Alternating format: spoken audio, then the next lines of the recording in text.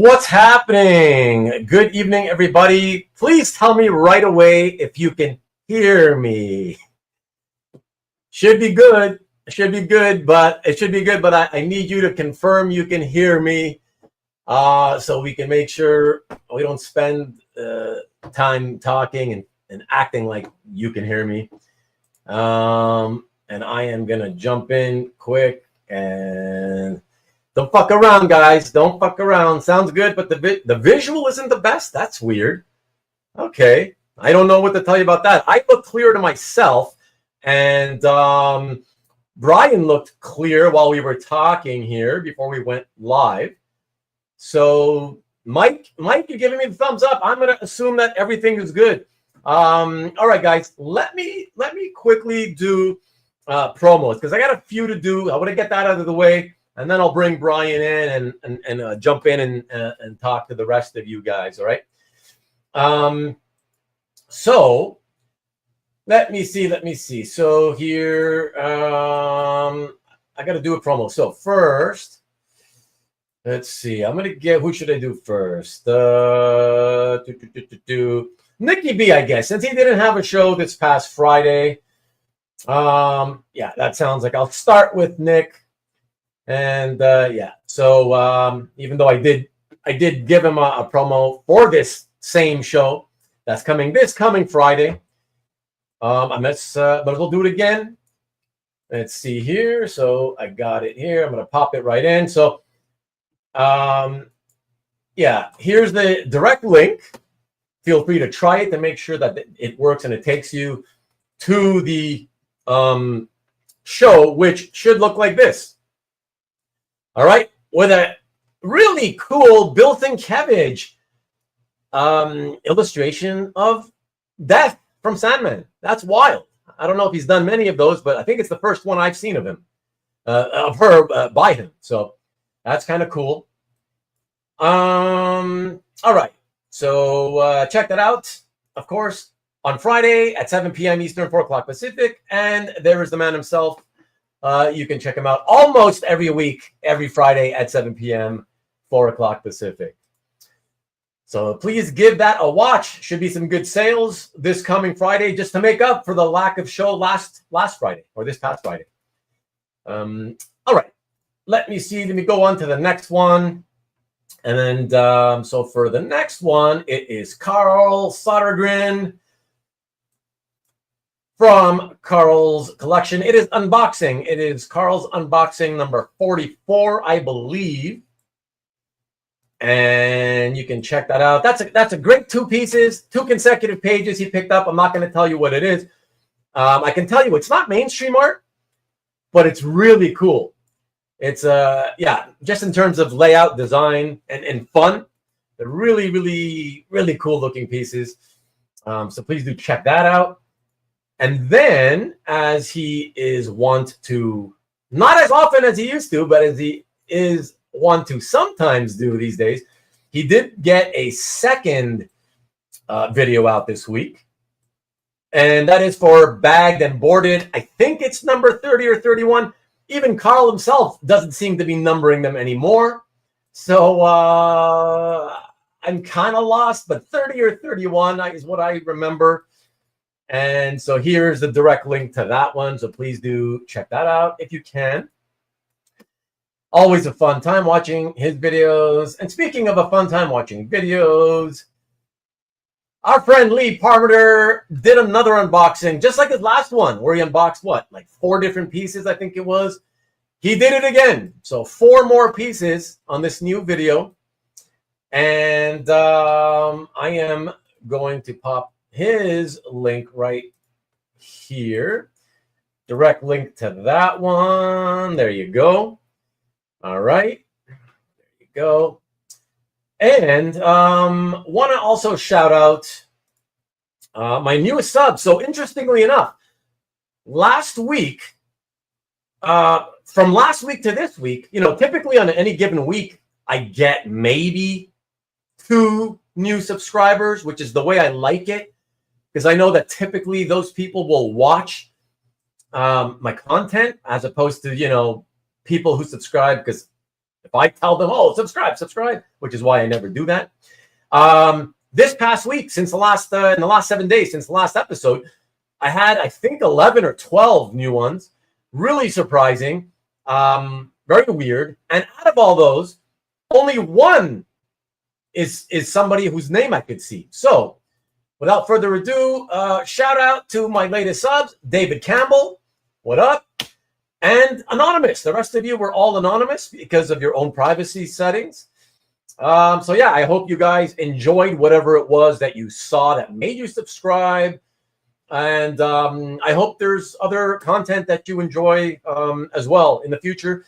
And I hope that all of you can get the opportunity to come hang out with us live on Sunday nights. I always do this on Sunday nights.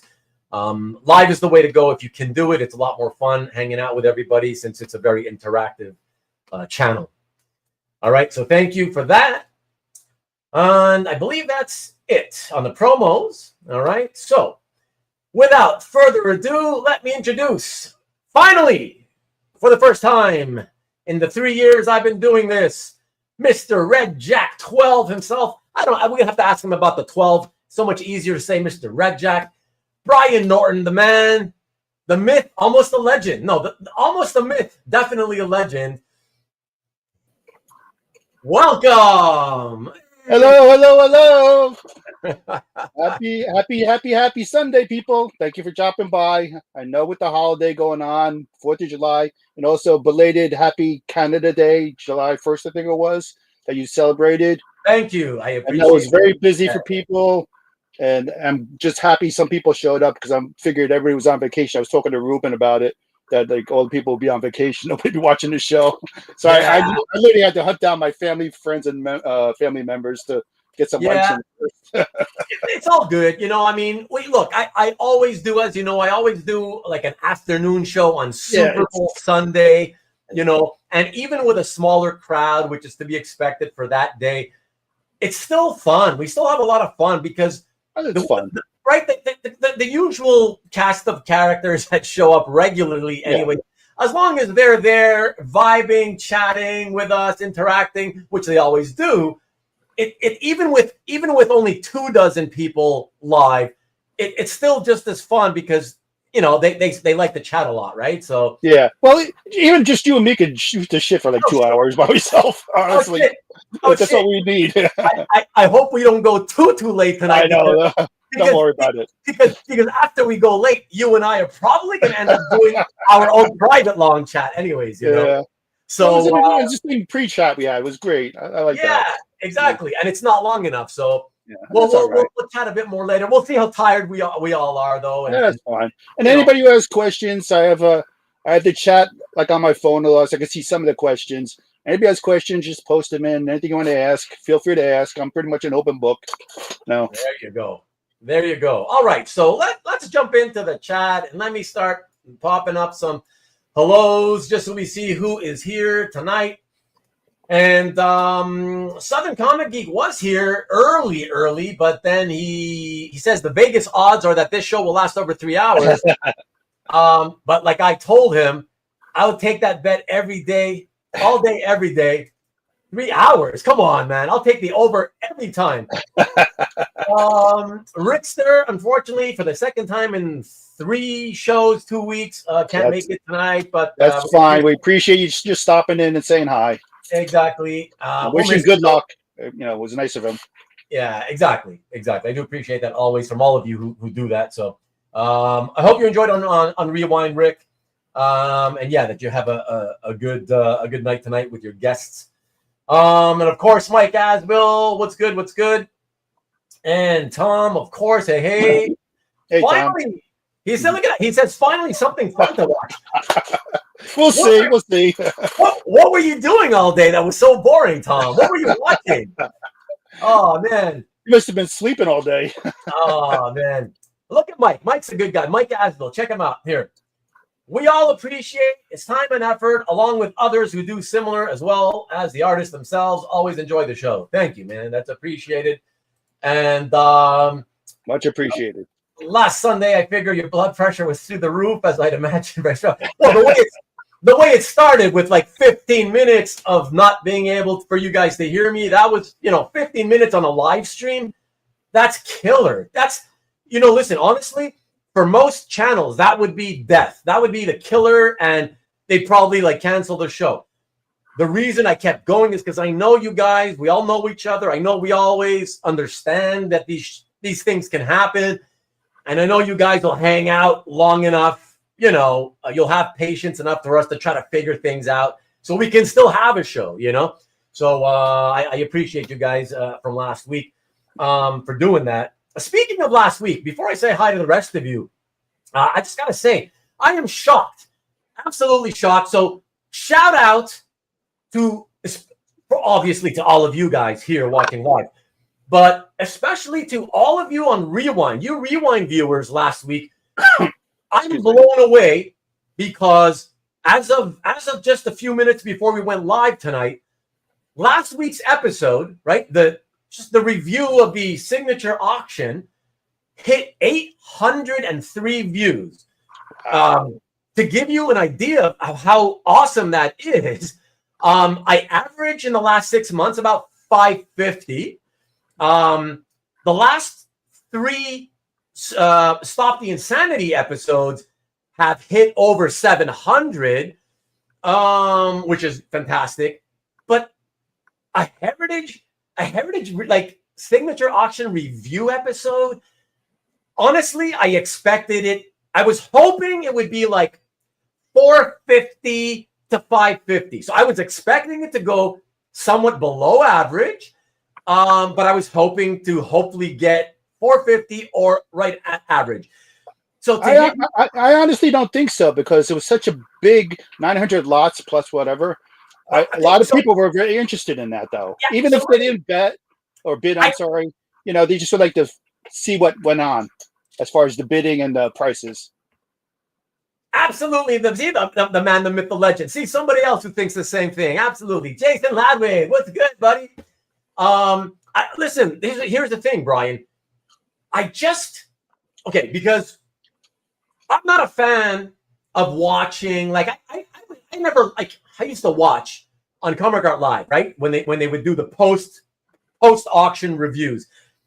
And I watched, but I hated those shows. Like, I didn't like them. Like, I didn't hate them. I was like, I don't know, just sitting there watching 4 guys on screen tell you, one after another saying, yeah, I don't know, I think that's a little soft. Or, yeah, that was pretty strong. Or I think that's about right. Okay, next piece. Yeah, pretty strong. Or, it's a bit soft. Like, to me, that was just boring, right? So that's why when I did my first 3 episodes that I've done in the past, not including last week's, okay? 3 episodes that were related to signature auctions. That's why I kind of just did, rather than like a review of the prices and all that, I had a couple of friends come into the studio and we each in advance picked 10 pieces and we just talked about the art that we liked, right? So 30 pieces of art we liked from the auction to keep the focus on the art, right? And not so much on the prices. But on this particular one, I thought, I'm kind of, honestly, I'm just burned out of, I don't want to have to go looking and asking people, hey, do you want to come in and, pick 10 pieces and let's talk about the art in the auction. I was just like, you know what? Let me just do a regular style review, and we'll review it just like on Comic Art Live and whatever happens. Let's see what happens. And like I said, 803 views, outstanding and unbelievable to me. But when I thought about it after the show ended, right? When I thought about it a little bit, one thing popped into my mind that I hadn't thought of before the show, which is there may only be one real difference between, kind of what they do versus what I do, right? It's just comic art related entertainment. But that one difference, which is the fact that I've always made my channel interactive for everybody, highly interactive. I'd forgotten that factor alone, even when you're just kind of doing a review of an auction, it really does make a huge difference, right? Like, because we're not just all watching whoever's on screen give their opinion on this price, that price, the other price, right? One after another. We're all talking. All of us are giving opinions. All of us are throwing out comments and questions. We get sidetracked with other sort of side conversations, right? So it becomes a lot more interesting, I guess, than, just, soft, high, strong.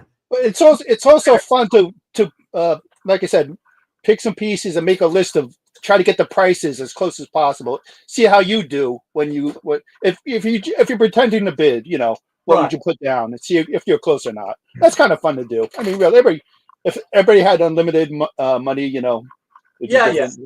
But it's just cool to do that too. Also, So needless to say, guys, it's not that I didn't dislike last week. It was fine, but I wouldn't say it's like one of my all-time favorite shows, like I sometimes say about other episodes. But I also always say that I want to do stuff that people want to watch. So with 800 and plus views so far on that show last week, needless to say, I'll do it the same way next time for the next signature auction. Yep. We'll see if I'll just keep doing it until people don't want to watch it. But as long as you guys want to watch it, I'll do that again. And in fact, I don't know if it's possible because with Comic Link, the fact that you can't track the lots or whatever, I don't know if it's going to be possible, if it's going to work well. But if I can do Comic Link, I'll also try it with their next featured auction. Not the one that finishes this Monday because that's focused, not a lot of higher end or more interesting pieces. But on the next featured one, I'll give it a shot. So that's fine. Always leave the door open. People, like I said, some people just float in when they see your header on YouTube or whatever. Say that sounds interesting. Let me go see what they're talking about. Maybe they bid, maybe they're watching them. I mean, that's just endless to watch that whole heritage auction if you've got the time to do that. I understand if you're a seller, it's different, and you're waiting for your lots to show up. But I mean, I tuned in and out a couple of times, and maybe 10 minutes at the most at each shot. Yeah, that was enough for me. Yeah, for sure. And CJ, just so you know, Miss Vivian, as Bryan affectionately calls her, and Arwen are not back. I just spoke to them about an hour ago. They are currently in Manhattan. So they're gone from the boat. So they're in Manhattan, back at the hotel, or getting food to go back to the hotel because they got to be on the train back to Montreal tomorrow at 7:15. So they got to wake up at like 5. About a half hour away from me right now. What's that? That's about a half hour away from me. Just a half hour. Yeah, nice. Hop the ferry and get over right there.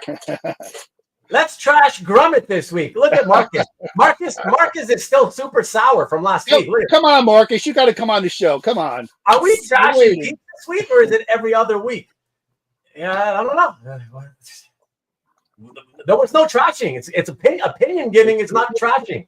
It only feels like trashing when you love that person so much, you love their work so much that you hear anybody give the opposite opinion that from the one you have, you can't help but feel like, oh, they're being negative about somebody whose work I love. And they're attacking you, and then you're not attacking. Right. You feel like you're taking it personally. It's not personal. Don't ever take it. It's everybody has their own opinion of artwork. What I like is pretty much a lot of people don't like, but that's fine. You have your own opinions. You have your own likes. As long as you're passionate about what you follow and what you buy and what you collect, that's great. That's all you need in life. Yeah, you don't have to listen to anybody else. That's right. Marcus says you hold all the cards. Yes, at least until I get caught. And away we go. Super sunny in Canada tonight. Sunny? You mean sunny? Oh, it was hot. It was hot in New Jersey today, man. Oh, yeah, man. It was hot. Yeah, it's hot all over here too. Yeah, really hot. So trying hard to keep the coolness still here, but it's hard. I'm feeling stuffy, and even though I got an overhead fan, I have air conditioner going on in the other room, and I can barely feel it in this room because it's a separate room. Yeah. So what else? Jeff Wedding. Greetings, Jeff. Welcome to the live screen, Mr. Red Jack. Hey, speaking of Jeff Wedding, I want to let you guys know we spoke last night, and he let me know another update on Zyla Parsons. She gave birth 3 weeks earlier than expected, but she gave birth, and mom and baby and dad and husband or husband to be. Is it fiance still, or did they get married? I can't remember. But everybody's good. Everybody's good. Excellent news. Excellent. Yeah, man. So fantastic. You know, like I told them how crazy life is sometimes. Where like, you know, you hear news like that about an 18-year-old, and you're like, oh my God. You're thinking, oh my God, no, please, please, no. You know, and it's like she beats it, and it's like you beat death. You beat back death, and then not long thereafter create life. You know what I mean? There's just something so poetic about that. I love that, you know? So, yeah, so good for you, Zyla, even though you never watched these shows. But that's all right. Jeff will tell her. Yeah, congratulations, and may everything go well for you in the future. Let me see. You better not be screwing around with me. I can hear you. That's all that matters. Okay, sounds good. Oh, yeah, that's from earlier. Clem Fandango.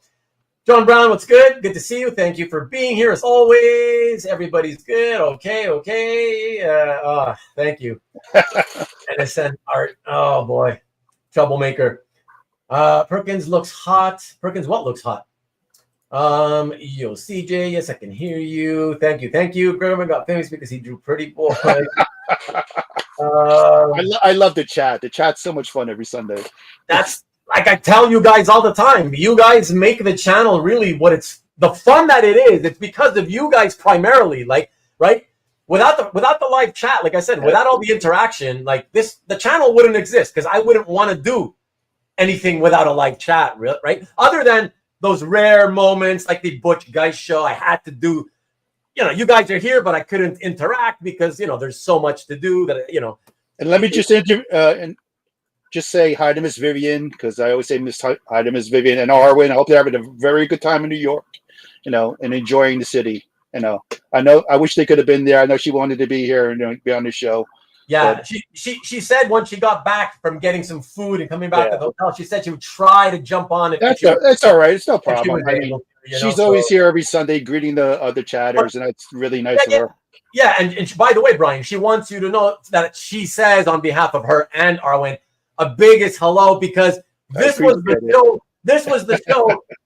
She's so grateful to you for always being so nice and kind to her. No problem. She was like, but I know, but she just wanted me to tell you, like, please thank him. Say that the timing sucks so bad because this is of all the shows she wanted to be at. This was the one she wanted to be home. It's more important with her spending time with her daughter in New York, having fun, creating memories. You have to create memories with your children when they're young, because when they get older, you know, they go the separate ways and it's hard to get it back together.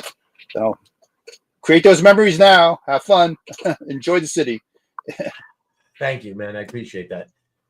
Rodney's here. Good evening. Had to stop by today for sure for Bryan. Nice. He sold me one of my great pages. Zoom's appearance from John's Flash Run. Nice. He's so happy to get it. I'm so happy that he got it because he was a very big collector of Zoom and Flash.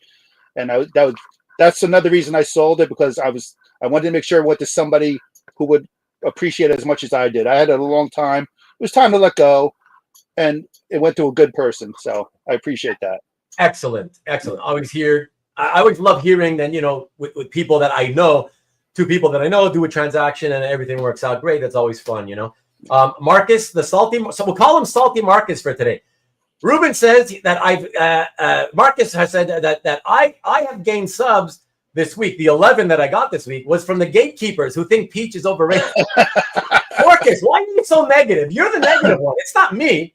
You're the negative one. Maybe all those subs are the people that watched it, saw that conversation we were having, and they were the Peach fans who were like, hey, I can get into that. I don't agree with his opinion, but I can get into this back and forth with people who are honest about their feelings and don't always suck up and say that every artist is their favorite. You know, maybe it's those people. Maybe they're on your side of the fence, man.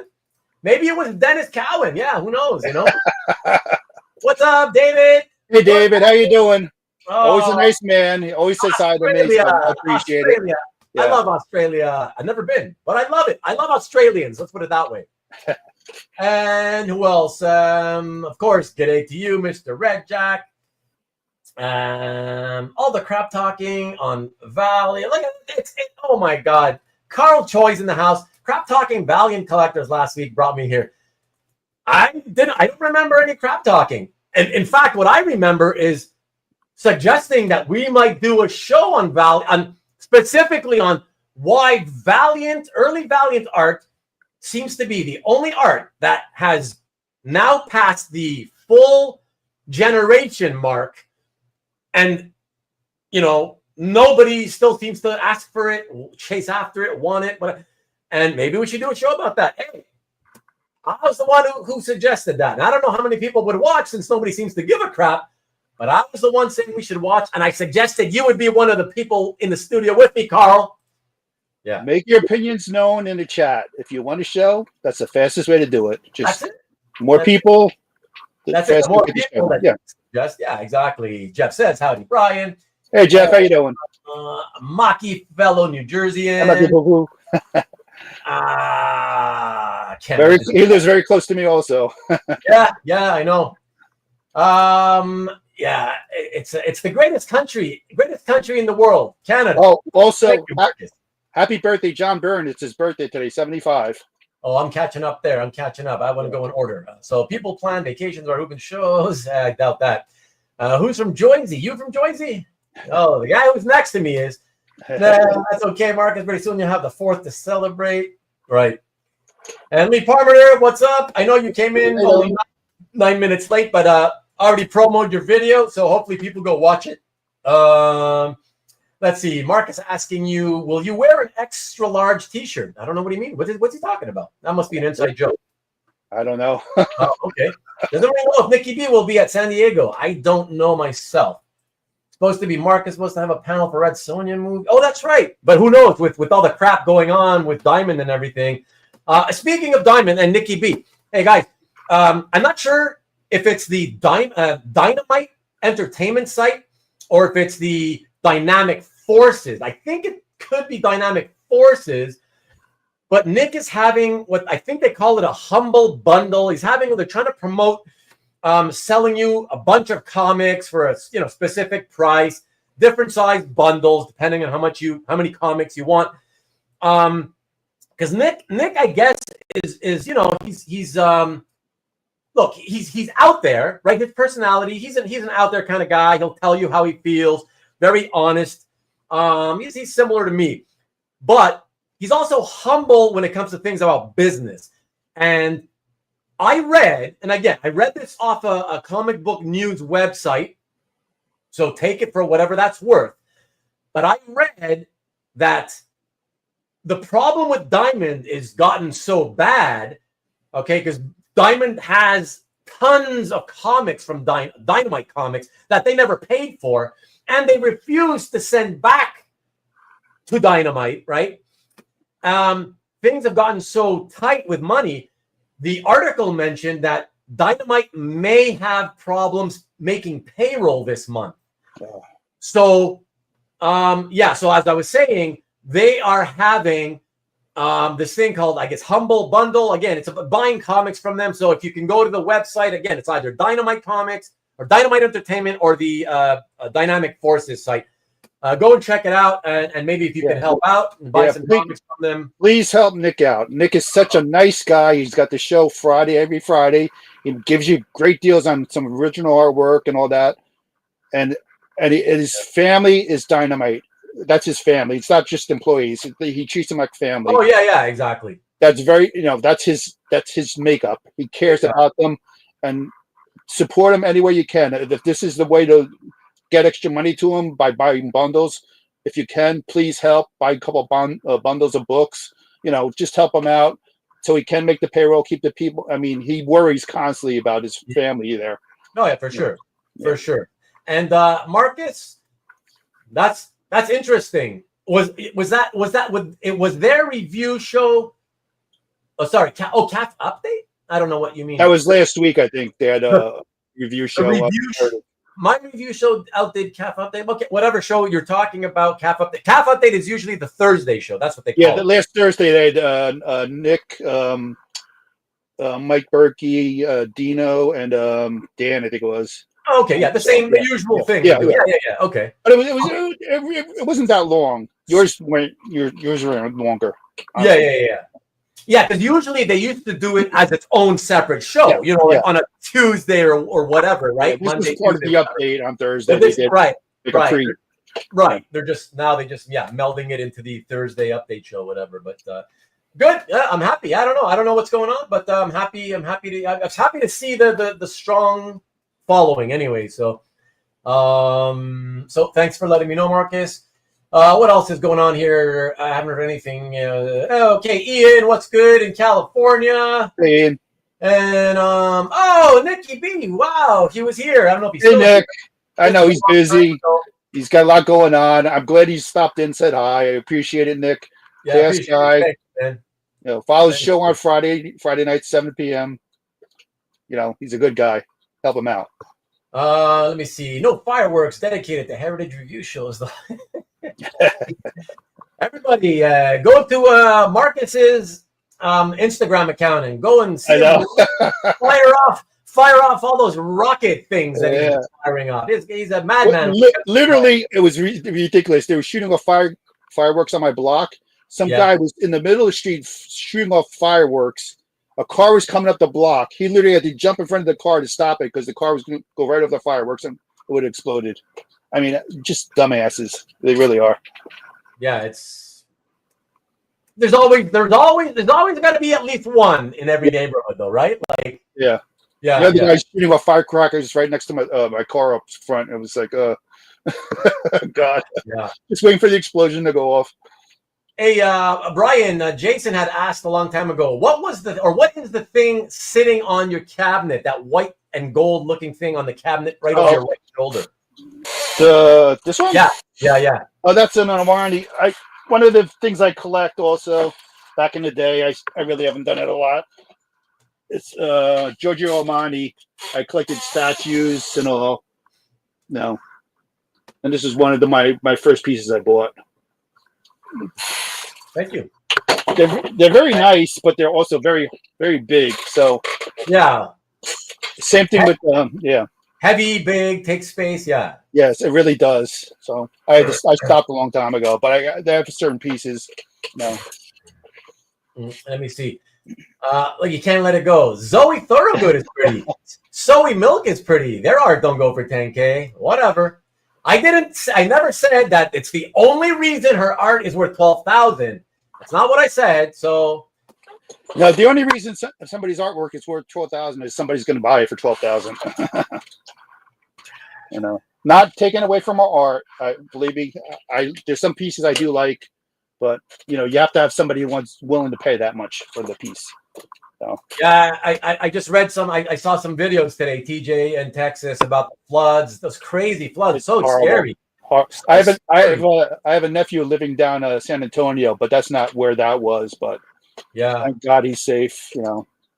It's just horrible. Again, like Nick says, hug your loved ones. Tell them you love them because you never know. You go out the door, and that'll be the end of it. Just tell them what you feel, and tell them you love them every day. Exactly. How come Miss Vivian is more brave than Ruben and Jeff Sink to travel to the U.S.? No, they had already planned it and booked it before democracy started falling apart on your side of the border. So hey, don't blame us. We like Canadians. Yeah, so whatever. So it was already booked, and that's it. But I wouldn't have gone anyways because I have zero interest in the idea of vacationing on cruising is it's something that has never interested me. So so that's why I didn't go. And actually, New York isn't what it used to be. I live close by, and I really don't go as much as I used to. I used to go every Friday to a show or an opera, go out to eat. Just spend the night out on a Friday. And that's just stopped lately because situations going on over there. It's just not worth it. Yep. A lot of shit going on in the world in general, right? Oh, look at that. She was here. Happy Miss Vivian. Happy Sunday, everyone. Currently in New York. Just want to stop by and say hi to Mr. Redjack. You see? Thank you very much, Miss Vivian. I appreciate it. I appreciate it, honey. Thank you. Let me see. Yeah, she's probably hitting the sack right now. That's all right. Get some rest. Look at that. David Barr bought the hardcover James Bond from Dynamite. Good. Excellent. Thank you, Dave.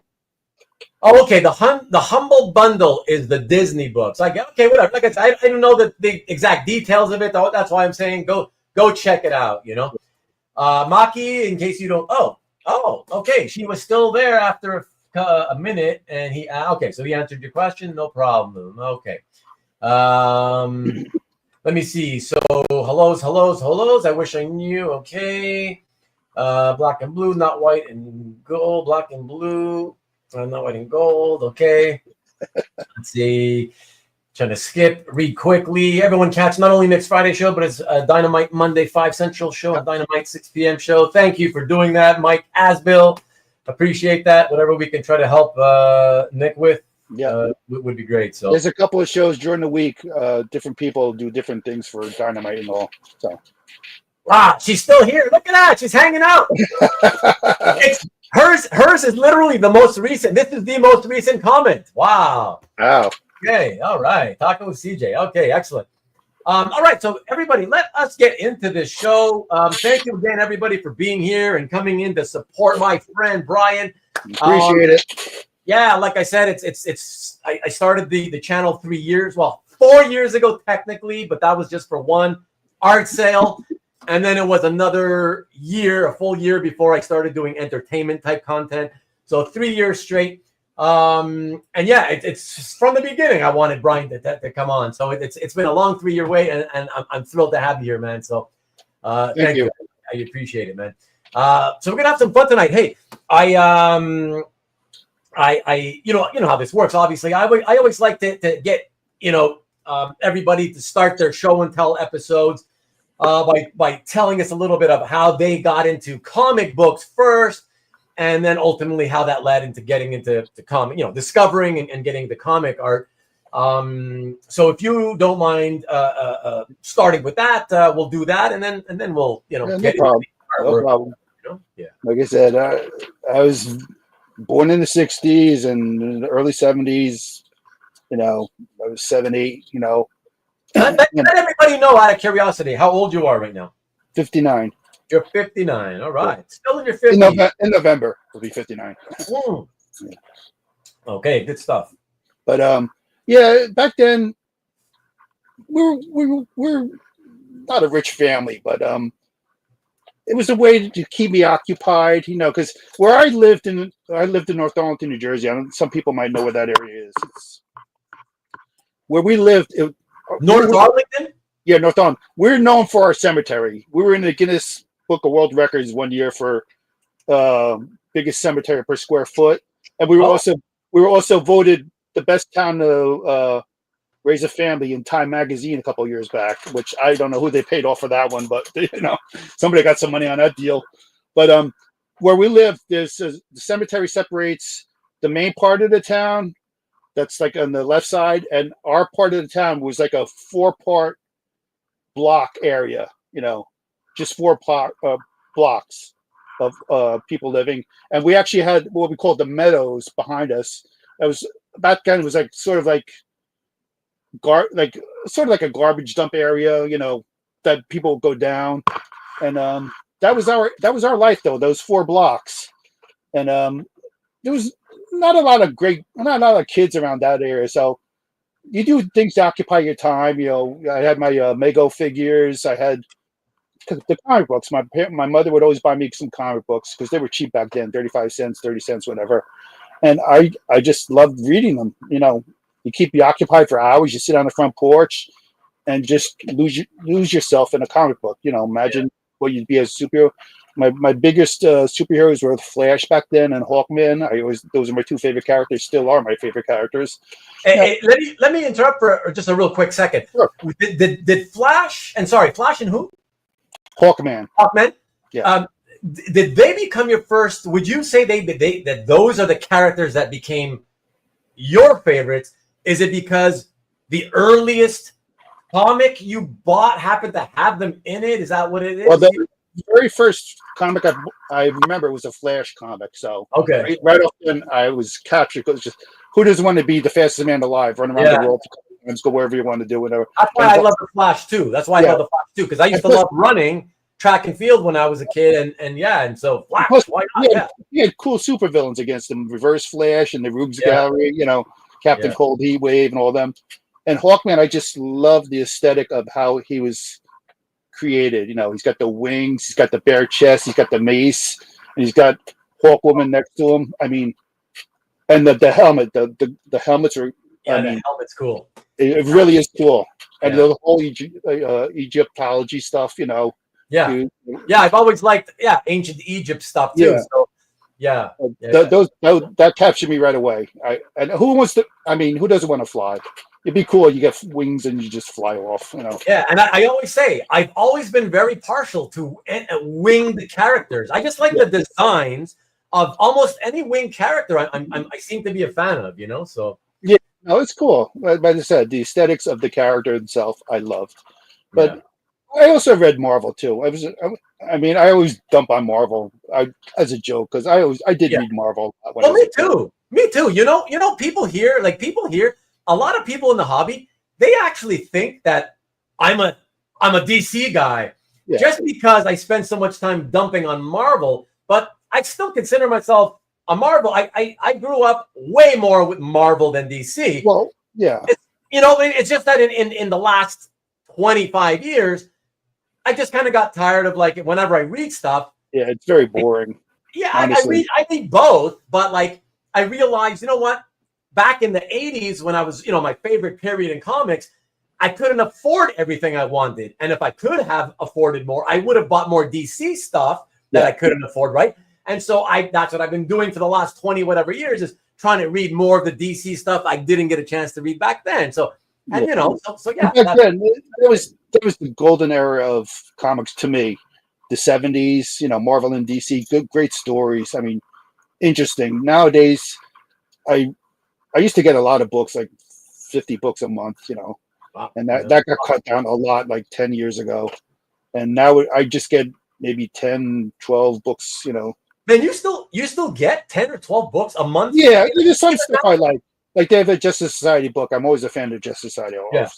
Flash, I still follow. Justice League, I'll follow. Every once in a while they get those big overblown events that shake the DC universe or the Marvel universe. Oh god, they're just so confusing now to follow any books. That's why I dropped a lot of books. I haven't read the X-Men in years, honestly. Right. It's just boring. Well, I felt that. And listen, again, everybody thinks I'm a DC guy, but I used to love X-Men as much as James Siegel loves X-Men. I was a huge X-Men fan. I still am in my heart. I still love, the X-Men. But I obviously partially because of my age, but I already was starting to dislike the stories and found them confusing as the title was approaching number 200. Yeah. And I kept with it, and it was still, okay. But once it got into the Silvestri era, the 230s, 240s, whatever, they started, when they started hanging around with that Aboriginal guy who's swinging the thing over his head. What the hell? Yeah. And I just really scraping the bottom on some of these characters. Yeah. So whatever. But, everybody has their own era. Yeah, that's fine. You and me may have gotten tired back then at that time. At the same time, kids that were maybe 10 years younger than we are or 15 years younger than we are were just getting into comics. So for them, that's why they love it, right? Well, I understand the big draw of the 90s, all the people that loved the Jim Lee and everybody else, that's fine. Like I said, that was me back in the 70s. So different strokes, different era, that's fine. Again, if you're passionate about it, that's great. That's all you need, Yeah. Me, I just sort of dropped off a little. David Barr wants to know, were you a fan of the DC War books at all? Honestly, no. I picked up everyone, like a stray every now and then, but I really didn't follow anything. You were just a superhero guy, pretty much? Yeah, pretty much a super. Well, back then, I was just strictly superhero stuff. Yeah. Yes. Understandable. Okay, so let's get back to your origin. So that's when you started getting the comics. And were you throughout your time with comics, were you a would you consider yourself a reader, strictly a reader, or like most people, were you a reader/collector who you bagged and boarded, tried to keep everything in mint condition? I was definitely a reader collector. Okay. I literally, we're very when I lived in the area, there was no comic shops. I'd have to go to a mall pretty much like 30 minutes away, and they had the spinner racks, and I'd be going through each one, seeing what the best condition of the book was, looking at the spine, looking at I was one of those crazy nuts. And then I bring it home, bag it, board it, put it in the box right away. Okay. Yeah. Okay. Gotcha. Okay. All right. And so let's transition over to how and when you first took notice of original art, and yeah, let's go with that. Yeah, it was just pretty much by accident. I told the story once before that I was actually at a New York Big Apple show, I think it was called. It was at a hotel. The Carbonaro shows. I think so. It's like Carbonaro in the hotel or the church basement. No, it was both actually, but more, this was at the hotel because I remember this one was at the hotel. It's a hotel one, okay. Yeah, and I went with a whole bunch of money because I wanted to get some older books, Golden Age books. If I could, again, I was very strict on condition. If I'm paying money for it, I want the condition to be what I think it is worth. So, and that it was a Saturday and Sunday. It was a Saturday, and I just could not find anything I was looking for. The conditions were horrible, and what they were charging for them were crazy. So I just was walking around, and literally there was a table set up. I wish I knew who this person was to this day. I wasn't even looking at their face. It was just passing by. He had a portfolio open with pages and pages of artwork. I kept saying, "What is this? I've never seen anything like this before." Do you remember who it was? No, I wish I did. I wish I did. Honestly, yeah. But and I said, "What is this?" to the guy, and he goes, "This is original artwork." And you didn't even know what it was. I didn't even know. I honestly did not know what it was at this point. It was, and then it just clicked in my head. He was explaining to me that this is what they do with the comic books, and they send the artwork back, and they sell it. And like dumb, and it's just stupid. But it was very cool just to look through the pages and see like covers, splashes. That's when I first bought my Avengers 269, Kang the Conqueror on it versus a Mortis, and that was $150 when I bought it. Yeah, wow, that's crazy. And that was a lot. That was actually a lot of money back then. Do you remember what year that was? Oh God, that had to be 85, 86 maybe. I think it was around that area. Mid 80s. Okay. Yeah, and I also bought a Thor annual 13 page. At the same shelf. Also, yeah, same shelf. So those are my two purchases, and both of them are gone now. So, but it was just I don't know. It was just I liked Kang, and it was cool because he was on the cover, so I bought that, and just for a lark. And door page was pretty cool. But I thought you had the Kang one. Yeah, I sold it though. I sold that a while back. You sold that a while back. Okay. Yeah. Okay. But it was just a lark type thing for me. Hold on. Wait, Bryan. Gotta ask you, did you hold on to both of those pieces for at least a minimum of 5 years? Oh, I had them until last year. Yeah, there you go. There you go, everybody. Actually, all of my artwork almost is over 10, 15 years old that I have. I mean, you can see the dates I put on my comic art fans. You can see the dates I posted. I pretty much kept all my artwork till recently, the last 4 or 5 years, when situations I had to sell some artwork to raise some money, for family situations going on. Yeah. How did you get rid of the Avengers cover? I sold that on Heritage. Oh, that was the one you sent in. Okay, yeah. Okay. That and the Thor page, because it was supposed to both go to this signature series that was coming up, a series, right? But they held the Thor page for a weekly one of the weekly show, they put that in the Wednesday. Yeah. But actually, they promoted that Avengers cover pretty well. It was in. I had the catalog, and it had a whole page by itself. Yeah, I remember Joe was talking to Bill one time. They did a preview show, and that was one of the pieces they were showing. So that's great. it got a good push. I mean, for what I paid for it, I'm Yeah, happy. I mean, it's pure profit because of how cheap you got it for, right? It's pure profit. So, remind me, roughly what did it sell for? I think it came to with juice. It was 24,000. I think it was. Yeah. That's sweet, man. That's sweet. Yeah. And Joe was right. Joe, Joe was very good because I was a first time seller, and he walked me through it and explained everything. And it didn't charge anything pretty much, because you're a first time seller on the Heritage. Right. And he said this is what it's probably going to sell for, and he was right, almost exactly. So that's cool. I'm happy. Again, pure profit. Yeah, and it helped. But so you kept them until you say roughly about last year-ish or so, right? Yeah, about last year or the year before that. Yeah, around. Yeah. Okay, but in the mid '80s, you buy those two pieces, you tuck them away, put them away. When is the next time after that convention that you like? So in other words, did you get bitten by the original art bug after you made those two purchases and? No. Or did you go years without ever buying again? I went at least about 9 years without buying another piece. Oh, wow. Again, it was just, I was more interested in getting old comic books, and they were expensive enough back then. So I really didn't have an inkling about artwork and all that, but I just... you kept collecting back issues, expensive I was always collecting the back issues and whatever. Yeah, okay. And trying to upgrade my collection and all that. Okay. But it literally was like 9 years later. Again, I tell the story. I was on Jeff Johns. He had a board, where everybody go on and we talk, and Jeff would tell us what's coming up as far as books are coming out, what artists are coming. They had actually a couple artists on the site. Everybody had their own little gallery that you could post what you want, what of that. And one of the links was over to Comic Art Fans.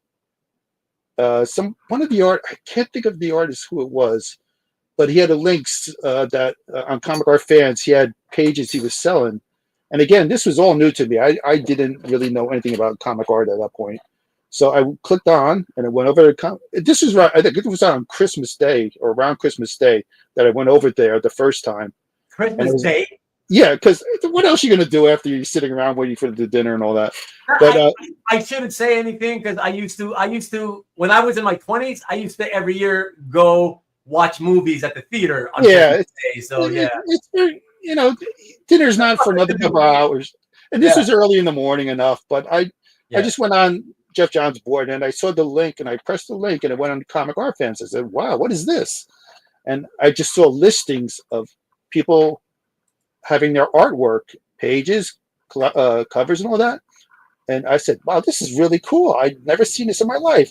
And so I spent like 2 hours just scrolling through the galleries of the people that are posting stuff. And I've seen, this is cool. I never thought of this, collecting stuff. And then I said, wow, maybe I should, because when you collect comic books, more than likely you like the character or the person who draws the books. So, or it's both. It's an eye appeal. So I'm saying, well, I saw a couple of people that I've seen draw the books that I liked. How do I buy this stuff? And again, this on the sides, there's dealers, that sold artwork at that point. So I just spent literally the next couple of days. I was going through dealers' galleries, and I set up my own comic art gallery. I really had nothing to post at that time. But again, also another option back then was eBay. eBay, you sold everything, and I started going on eBay, set up an account there, and I was looking, again, I didn't have a lot of money and I didn't want to spend a lot of money because it was just new to me. And I didn't want to jump in too deep because I still was collecting the comic books at that point. But, every now and then you do an eBay auction and you get a cool piece, I actually got, I'm a very big Justice Society of America collector. I know. People know. I have like 150 pieces or whatever, 100 pieces. Wow, that much? Wow. Yeah. And that's a lot, man. From the different titles over the years. Yeah. But I used to get a lot of pages cheap on eBay. Yeah. A lot of people did, Actually. Especially you, I can imagine, because being DC, there's Yeah. less interest, right? It was. JSA, not even JLA, Yeah. less interest. So yeah, it's the perfect recipe for cheap art, really. And like I said, back then, a lot of the artists themselves would sell on eBay. So I've met a lot of artists on eBay, like,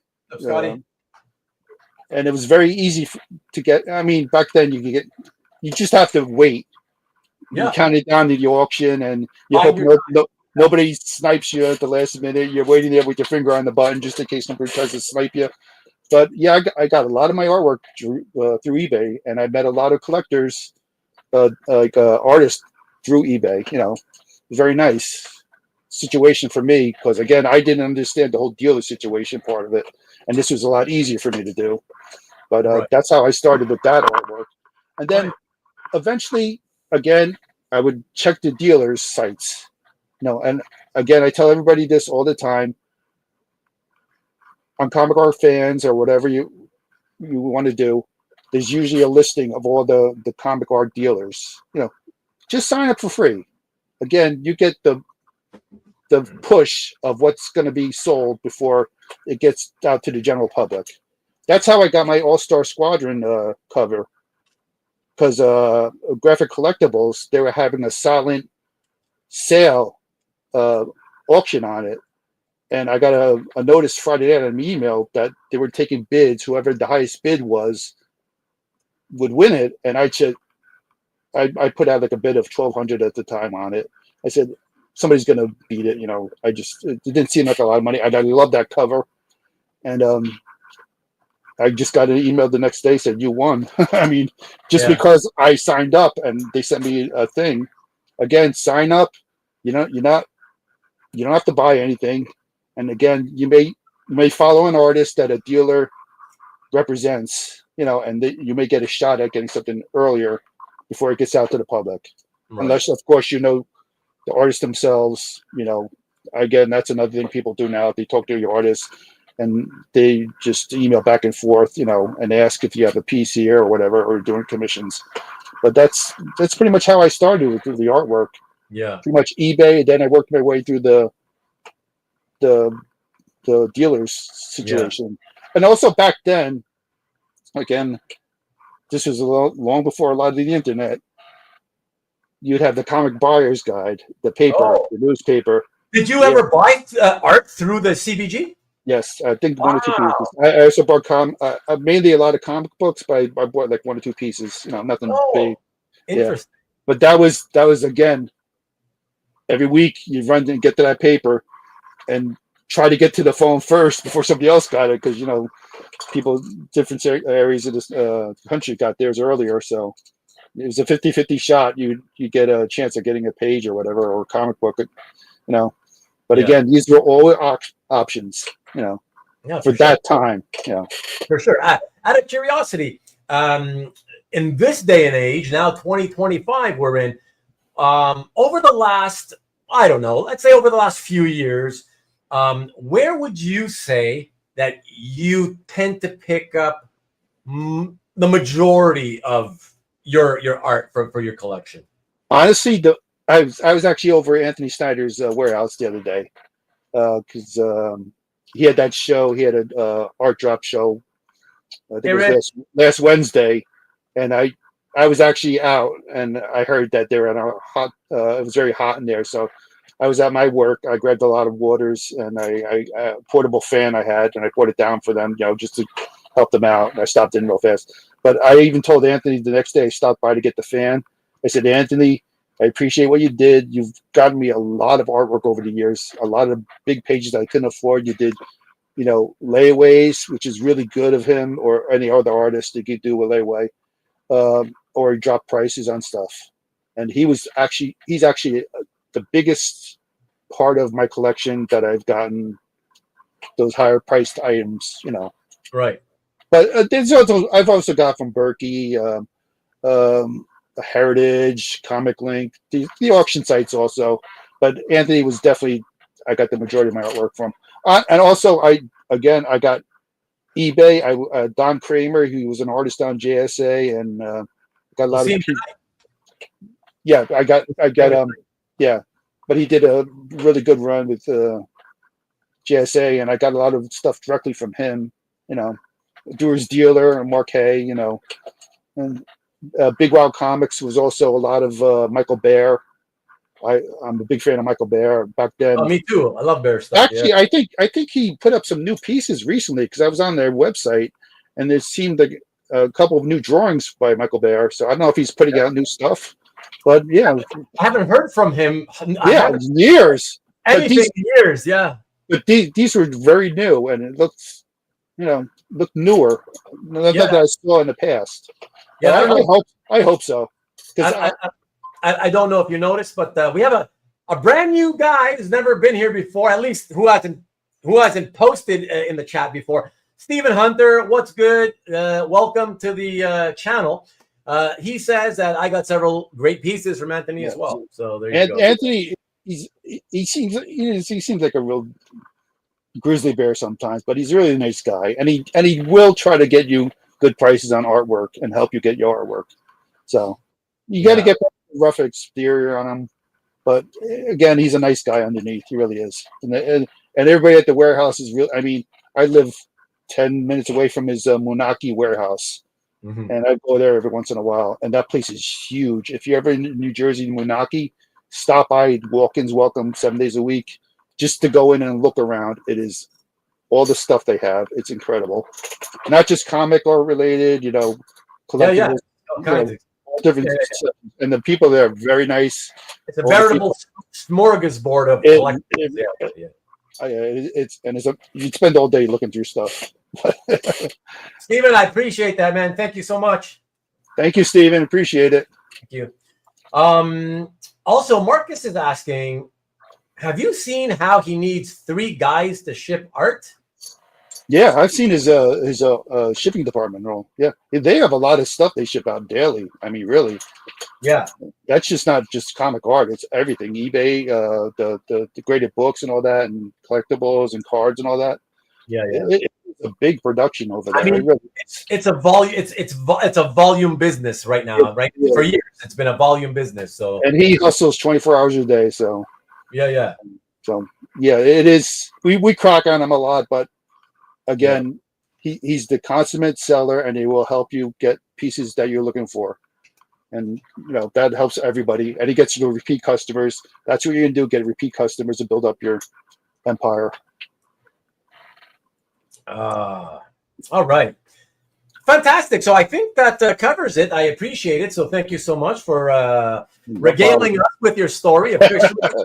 I hope people haven't fallen asleep yet, but we're trying. They're good. They're all good. I will say some weirdness. I don't know if it's related to the July 4th thing, the weekend or whatever or not. But like tonight, the viewers, the live viewers, it's really fluctuating. Like we've gone up into the 40s. It has then suddenly within a minute dropped down to 28 and then gone back up to 38 and then down to 32. It's like it's all over the map. And I wonder. People are going to have dinner and stuff. Well, I have to thank my friends and family because I've sent links Thursday for the show, telling them I was going to be on. And, just if you could just stop on for a few minutes, hit the like button, or if you could watch it and you would be part of the chat, feel free to jump in. And my brother also went on his Discord. He does like the video game stuff over there on Discord. Yeah, and he posted, and some of the people posted links to your show on Discord. Okay. So that's why people they said they're going to stop in for a few minutes, jump in. So that's why it's probably fluctuating up and down a lot. Right. But anybody who shows up, we're fine with. We appreciate anybody showing up, stopping. I always appreciate it, whether it's for a minute or the whole show, whatever. Yeah, that's fine. Everything's always appreciated. Yeah. Stanley, Stanley just came in a little over an hour late. He wants to know if we can start the show over. Yes, Stanley, let's start from the beginning because it's rewind. That's why you got to watch rewind. We get more views that way, also. There you go. So are you ready to get into the show and tell, man? Anytime you're ready. All right. So let me get this stuff ready. Oh, and before we do that, one thing I want to ask you. And I think everybody, I want everybody to know, because even I need to know. Tell us the origin or story or whatever of what MrRedjack12 means. If you're able to. It's actually funny because when you're on YouTube, you try to think of a cool name, Yeah. something that's going to grab attention. Now, I was a big fan of the original Star Trek series, Okay. Yeah. I used to be a fan of that too. Yeah, I watched And there was an episode. It was, I think, called I forgot what it was called, Sheep in Wolf's Clothes or something like that, where Scotty just suffered a very bad concussion, and they go on his pleasure planet with Captain Kirk. And, I forgot what it's called. I just love it. I can already see the babes lying around. Yeah, it was. That's what it was, right? Yeah, that's what it was. They're all just sitting around and playing music, and they're just. And Dr. McCoy was also there, but he was having a lot of problems, memory losses from the concussion. But little known was the fact that there was also an evil entity that lived on hate and fear, and it sort of possessed people, and I guess it possessed him that he took a knife and became like Jack the Ripper almost. Okay. Because Mr. Red, yeah, well, but he would lose memory, but then again, the evil entity would jump to person, when it had to. But also, Mr. Redjack is also a nickname of Jack the Ripper. But hold on. But you're telling us about that evil entity. Yeah. But it jumped into the computer at one point. The starship. It was trying to take over the whole ship and just install fear in everybody. But what does that have to do with Mr. Red? They were spitting out names of all different like evil killers from different planets and all that. And one of them was Redjack. Oh, in reference to Jack the Ripper? Yeah. They even mentioned that part. They said that he may be on Earth when Jack the Ripper was killing people. But one of the names you could hear is Redjack. I said, that sounds pretty cool. Okay, we'll take that one. Oh, okay. And the 12 is because 11 other people call themselves Mr. Redjack? Nah, let's just pick 12 because 12 was one of my lucky numbers. Oh, okay. Nothing spectacular. Yeah, no, but it sounds cool. I mean, it's a name grabber, so it's okay. We'll do it. What's up, Derek? It ended up being Jack the Ripper. Wow, I never knew. Holy crap! You just released some amazing news for all of us. Yeah, Steven says that it sounds like Stephen King wrote that episode. It's actually a really good episode. I mean, I think it's called Sheep in Wolf's Clothes, Sheep in Wolf's Clothes, or something like the extent of that. Red Room backwards. Red Rose, Red Stripe. Bryan. That was a good movie. Yeah, movie. Red Rose. Yeah. Oh man. But okay, fantastic. So now, thank you for sharing that with us. Now, that's the origin of the name. Nothing spectacular. There you go. If anybody just sounded cool. That's it. And if anybody ever forgets, you always come back to this official show and tell episode with Bryan, and you just rewind and remember. You can hear it again. So. Oh, okay. So fantastic. So yeah, let me cue up the images, and we'll get into the show and tell portion of the show and tell episode. Okay. Let me see. Oh, I got to tell everybody before we show the first piece. So everyone, I want you all to know that, as I always do, that unlike the majority of show and tell, collector show and tell episodes I've done, this is one of those incredibly rare episodes where my collector guest and friend insisted that he be the one to select the pieces. And even though I reminded him, because I'm so used to people being, thrilled about the fact that they don't have to do any of the work because I pick the pieces. When on those rare occasions when somebody says, I'll pick it myself, I'm like, does he remember that takes work and that'll take time or whatever? It does take a lot of work. It really does, but it was fun. It's fun, right? Yeah. I have to figure I'd give you a break, because you do this every week, and it's a lot. It really is a lot of work to put these slides together and pick whatever one and write a little synopsis of what the artwork and who did it and all that. But it was fun to go back to my gallery and seeing stuff that I really have. You hadn't looked at for a while, probably, right? take a look every once in a while, but this is stuff I really have passion for. Some of it's a lot newer, but it's just I feel strong about a lot of this stuff. Right. Just real quick to go backwards for a second about the story about your Red Jack name.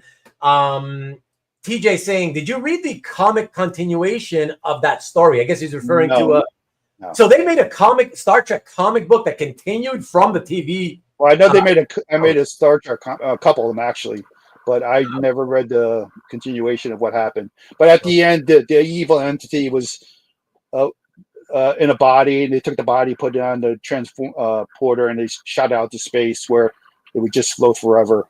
So I don't know how they continued it.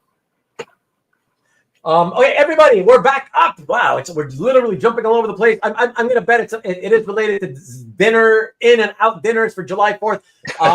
Just want to ask you guys, please, if you haven't done so, I don't know how many likes we have so far, but somewhere down where I'm pointing, there's a thumbs up icon. It's just encouragement. It gives me no money, I promise. It's just encouragement.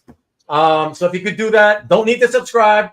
But yeah, just click the like button, man. That's or even leave a comment on the bottom below. If you like the show, you don't like the show. That's only after the, you can't leave a comment while we're live, obviously, but after it goes off the air, but I'd appreciate likes. That's always fun to see likes. It tells me, it gives me an idea how many people were here. So I appreciate that, everybody. So let me get this ready. And last question before we show the first piece, Bryan. I'm curious.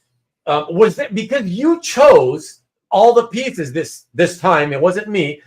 And you should all know, everybody, 25 tonight, not 20, 25. Was there any theme or sort of thought process behind how you chose, or did you just look through it and every time you saw something you were like, oh, that's cool, I'll pick whatever I felt a strong connection to. Okay. Recent or old. Okay. I was fine picking. Yeah. It was hard to do. I literally had a 40 piece list, a 35 piece list. I know, that's what I'm saying. Exactly. That's why every time I do one, I'm like, that's what I do. I pick a bunch and then I got to whittle it down. It's so hard to whittle down because you want to show everything, And I was even a nice guy. I sent them color pictures of all the pages, but I sent it a day later than he had. That's true. That's true. He tried to help me out and save me a couple of hours, which he would have by sending me the colored versions, but he only did it the day after. Yeah, I forgot. And as soon as he sent me the black and whites, I already went and myself I went out and got the colored version. So, at least you tried. It was it's a thought that counts. I appreciate it. TJ, thank you for letting me know. We got 43 now, so please, there's about 6 or 7 of you that if you're watching, and if you haven't done so already, you can just click that thumbs up, which is the like button. Would appreciate it. So thank you. Marcus says, I thought it was going to be 12. What is he talking about? 12. That's Marcus speak. So we'll figure it out. MrRedjack12. Is that what he means? 12 pieces you meant? Okay. 12 pieces of what we're showing, I guess. That'd be a great show. But okay, let me jump back into where all the pieces are. And with not that I want to get too political or anything, but with all these Gestapo tactics I've been watching on the news lately, people jumping out of unmarked cars, vehicles, vans, with no license plates, covered head to toe, kidnapping people. Military style. Yep. Yeah, I thought, hey, what more appropriate way to start off tonight's show and tell of the pieces you selected than to show this one. Yep. This is I'm a sucker for a great splash, either first page, last page, dramatic. I mean, this is just a great Red Skull. That's great Red Skull splash. I mean, you got the salute, you got the flag in the background. He's all dressed in all military dress. I mean, it was just an attention grabber. Politically wise, you try to avoid this stuff, and that's why I probably didn't sell as much when I first bought it. But I just had to have it. It's so cool. I mean, just grabs you. and it sets the stage because this was like the second page. Nick Fury, Agent of S.H.I.E.L.D. That title came out. And it was also done by Jackson Guice, which I love. Yeah, yeah, me too. Me too. But it's just an attention grabber. It really is. And very early, very early inking by Dan Panosian, who really became an absolutely fantastic penciler inker in his own right in the last 10, 15 years. He's just doing great stuff now. He does beautiful covers, like variants and stuff, and they're always so gorgeous to look at, you know? Yeah, there's a question by Maki Pupu. I actually got this on eBay. This was an eBay win. Nice. That's a good one. Yeah, again, this is an early one. But have you had this one a long time? I've had this for a long time. Yes. Yeah, it's fantastic. And look, yeah, the skull is doing the Elon Musk. Yeah. Oh, a little political humor, everybody.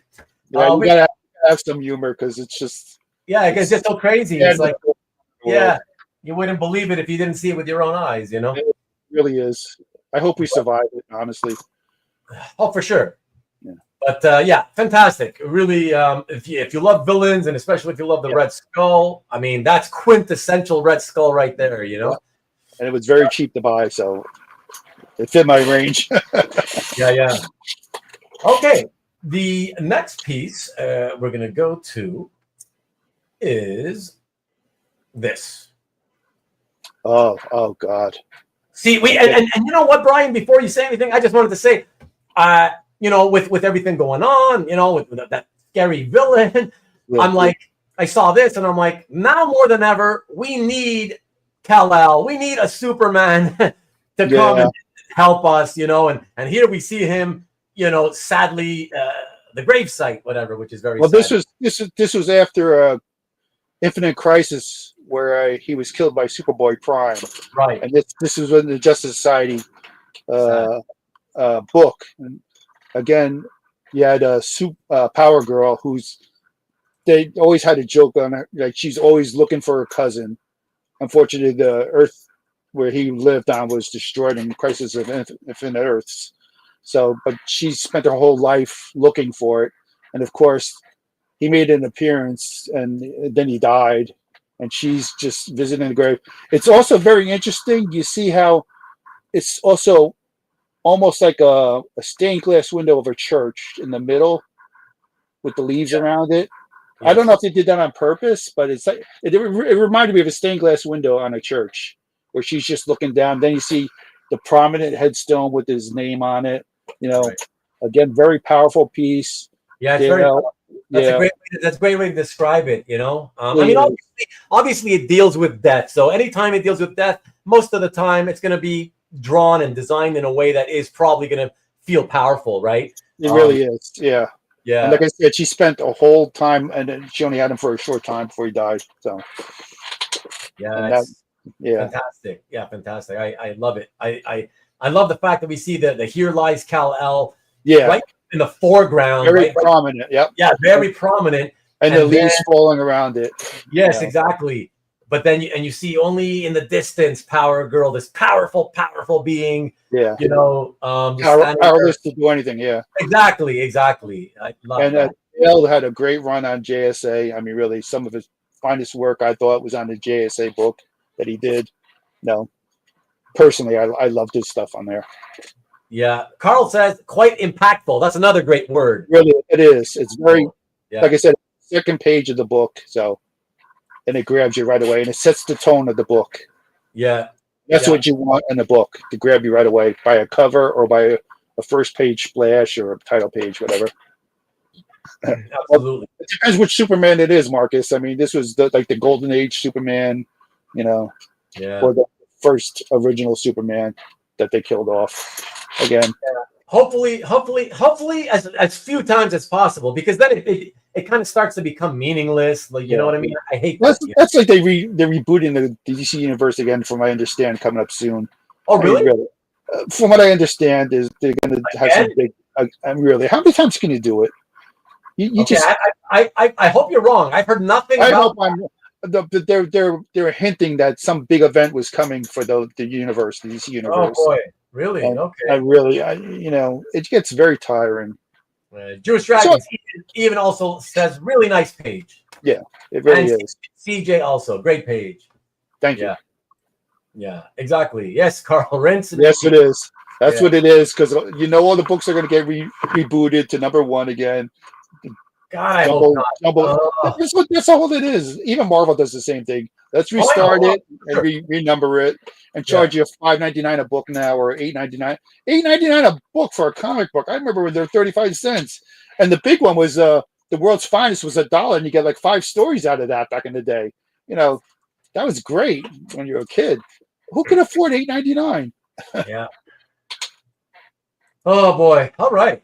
Okay, let me queue up what's coming up next. Yeah, we're gonna go from a published DC, that beautiful published DC piece. We're gonna move it over to an unpublished illustration, really cool, from Marvel. Let's check this out. Oh, this is one of my favorite pieces. I'm a big Green Goblin fan, and this just captures Norman Osborn struggling as he's being taken. The Goblin's laughing at him in the mirror as the Goblin venom is going through his veins, and it's starting to take over. And he's, like I said, it's just beautifully drawn by Felix Morales. I wasn't really familiar with Felix Morales. I had to look at some stuff from him, but I see some of those pieces and they're gorgeous. This doesn't need to be colored. It's just the way it is. It's gorgeous. It really is. Yeah, it's all tight pencil shading, I guess, right? Yep, it is. Wow. But it is. I mean, it just captures the essence of the Green Goblin as he's changing and taking over. Yeah. Jason says, "Wow, that's cool." It really is. Honestly, Marcus says Felix comic art. Because of Felix Morales. This was also a very cheap piece. Also, when I got this on, I don't know, it was Heritage or Comic Link, one of the two. Oh, you got this for like what's cheap? Like roughly? Oh, maybe $200. Oh yeah. Yeah, around. That is cheap. Wow. See, look at the work into this piece. I mean, really, even the board in the back, with the notes on the board and the building in the background.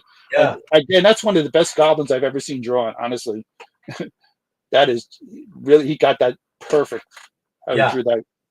It's like a Marvel's version of Dr. Jekyll and Mr. Hyde. I mean, if he drew a Spider-Man book with the Green Goblin, I'd buy it right away. Honestly, it makes you want to go out and buy something Spider-Man wise.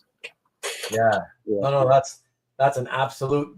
It's beautiful and it's a bargain. That's it's like it's free. It might as well be free. You know what I mean, you can't even get that kind of work from anybody anymore. No, they wouldn't do that for you for that much. No, not that. It was around $200, $250 for what I remember. Yeah. Wow. But even that's a bargain. That's nuts. Marcus, $8.99 these days for a poutine is absolutely cheap. It shouldn't be. Okay, just to be clear, it shouldn't be. That should be like the normal price. But everything since COVID is like twice the price now. So I work at a supermarket. The prices are ridiculous. They are horrible. I don't know how people afford. Families come in, a family of 4 or 5, the children, all that, and you just got to make choices, and the prices just keep rising up, and it's horrendous. Honestly, it's just bad. I remember sometime last year, late 2024, I went with Vivian and Arwen to just McDonald's, and I don't really like McDonald's, but whatever. The kid likes it. Okay, whatever. We went. It was like $50 for the 3 of us. Yeah. $50 for McDonald's? For 3 people? What the hell? And you see the size of their hamburgers? I mean, I stopped for a McDonald's about 2 months ago for my mother because she had a doctor visit, so we stopped there to get her a hamburger. And the thing was so small. I mean, it was horrible. It was, for what they're charging. The joke at our store is that everything starts at $5 at our store. That's the starting point. Yeah, pretty much. I mean, you look at the prices. Everything's like $4.99. Hey, tell me, and you guys in the chat as well, because I know that depending on where in the country you are, things can be different. But our dollar stores, like even before COVID, I don't know what year it was, but even it was before COVID, dollar stores don't. It's been like a long time that they haven't had anything at $1. Everything's been at least $1.25, $1.50. Yeah, they could call them dollar stores anymore. They're $1.25 stores. Yeah. Started So off. is it the same for you guys? Like Yeah. You don't Yes. I actually, there's a couple of actually good dollar stores in my area that I go to, and you get some really good. Instead of going to the supermarket and paying $3 more on a piece, But that's a big thing now in this area. I've noticed a lot of people going to the dollar stores instead of going to the supermarkets. That's why you're trying to compete with that as far as the supermarket. That's why we have more stuff in the supermarket. They want you to get like household stuff and everything. They want you to do a one-stop shopping. That's why all the supermarkets are getting bigger with more stuff in them. They want you to stay there. They don't want you to go anywhere else. Well, yeah, no, sure. It's competition. It's standard. Like that's what But yeah, no, it's just insane. When I go to, a couple of weeks ago, I went into a dollar store and I was like, everything that sort of grabbed me that I considered, picking up was more like $2, not $1. It was just like, what the hell, man? I tell you what, now, I went into a store because I usually have a Bluetooth for my phone that I listen to music on, and those things are expensive. They're like $80, $90 if you're getting a halfway decent one. I went to the store. I got one for $5, and that thing's fantastic. Honestly, I actually bought another one in case that one breaks. I mean, it plays very well. Look at what Steven says. Goodwill is 10% over retail. Yes. And look what Carl says. Five Below, never heard of it. Five Below can't even keep things under $5. Yeah, that's a big chain around this area. Five Below, everything's supposed to be, But again, you have to raise the prices. Honestly, that's just Aldi. Yeah, that's another supermarket type chain, right? Aldi? Yeah, they actually get their stuff from the regular supermarkets. Get theirs, but they don't use the brand name labels on their pieces. They get like lesser name pieces, but they're the same. They're the same thing, actually, just a different label. Yeah, if you go to all these, you're really getting pretty much the same thing, but cheaper. All right. Well, thank you, everybody, for allowing us a little sidetrack into dollar store talk. That's pretty sweet. We'll dive right back in here into the show and tell, and we're going to show this next piece, sticking with Marvel, and I'm going to show a piece that you guys have already seen because you are already, in fact, currently seeing it, and it is right above Bryan's left shoulder. I'll give you a close-up look. Here we go. That is one of my top 3 pieces. I love that. Top 3 pieces in your collection? Yes, it is. Wow. I think that's one of the best renditions of Phoenix. I mean, that is just gorgeous. Yeah, it's pretty cool. It really is. I actually got this from Jason D'Ambrosio at there was a show, a comic art show in New Jersey in Secaucus about 2 or 3 years ago. And that was the first time I met him in person. I was walking around. I actually met Dino over there too and some other people, on the chats. And he and Fish were over there selling some artwork, and I was flipping through his book, and I came across this, and it just caught my eye. It's just stunning. I mean, look at her face, look at the hair, the glow of the Phoenix effect around her. Even the cosmos in the back is beautifully painted. And I asked him how much it was, and I said, I'm taking it. I got to take it. It's gorgeous. Oh, it's beautiful. What roughly? I mean, we can see behind you, but do you know the size offhand? Hey, Sean. Honestly, offhand, like bigger or smaller than a standard 11 by 17? I think it's smaller. A little bit smaller. Yeah, but it's actually a pretty big size, but it's just gorgeous. I mean, those colors just jump right at you. I love the color. Yeah, the colors are fantastic. Beautiful. And again, I wasn't familiar with the artist. Yeah, me too. Jason, I've heard the name, but I couldn't tell you anything about it. Jason was telling me a little about it because he was also getting another commission at that point. So I had to look up who he was and all that, and I just love this piece so much. It is stunning to me. Just their face alone. I mean, to get the feature of the face with the eyes and all that, and your arms spread out like the Phoenix. It's just stunning to me. Yeah, it's fantastic. And there it is, everybody, right over Bryan's left shoulder on the wall. That's pretty cool. Over there somewhere. Yeah, no, that's very nice. So that's you say a top 3 piece in my collection. I think it is. Yeah, honestly, wow. Right now, this day, I love it. Didn't you say something similar about the Red Skull piece? Or did you just say you loved it a lot? I loved it a lot. Okay. There's a difference between loving and top 3. There's top different 3, level of love, right? But again, I'm a sucker for a good dramatic splash. Be it a front end, back end, especially the back pages. Like JSA was known for their run when Jeff Johns was doing it. They had dramatic splash pages almost every issue that would grab you and say, okay, you got to wait for next month to get the book. And of course you did. It was fantastic. And I got a lot of those pages. I'm still missing the 4th volume of the Jeff Johns, the collection that they were collecting Jeff Johns, the JSA series. I missed the 4th volume of the trades, and you should have got the omnibus. There was 2 omnibuses. But I hate omnibus. They're just. But that was all the book though. It was great. But anyway, that doesn't matter because I've been slow on the take, but I am doing my research. I'm trying to get myself a tablet so I got to go digital. I got no room anymore. I tried that for a little while. They had the DC thing to sign up and look at the books. There's actually I can't think of the link right now, but there's one of the books I Googled. You could actually read the book for free. Okay. You could type in a Marvel and DC book. That's how I sent some of the pictures to you. I actually typed in the book on the page, and I just took pictures. But I don't have the link right now, but I can give you the link later on.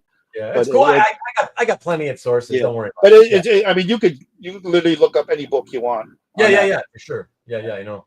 Yeah. And just read the book from it for free. Right. All right. Cool. So let's jump back in, guys. We're gonna head back into the world of DC with once again one of Bryan's favorite teams and characters. Check this out. A recent acquisition, as I recall from leaving you the comment when you posted it. Check it out. Yep. Don Kramer. There you go. Here's a Don Kramer. Rollins. Yep. Yeah. Gentleman Ghost, everybody. Yes. Gentleman Ghost. Yeah, that's very cool. I like that. Another cool character. I mean, really, that is. And to actually draw him, that makes him interesting, and instead of looking just real stupid, Yeah. I mean, you can see the first panel where you can see the monocle, but there's like a sort of like a mist around the monocle, like where his head would be, until he turns around and you can see his face. Right. But again, a lot of detail in the swamp and all that. A great picture of him hanging. Then he's accusing Hawkman and Hawkwoman of murdering him. I mean, Hawkgirl of murdering him when in a past life. That's why he was always attached to Hawkman and Hawkgirl, especially. But again, Don Kramer, excellent. Don Kramer was missing for a long time, but I actually saw a picture of him. I think it was. I really didn't see any work from him lately. I know he's still represented by Mark Hay, and I actually tried to contact him when I was looking for some pages, but I don't see him putting on any new work lately, unless I'm mistaken. But he did make an appearance at the Heroes Con, I think, about a year ago, or a year or two ago. I actually met him in a New York Comic Con, but that was a while back. But I love his work, beautifully drawn. I love the inking on it, and the Gentleman Ghost is so cool looking there. It really is. You can make him look stupid really easily, but of course, yeah. And leave it to Marcus to confuse me. Maybe you could be my translator here, Bryan. I remember Kramer when he wore a monocle and pretended to be Pennypacker. He must be talking about Seinfeld. I have no idea what he's talking about. Honestly. I'm going to assume the Kramer from Seinfeld. Yeah, I remember a couple episodes of Kramer dressed up in some outright, like the pimp outfit. He was a king in one of that, but everybody thought he was a pimp walking down the street with the coat and all that. It was funny. Oh man, yeah. So a very fun page. I remember when you got that page, and because I remember watching the auction, and I was looking at it, and I was thinking, this is a Bryan page, and I thought. And I actually have a page, like a page or two, like before or after that. from that issue. Oh, from the same issue. Yeah. Yeah, so it was like 1 or 2 pages after that or before that. I don't remember offhand. But again, gorgeous. It was drawn beautifully. And again, I love it. I love Don Kramer stuff. And the Hawkman he did. And look at that. An emoji with a monocle. I don't know how he finds all this stuff up. I really. Like, who even knew that existed other than Marcus? I know. Probably makes it himself and just posts it. That's awesome. Steven says, Kramer is my Thanksgiving turkey every year. What? Oh, yeah. Yeah, there was an episode where he was trying to get a tan on a roof, but he used butter. He was using butter instead of oil. And oh my God. What's his name? The heavy guy. Yeah. Whatever his name was. Newman. Yeah, he was smelling the butter on the twisted skin of Kramer because he was really dark, but you could smell the butter. And he was looking at him like a giant turkey with his head on it, like he was going to eat him. It was fun. That was a funny one. That was a good one. Newman, yeah. I remembered before you said it, Marcus. Yeah. Or at least before it appeared. Yeah. You know? But that was a funny episode. You see him on a plate with just his head, Kramer's head on the turkey. All righty. So let us go and show the next piece. So this is an interesting. So we're going to go to into the world of non-Marvel and DC, unpublished illustration. And interesting. Let's check this out. Yes. Okay. Because I'm just like, the first thing I'm thinking is, boob action. I mean, I'm like, she looks like she's like, is one of those porn things, like she's about to go and try to lick her own nipple or something. Like, I just love the pencil work on this. I mean, the soft pencils are nice, right? Yeah. I mean, even the background with the tree and all that, and you got the leopard boots and all that. Yeah, I love the boots. Yeah. Really, really well. Because Gene used to be on eBay a lot and sell a lot of his pieces. Now, honestly, sorry, I didn't catch that, Brian. Sorry, can you repeat that? Yeah, Gene Espy used to be on eBay a lot and sell all of his pieces. Oh yeah, I remember that. Yeah, but a lot of it again was hit really good or miss, fair, and this is one of the better ones. And I just love the soft pencil on this. I mean, this is like a Rogue Savage Land before that ever became an issue.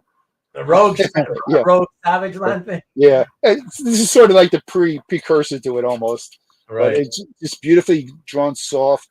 Again, I got about 10 pieces from them, and some of them I have a Batgirl and a Supergirl, really beautifully done. Again, hit and miss sometimes, but this was a hit right on the bullseye. And really is this one of the ones you got from him on eBay? Yes. Yeah. Okay. Yeah. But it's just gorgeous to me. We're up and staying. What's good, man? Hot. Stanley says that I'm getting flustered. I don't know about that, Stanley. Miss Vivian, shut off the video right now. Well, hey, trust me, Brian. I've got in the bedroom. I've got like women paintings on the wall. I mean, she's all good with whatever. Like, yeah, she's not like that, so it's all good.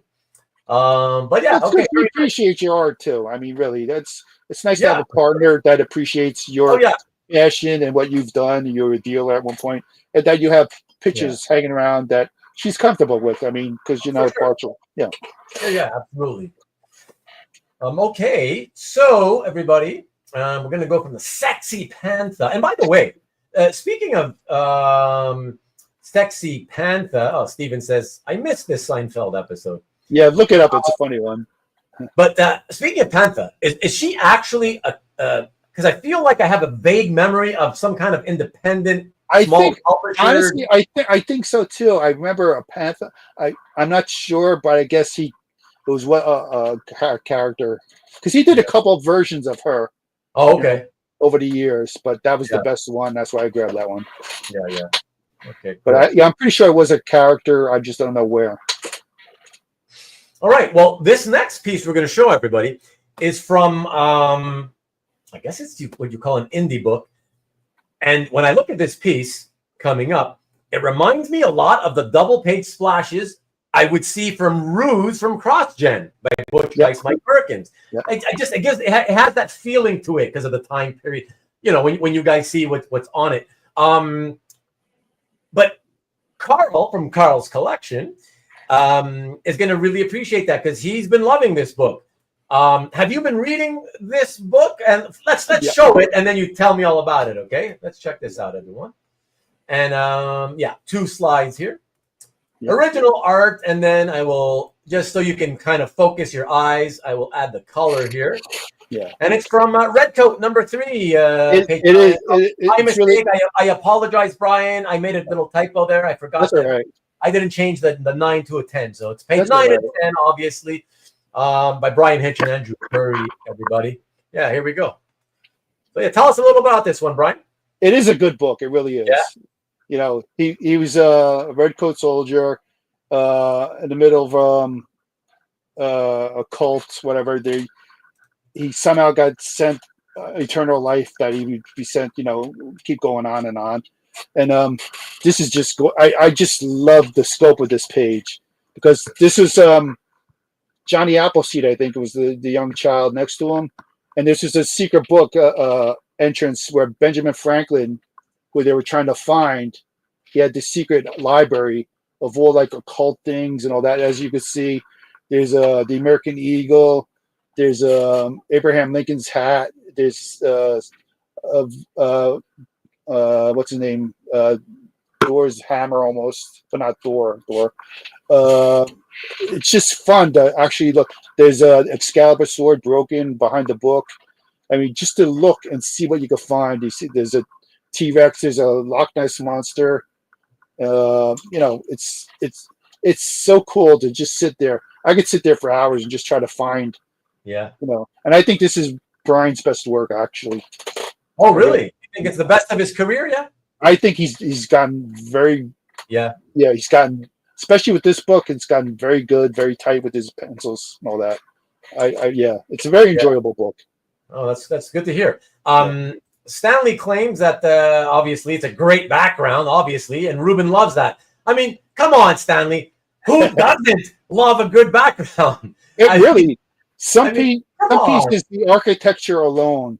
Oh, the architecture, it's beautiful. Which is a big part of the reason why it reminded me of, you know, the Ruse double pig splashes. Yeah. You know, it always had great architecture. You don't always need a fight or a superhero appearing or whatever. Just something that catches your eye. Yeah, absolutely. But this, like I said, I enjoy the book. It's one of my ones I still collect. Yeah, Carl loves it. Even Tom, #1 Marvel fan, says great series to read. It is. Yeah, Marcus says that the background is the reason for the DPS. Ooh. Well, it is. They had to, like I said, it was a secret passage to a room that was just filled with like stuff from history, you know, occult or just regular mythology, whatever. But again, you could spend hours just looking at each piece, you know, in the background. Yeah, see what it was. Interesting that I mentioned that it reminds me of Ruse, who's the male lead of which was named Simon Archer, and Carl just revealed that he loves the competition, and the character, one of the characters in this series is also Simon Thor. That's cool. But it's really cool. Yeah, I just like I said, this was sold on Comic Art Fans. They have their big sale, virtual reality, and Bill Cox was selling this for Bryan, and I saw this was a preview, and as soon as the gallery opened up, because we have the hour early before the regular people do it, I ran I ran right to Bill's, and I claimed it right away. I just wanted it. Yeah, it's fantastic. I got to get this one framed because some of these pictures are so big. I just have no wall space anymore. I was just gonna say, as soon as you said I got to get this framed, I was just gonna say, do you have room for that? Because that's a big one, man. Honestly, I try to rotate it. I mean, some of these it's just hard. I'm out of room space, honestly. That's why I rotate stuff around. Like especially in my background here, I'll just rotate stuff around. But yeah. I'm out of space basically myself. It really is.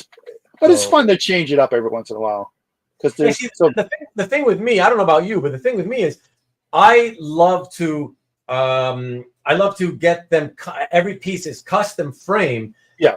And so it costs me so much, I can't afford to rotate. Yeah. Like, you know what I mean? Like, because if I take anything down, right, I feel like if I'm taking it down, like, what's the point of having it? What, you know what I mean? Yeah. So instead, what I've done for many, many years is I just made sure that I was like, okay, again, I don't know if you remember me saying it several times, everything is non-comics illustration that I have on my walls, right? Like what you see behind me. So for me, I just, with this stuff, it's all odd sizes, right? There's no standard size, right? You can't stick it in a portfolio and flip through it because it's just, it's bigger, it's thicker, it's heavier. So it's got to be either on the wall or you just stuff it in boxes, which sadly, I do have well over 100 paintings stuffed in boxes that I got to get rid of because they're never going to see the light of day. I rarely look at them. You know what I mean? Like I said, you get to a point where you want to thin the herd of your collection. Again, a lot of my pieces were over 15, 20 years old. That's why I was letting go of some of the pieces because you want to improve. I mean, a lot of stuff I rebought with some of the money, wasn't expensive stuff because, again, as you know, comic art pages themselves, the panel pages and the comic book art, is just horrendous. You can't afford it. You're really blown out of the water before you even start bidding. But this is other ways to find it. These newer books, or you get commissions, or you get sketch cover books from artists. Just something that you really like and passionate about, and it's a start. It helps people. Because like I said, most of us can't afford panel pages or cover pages anymore. Right. It's just outrageous and horrendous. Hey CJ, are you referring to that in the corner? The empty space. That missing spot. Are you literally referring to that seeing my show every week is driving you crazy because I got that empty corner spot? Just put a picture of Miss Vivian and Arwen up there for now. Just to cover it. Come on, man. It's okay to use magnums. I don't use magnums. But it's balanced. You see, it's balanced because that end is missing, and so is the opposite end over there. So I got it. You don't want your eye to go all the way over, up and down. I know some people have walls filled with it, which is cool as long as they're symmetrical and it's not your eye goes here and there and back and forth. Yeah. I mean, in all honesty, I still do have the wall I'm facing here and the wall to my left here. They're small walls, but I'm leaving them open, and I eventually will get some of Mike Perkins's comic book art up on those walls. I was going to do it months ago, but then all these tons of expenses came, and it's just like, okay, it is tough. And like I said, as you say, framing artwork professionally is very expensive. So you have to really love the pieces that you want framed, No, that's true. Especially if you are doing it custom, right? You're paying hundreds of dollars for custom framing. This is why I did. It's back in, honestly, like in I don't know if it was 2010, 2012. I said, okay, from now on, any painting I buy, because I used to buy anything that caught my eye, like we all do. Left and right. Yeah, exactly. But then I said, geez, I got like 175 paintings in boxes in the back room here, tucked away, that are never going to see my walls. What the hell's the use? Like, it's tied up for nothing, right? Artwork that nobody's enjoying, you squirrel it away, right. So you get caught up in that sometimes. Yeah, and so that's why back then, I made the decision. Okay, from now on, I don't buy it unless I know I'm willing and I'm going to commit to framing it and putting it up on the wall. That's the only way I'll buy this type of stuff anymore. You know what I mean? That's it. Because it's expensive. So you were a big cause for me going outside the comic art pages and comic art. Oh, covers. Really? Your show you did when you were showing your paintings and from the books and all that. That really got me interested. It really did. I mean, it's great to see comic artwork and it's great to collect the comic artwork. But again, a lot of us are getting priced out of getting pages. And this is a store. It's still pricey, some of the stuff, but it's cheaper option. Like also like with War Comics, like was said before, those are starting to go up in price, But I watched your show. I showed the passion you had with all the pieces you collect, and I started looking outside the regular comic art part. And on Comic Art Fans, I follow a lot of people that specialize in paintings. I actually just bought a painting that I'll have about a month, and it's gorgeous. It's from a regular gallery. It's not a comic art one. Yeah, cool. And I'm actually buying another piece this week from them too. So, are you? But, yeah, cool. Yeah. But there's a lot of people on comic art that specialize in non-comic art or regular painting, sci-fi novels. Right. Yeah. And again, it's good to expand yourself and look. It's fun. Yeah, it's fun to branch out into. It really is, because sometimes something catches your eye and it's actually a pretty decent price. So, it's good. Yeah. Nothing wrong with collecting comic art, but I mean, it should lead to expanding your horizon on stuff. Yeah. Okay, excellent talk, everybody. Let's see what else we got coming up next. So, we're going to jump back into the world of DC in another book from the 80s that I always wanted to read and never got the opportunity, and I wish that there was a big sort of collection of it. But again, I just got to get myself that electronic device, and I won't have to worry anymore. Let's check this out. The All-Star Squadron, number 37, page 2 by Arvell Jones and Richard Howell from 1984. This is one of my favorite titles back in the day. Yeah, I loved it. It was a big JSA fan, but this was the All-Star Squadron, not the JSA. Yeah. And it was one of my favorites. Rich Buckler, Jerry Ordway did some stuff, gorgeous stuff. And this is an example of waiting out some dealers. Now, this page was originally on a dealer's website, for $3,000. They were asking for $3,000.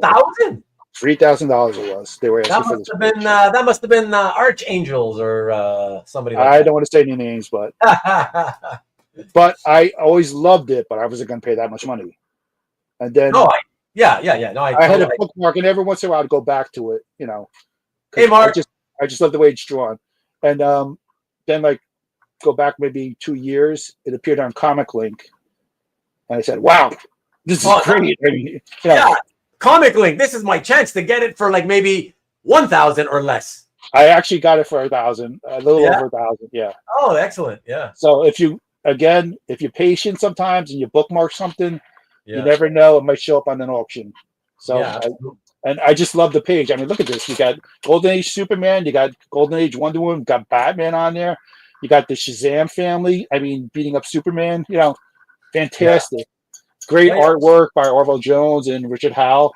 I mean, it was a great two-parter. It was Captain Marvel was turned evil because it's just always the story about All-Star Squadron. You figured they'd go over Germany and knock out Hitler really, really fast. But he held the Spear of Destiny, which sort of had like an invisible globe around Germany that no superhero could penetrate, without turning evil or whatever. And that's why they never just went over and kicked him in the ass and took his stuff. So the Spear of Destiny changed Billy Bats and Captain Marvel to evil in this two-part story. Right. I actually got the cover to the next next issue. Yeah. Oh, nice. That's the one where Captain Marvel's beating up Superman. Oh, yeah. Oh, that's a great one. Yeah. But it was a great story, Wow. And beautifully drawn, and you get a lot of characters for that. I mean, what more can you ask for? I love this title. I still go back and read issues. It's still one of my favorite titles to this day. Oh, I'm not surprised. Yeah. I'm not surprised. I've always heard a lot of good things about it. It really is. The stories are very good until it started getting a little goofy around in the 40s. But okay. Yeah, some of the stuff was a little, but up till then, there was a great two-parter. Oh God, I can't think. I think it was 19 and 20, where Brainwave captured the Justice Society, and he used this machine, his mind machine, to transport them in Japan during the war. that if they got killed, their body would die. You know, it was a fantastic tool. One of the best covers. It was issue 19, I think it was, where Green Lantern's standing in the middle of Japan, because he was the last the last also Squadron person left, because everybody else was killed. And if he died, they would have died in real life. But he flattened Japan with his ring because he had such rage that everybody else died. The cover is fantastic. Oh my God! If I could ever get that cover, I'd get that cover. That's on my want list. That one. Yeah, I'm not surprised. Check out the comment by Steven. Patience is a superpower at 1/3 the ask. It really is. I mean, like I said, I'd go back. Steven. I'd go back to the site every once in a while, but I would not pay that money. But then again, it just showed up one day on auction, and I thought I was going to get outbid anyway on it, but I put like 1,000, 100 or whatever it was. Right. It was relatively cheap for that. No, it's a great page. So yes, it is. I mean, so much action, panel pages, everything going on. Absolutely. Hey, Stanley's asking, are you by any chance excited about the new Superman movie? Honestly, no. Okay. 50-50. Okay. Again, the big draw is going to be Crypto, because you know they're going to do a lot of promotion for Crypto with the kids. Crypto looks like the saving grace. I'm sorry, but that Green Lantern looks horrible. Oh my God, does it ever? I wanted to keep my mouth shut, but I'm like, now you ruined it, Bryan. Now you mentioned what pisses me off. Now it's just like, Mr. Terrific looks actually pretty good, but Hawker looks horrible too. They look like CW versions, and they were horrible. Superman looks like a dweeb, honestly. I know he really does. I hope that they don't make this movie like Lois Lane, and Superman. Lex Luthor looks really good though. Who?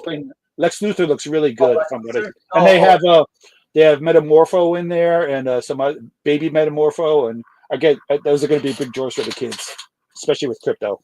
Yeah, it's just I'm giving it a 50-50 shot right now. I will go see it, but I'm not going to rush it out. It's just weird to me. Like, look, everybody knows you've had trouble coming up with the definitive Superman since, post Christopher Reeve period, right? You've been having trouble with that. So here we are. We're trying it again for what, the third or fourth time or whatever. Yeah.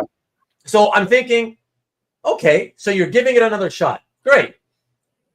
Why? If you feel, and most of the fans certainly feel, like there's never a consensus ever since Christopher Reeve. There's never been consensus with the fans. So if the fans and even Hollywood accepts, we can't get it, we haven't quite gotten it right yet since Christopher Reeve, at least the first couple. Why on God's green earth are you trying again? And instead of focusing on making a good Superman movie again for the first time in a long time, why are you focused? Why are you introducing like 4 other completely random DC third-tier level type characters from the Justice Society? Like they call them the Justice Gang in the movie right now. They're not even calling them the Justice League. Okay, even worse. Now you're ruining it even. You're making it even worse. but you know what I'm saying? Like, you can't even get Superman himself right.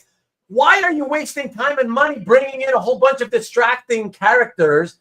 And then, like you said, the guy Gardner looks like a buffoon. He looks like a really stupid.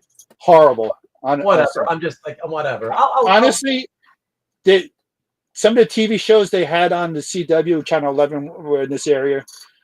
One was called Krypton. If you want to, I think you could see that on HBO Max or one of them. It's really worth it. They did the best rendition of Brainiac. I mean, Brainiac, one of the best Superman villains, has not seen the light of day in any movie yet. They had him on the TV show, and he was fantastic. I mean, spot on. They also had Lobo, which looked a lot better than what they're pushing now. Again, I think it was called Krypton.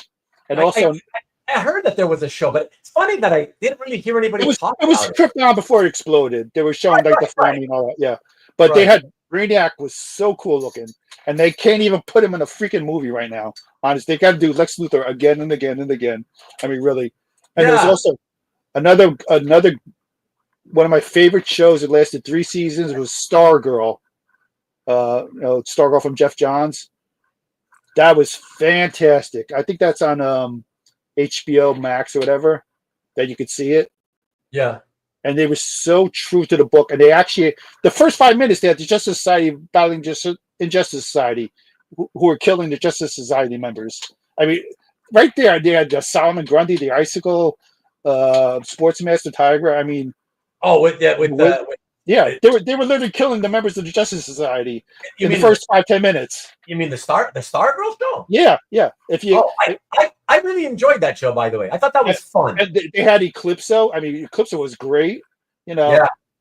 And I wish they went past the 3rd season, because they just in the 3rd season they had Helix, which was kind of a novel group with Mr. Bones and Helix. Right. Yeah. They introduced those characters, and they're pretty cool looking. I mean, yeah, exactly. Yeah. I was like, wow, if you get a chance to watch it, go watch both of them. They're really, really good, especially Stargirl. It's one of my favorites.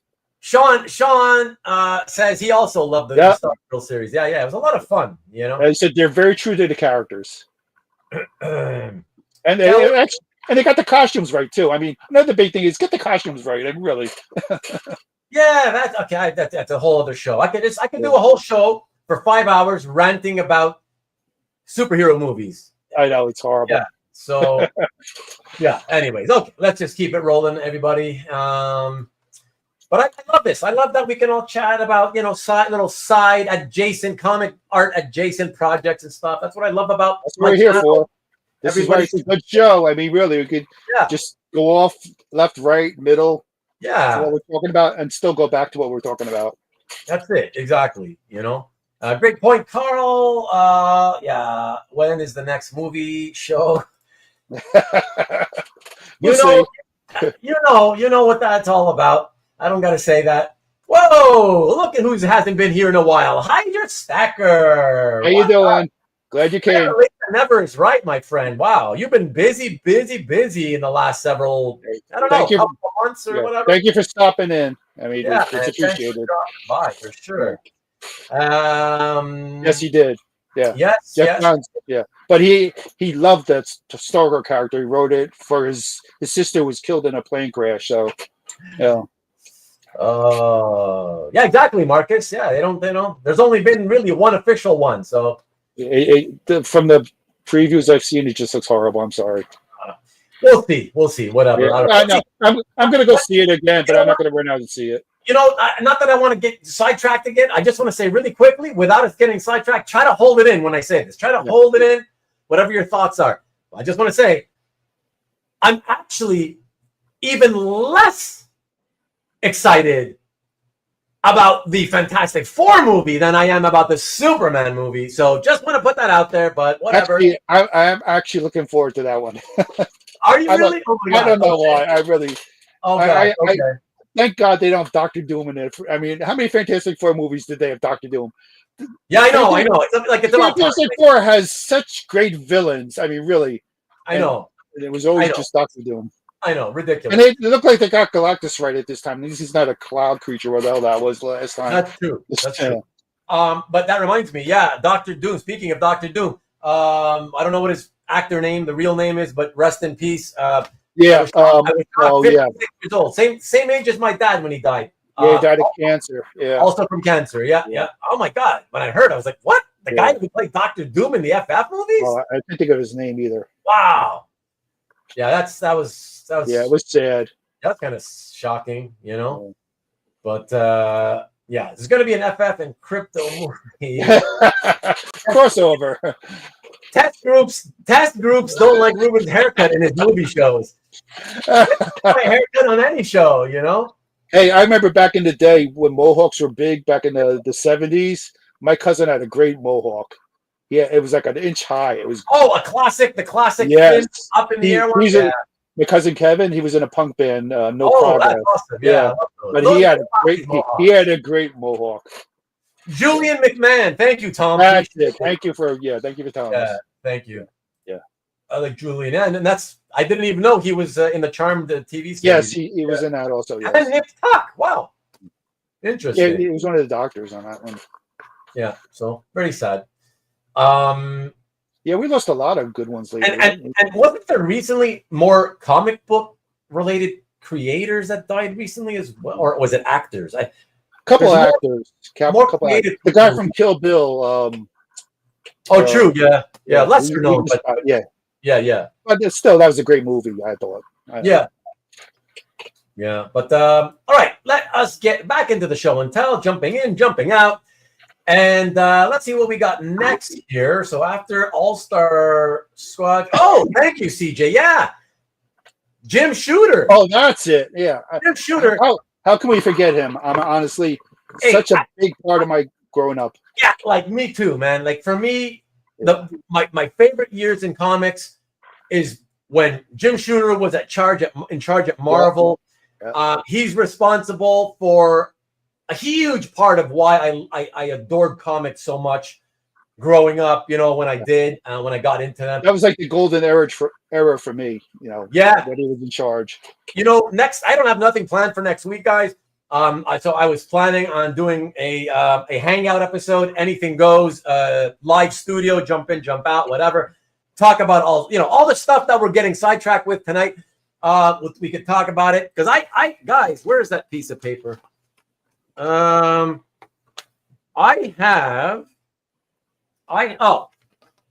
ever since the last episode of Hangout, I'm just jotting down movies that I've been watching just so I could bring it up next time we have a Hangout episode. We can chat about that kind of crap. I don't want to sidetrack again, but I just saw one good one last night called Sinners. Fantastic. That is fantastic. Yeah. So I am gonna watch it. Yeah. So don't say anything. I'm not going to say anything, but I thought it was fantastic. Yeah, I'm glad to hear that because Tom just posted about it on Facebook, and he also said he really liked it. So I was like, okay, I got to watch that soon. So I wrote it down because I'm going to watch it soon. So, but I'll keep it for next week. We'll hang out. We'll talk about movies and whatever. We can rant about all the Marvel movies. Also, Marcus brought up Dave Parker, the Pittsburgh Pirates player. Yeah, I'm getting to that. Michael Madsen. Also, yeah. Oh, thank you, Tom. That was surprising. But also what surprised me was that he was as old as he was. I didn't realize. I honestly thought he was older. Honestly, I thought he was a little old. I thought he was a little older. Oh, interesting. Again, maybe it was just the facial, rugged life type, whatever. But, yeah. Stanley, that's a question. That's a great question about Shooter. And hopefully next week when we do Comic Art Hangout, hopefully we can bring up the Shooter. Yep.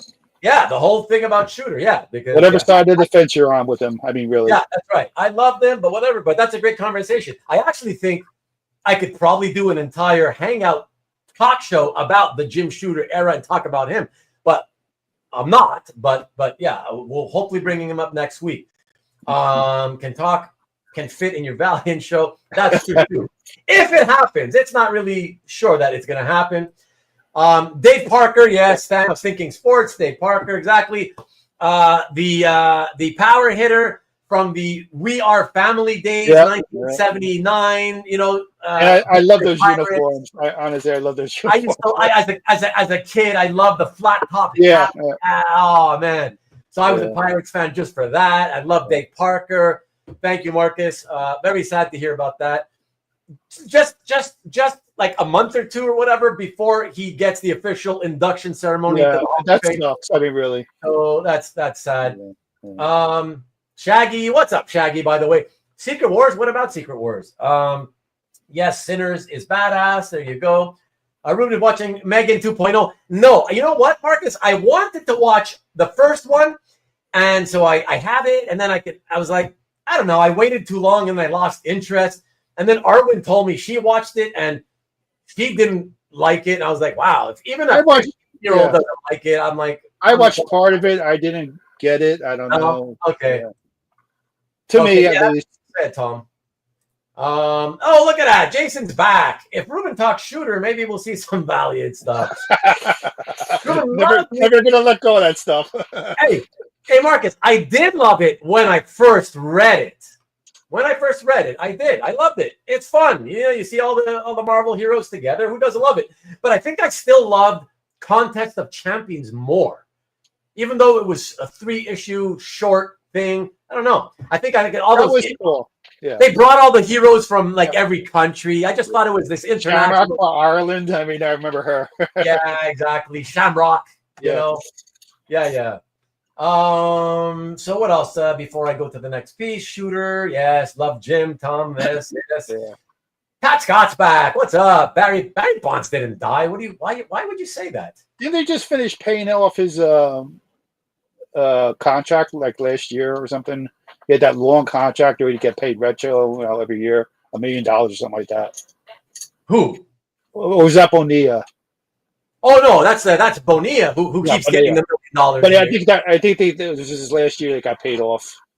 If they mentioned it. He just literally on July 1st he gets paid. So he just got his new. I mean that was the craziest contract I've ever seen in my life. I mean, really. Yeah, and by the way, it still actually goes, I think, until 2032 or 34. We had the same thing with the hockey. I'm a big hockey fan, a Devils fan. We signed Ilya Kovalchuk for a long contract, and we just finished paying off his contract this season. Was the last payment. It was like 17 years, 15 years, 17 years. That he'd get like $1 million or whatever it was. It was crazy. 2035. Yeah, thank you for correcting me, Carl. There you go. I mean, really. What idiots signed that? I mean, really thought, oh, let's do that contract. I mean, really. Yeah. Well, that's it. Like Shohei Ohtani, guy signed for like $70 million a year, but it's all deferred. Like what? Oh my! Like hopefully they don't go bankrupt when it's time to pay him. You know, like that's going to be an interesting payoff. Yeah, well, we'll see what happens then. Yeah, crazy, but okay. Let's get into this again, everybody. Yes, I see what we have. So we're going to jump into the world of Marvel, everybody, to a really fantastic, artistically fantastic period of this character for me and for a lot of fans as well. Let's check this out. Yep. It's Incredible Hulk, number 214. The classic issue. Not only it's a classic era because the Ernie Chan inked era just looks fantastic. Fantastic inks. I love Ernie on that. It was fantastic inks. Yeah, looks fantastic, and it's a fun issue because it's got an early Jack of Hearts appearance. And one of the best covers on that run with Jack of Hearts. Oh yeah, where he's blasting the Hulk on the cover. Yeah, one of the best covers. But they had a lot of great covers during that run, honestly. But this one stood out. And this is another example of perseverance. I was literally looking 10 to 12 years for any page from this book because I'm a big Jack of Heart fan.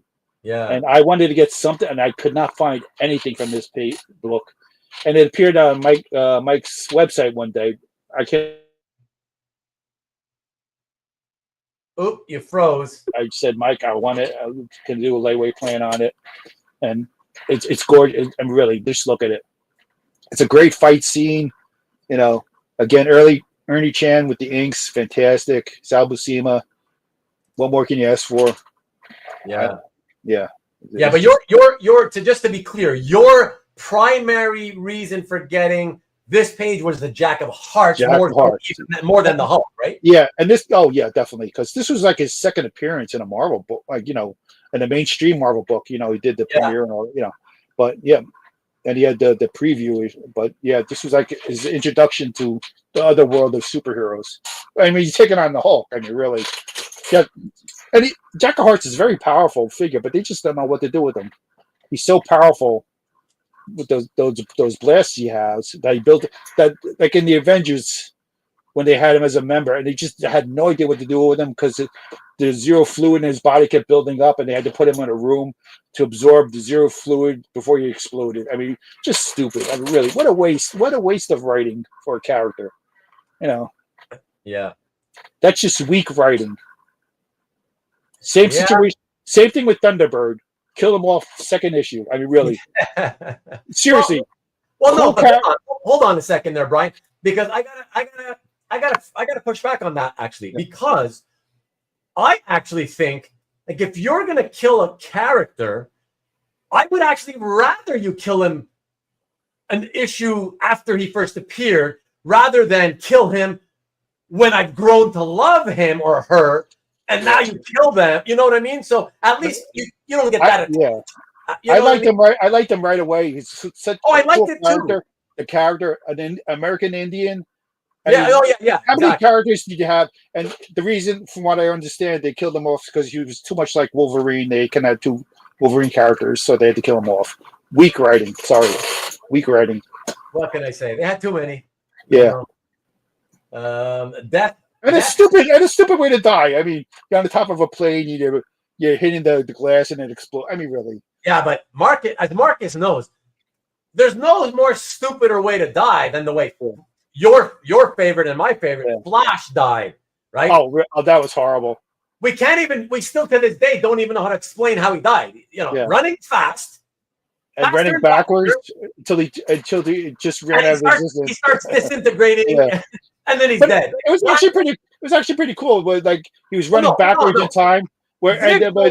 Visually, it was cool, right? The visuals were beautiful, right? You see the speed, where the skeleton's face is right.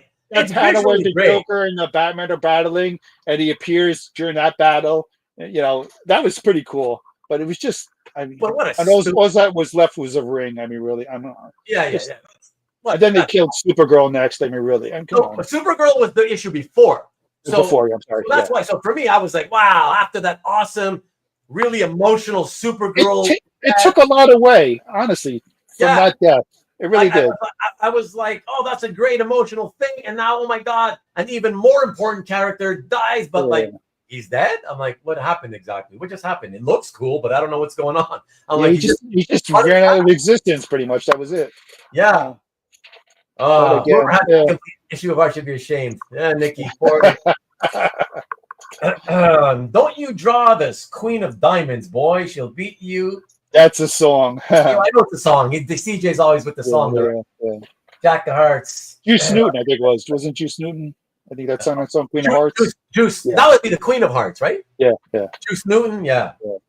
Don't let me. Hey, Stanley, just so you know, I have ranted about that topic of Flash's death, not only here on my channel, but also on Nick's channel. Yeah. Right. So we all know Nick is a big Flash fan. So and he actually got the artwork for that. I mean, what more can you get in life? I mean, really, that's fantastic. So they're talking about an Eagle song. Which song, guys? I remember Juice Newton's song, "Playing with the Queen of Hearts." Yeah, that's the Queen of Hearts. They really smart, something like that. Maybe I'm not big on the Eagles, so I'm not really. Yeah, other than Hotel California, maybe. I actually think they're very boring. Some of this stuff, and really. Yeah. That's lyrics from Desperado. Oh, Desperado. Okay. I like what's her name? Linda Ronstadt version of that. She does a really good version of that song. Who does? Linda Ronstadt. Oh, Linda Ronstadt. Okay. Yeah, she does a really good. Playing with the Jack of Hearts. Exactly. Well, maybe that too. All right. So let's see. So that beautiful page, everybody. One last quick look. Yeah, it's gorgeous. Really. I'm very happy I got it. It's framed. It's it's gonna be my collection. You got that one framed too? Yes, I did. Yeah. Very nice. Very nice. And she sings on the Eagles also. Well, she was dating was it Don Henley, Linda Ronstadt for a while? Oh, really? I think it was Don Henley. I'm not sure. One of them. Okay. She was dating. All right, everybody. Speaking of Jack of Hearts and other playing cards.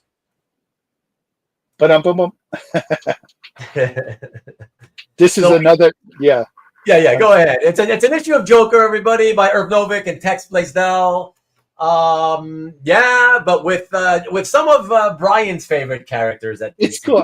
Again, back in the 70s and all that, they threw out these books. Joker was one of them. He got his own book. It lasted like 10 issues, 9 to 10 issues. And again, you would think, the Royal Flush Gang, I just love them. I don't know why. The costumes are just eye-grabbing right away. And they're lovable losers because they're getting beaten. They really don't have any superpowers, so they're going to get beaten every time. But you would think in all these years they would have the Joker leading the Royal Flush Gang at least one time, and he never did. And in this issue, he's battling because he wanted a bunch of expensive paintings And of course, the Royal Flush Gang was also trying to get them too. So again, you could see in the panels, it's like one of those like Benny Hill type things, do. Like one's going this way, grabbing it that way, and they're grabbing back and forth. But I just love, especially those middle 4-page panels, the inking on them, like the Queen throwing the card and all that. I'm very lucky I got the 2 pages. I think it was 8 and 9 from this issue, because Heritage was actually selling pages from the Joker like weekly, and I go, maybe they might have a page, and they were selling a couple pages from this, but these were the best 2 pages, and I was very lucky I got this. I love it. I love the layout of the page. I love the inking on it. I mean, when you got the Joker battling them, I mean, really, it's so cool, and I'm very happy I got 2 continuous pages, so you can see the action. Consecutive. That's it's very hard to get, especially older books like that. But again, they just sold 1 week of the other. I was bidding against some guy because some guy was, I guess, one of them too. So, but I was not going to lose these ones, especially if I got the first one. I wanted the second one. Yeah, the thing about the Royal Flush Gang is I find that they're like these ridiculous. It really is. It shouldn't work. Yeah, cheesy characters, but one of the rare ones that you actually don't mind seeing them appear in books, because it's always kind of fun. You know what I mean? Yeah. They're, like I said, they're lovable losers. They're gonna get beaten up. Yeah, lovable losers. Yeah, exactly. But again, it's the costume appeal and all that. I just love the look of them, and it's a cool gimmick. I mean, playing cards. I mean, really. Yeah, no, exactly. It shouldn't work, but it works for me. Hey, Yevgeny. How you doing? Stop by and hit the thank you just for stopping by, just to hit the like. I appreciate that, pal. If you're not following this guy, follow him on YouTube, Twitter, or X, whatever they call it. He did a great Stingray. Yeah, Newell. Newell's Stingray piece. He hasn't posted it yet. I don't think. But he go take a look. It is gorgeous. Yeah. And he's currently inking a Wolverine Colossus piece for somebody, and that one's looking like killer. So beautiful, man. It is. I'm watching it, and I left a couple of comments, and we check out the Wolverine Colossus, and he also did a 3-part Batman, Owlman from the Crime Syndicate, and what's the other one? The Owl Society. I forgot what it's called. Are you talking about the piece that we showed on the? Yeah, you did when he was on. Right. It was a 3-part. Yeah. It was gorgeous how he did that. Honestly, like I said, I've talked to him already about getting a commission. I have an idea. I finally have an idea of what I'm gonna do. So cool. I'm gonna contact him. Cool. That's nice. Yeah. But he's fantastic. Go follow him and get something from him if you can. Give him a follow on Instagram if you can. Yep. Everyone. Instagram, YouTube, the others. X or whatever Twitter they're calling it. Let's keep this rolling, shall we? Let's keep it rolling. Okay. So we go from what? From the Jack of Hearts to the Ace of Spades with Lemmy, the Royal Flush Gang, to this. Yep. Yeah. So this one, Bryan, I wanted to. First of all, I wanted to tell you, you have to correct your credit in your gallery, because only the first page splash of this issue was Hannigan and Ramita. Yeah. But the rest of the issue, it's just Young Montano pencil things. Okay, I'll fix that right away after this. But again, I was curious about this as to what is it about this that gets you excited with Mordru? I actually, again, I can't explain it. I just love the character. Honestly, I just love the design of the character. I love the King Arthur aspect, that he was a wizard during King Arthur time, but then he took the Darkhold book and it turned him evil. Then he became like an anti. That type anti. He was in the Night Stalkers for a while. That anti-hero.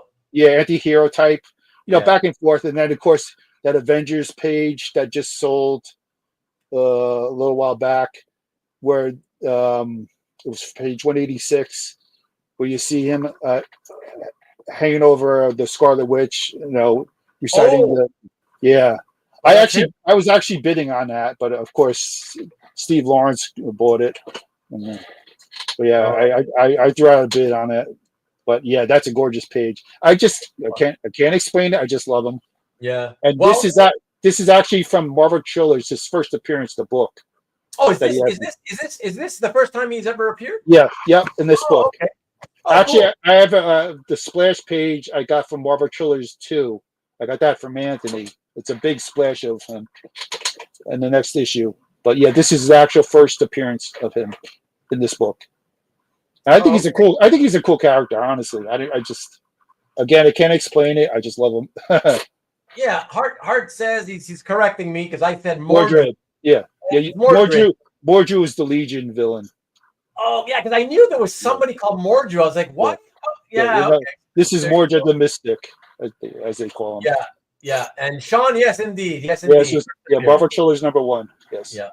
First appearance. Yeah, and like I gotta say, for a sort of fourth or fifth tier, whatever you want to call him, character, as long as you like him, this is a pretty great page you picked.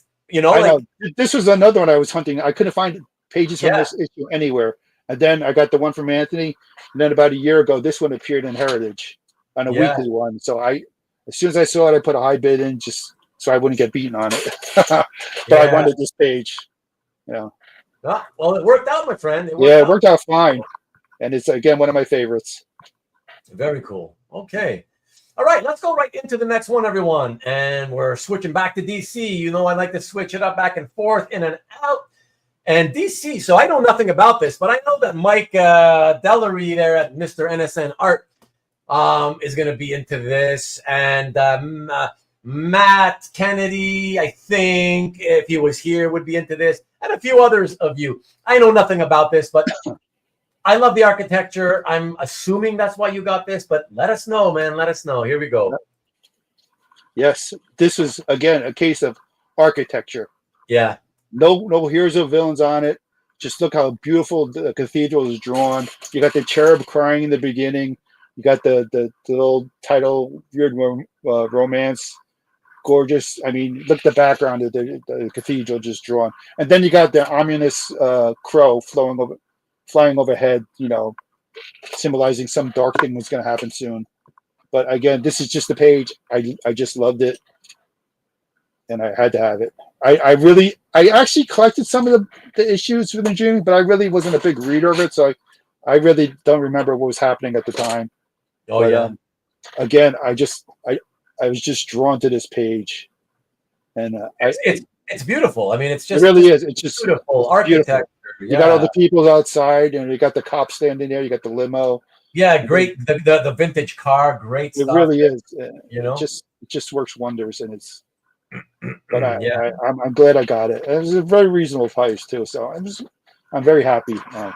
Again, it doesn't have to be a superhero fighting supervillain. It could be something simple as this, and I was very happy. This is a perfect example of buying the page just for the sake of the art for the art's sake. It's not the characters. There's just a lot of detail in that cathedral. I mean, you look very close, and the buildings in the background too. There's the buildings. Absolutely. The statues there. Yeah, it's beautiful. Yeah, definitely. The colors don't take away from the pencils. Yeah, exactly. I'm one of the rare times, Sean, that I agree that I'm good with the colors as well. The colors actually look really good on this. Yeah, because they're subtle. They're subtle. Very, very nothing overpowering. Even the weird romance part. That's just a splash of red. Yeah. But it looks good and it holds together beautiful. One thing I'm just curious about, this was the first time I ever heard of Tayyar Ozcan as an inker. Anybody ever? Never heard of him, honestly. Yeah. Tayyar Ozcan. It sounds, I want to say it sounds Turkish. Sounds very Turkish. It sounds Middle Eastern Turkish, probably. Yeah. To me. Turkish. How about one of you guys do me, Marcus, you're good at that. Open another tab and go to Google. Put his name in and see if you can find out if that's a Turkish name. I know nothing about him, honestly. I'm sorry, but me too. First time ever seen that guy's name. So I guess he probably didn't stick around comics for very long, like some people, and had a cup of coffee and then left, you know? Yeah, again, I don't know if he did more of this. I actually collected some of the Dreaming, but I really wasn't an avid reader, you know, if that it'd be on top of my list to read. So he might have did more issues after that. I'm not really sure. Yeah. All right, so Marcus is already, man, you're so fast, Marcus. He says, no, not Turkey. He was born in Anatolia. Where is Anatolia? Anatolia. That sounds like a city, not a country. I'm not familiar with that one, no. Yeah. That's very, very interesting. Thank you, Jet. Okay. Interesting. Also, Marcus, look up hot Turkish inks. Marcus, the Human Encyclopedia, yeah.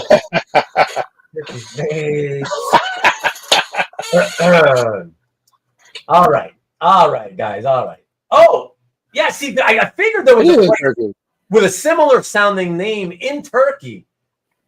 Okay. So, what was it? I guess that must be the one, but I thought it was something similar, but not quite Anatolia. But okay, so it is in Turkey. Hey, I still got it, baby. I still got it. Well, I mean, if you sound it out, it sounds. Tayyar, what's his last name? Tayyar Özkan. Yay! Respect. All right. I'm just looking at Norman Bates this whole time. Norman Bates? Oh, the picture in the background you're talking about? Oh! The Psycho? That's funny. That's a beautiful piece, by the way. It really is. Done by, what was it? I'm trying to think of it. Greg Roth. Greg Roth. He does some really nice. This was commemorative. They were doing a Psycho, I think, video redo or whatever. But he did like this as a promotion. As you can see, the house is under the skull's head. Under the sort of like what his mother, because that's his mother, you know, with the wig on. Yeah. But it'd be like a choker like she would wear almost. Right. The house. So it's a gorgeous piece. It really is. Yeah, beautiful. Yeah, nice job with the framing too. Yeah, that one. I actually, she did a fantastic job. But we picked it out, and it was actually getting discontinued, that frame. Oh, yeah, that happens to me. That when I know if you like one and it's getting discontinued. It has happened to me so many times when I go to my framer, and I'm like, and it sort of has like a green inlay where the frame is. Yeah, you can't really see it that. But it's very subtle. But it really looks fantastic. She did a great job helping frame that one. Yeah, it's beautiful. All right, peeps. Let's get to the next piece. Another splash from one splash to another. So one with architecture and really no characters, to one that's no architecture and nothing but characters, and being led by a guy who shouldn't be leading. Check it out. Oh, yes. I mean, he's a villain, so that's why I hate when it's like back in the days in the 80s when I was reading X-Men. That's what I really hated, when like we're moving towards issue 200, and all of a sudden Magneto's hanging out with the X-Men. Suddenly, Professor X is like all buddy with him, and oh yeah, okay, you're a good guy now. Yeah, forget the fact that you tried murdering so many people, including us, over and over and over the years. I'm gonna hand the reins to my X-Men over to you, and you're such a good person. Like, what? Get the hell out of here. So that when I see stuff like this, it just drives me crazy. Like these. Now, this was actually, again, big fan of the JSA. This was actually a slow burn from the early teen issues, where Black Adam was part of the Injustice Society, and they attacked the Justice Society. But he wanted to show that he wasn't a villain, so he sort of like he brought Wildcat into the atmosphere during a fight, and says, I'll give you your life back if you help me show that I'm not the villain that I was, shown to be in the past. He wanted to sort of change his ways. But again, it's Black Adam. Yeah. Justice Society doesn't kill any of the villains they fight. So he was sort of like what do they call that? Like on probation. Oh. Yeah, because Hawkman, was connected to him from the past. But he was getting sick and tired of the Justice Society fighting villains and just throwing them in jail. his idea was, with the villains, let's kill them and don't have to worry about them again. So he was slowly, losing patience with the Justice Society, the way they did things. And also Adam Smasher, again, this was a dramatic splash out of left field. I never saw this one coming. But Adam Smasher was part of the Justice Society at that time, but his mother was killed by extent in that Zero Crisis, plane got destroyed. So he felt a kinship to Adam Smasher because they were both powerful figures. And of course, Black Adam, he judged people by the power and all that. So he you see panels like him in the background talking to Adam Smasher, but they never show what it was. And slowly he was building a friendship with Adam Smasher that he was going to break away from the Justice Society soon, but they needed more members. And of course, they got members from Infinity Company because Adam Smasher was part of Infinity Company. Brainwave Jr. and oh God, what's his name? Oh, I can't think of his name right now. It's not coming to me either, but don't worry. Northwind. I'm sorry, Northwind. That's Hawkman's nephew. Okay. It's a convoluted story, but they were members of Infinity Inc., but they disappeared after the book got canceled. But of course, Jeff Johns smacks you in the face with this dramatic page and this is leading to the Black Rain arc that ran from issue 56, a couple issues. Then it ran over to Hawkman. I'm telling you, if you're a Justice Society fan, read those issues. There's so many changes, roller coaster rides, villains, especially if you're a Captain Marvel fan. There's a lot of like Brainwave. When his father, Brainwave Sr., died, he inherited his powers, but it drove him crazy, and he was in an asylum. But there's a cool twist on how Black Adam got him sane. And yet, I don't want to, tell. So, but it was and involved Captain Marvel somehow. And he formed his own team, and he broke away, and he went back to his home country because he wanted to go back to his home country and free them. And that led to the Black Rain, which is one of the best story arcs ever. I've tried to collect as many pages from those issues as possible, and of course they ran over to Hawkman back and forth. But yeah, this was very dramatic. Out of left, you never saw this one coming. Yeah. I mean, you saw Adam Smasher, but you never think Northwind and the Brain, and plus they added a couple other members too. Right. But of course you see Black Adam drawn very strong and very regal. Yeah, regal, imposing, and something bad's going to happen because he's just a powerhouse and he doesn't take people's shit, lightly, pretty much. But again, Leonard Kirk and Keith did a fantastic job. They had a nice run on this. Yeah. And it's it's a nice piece, for sure, yeah, too. Very powerful piece. Again, it drew you in for the next issue. To be continued. Very dramatic. Right. Yeah, for sure. And tell me, what did you think about the Black Adam movie? It could have been a lot better. Right. Okay, that's what I figured. I didn't watch it, so yeah. It had its good points. The Justice Society I liked, but it's again with these movies, they put so much music into it during the action scenes. He's going to kill people left and right, but then it's like a MTV video, where they have the music blasting in the background as he's killing people left and right, the soldiers and all that. It could have been a lot. It could have been a lot better.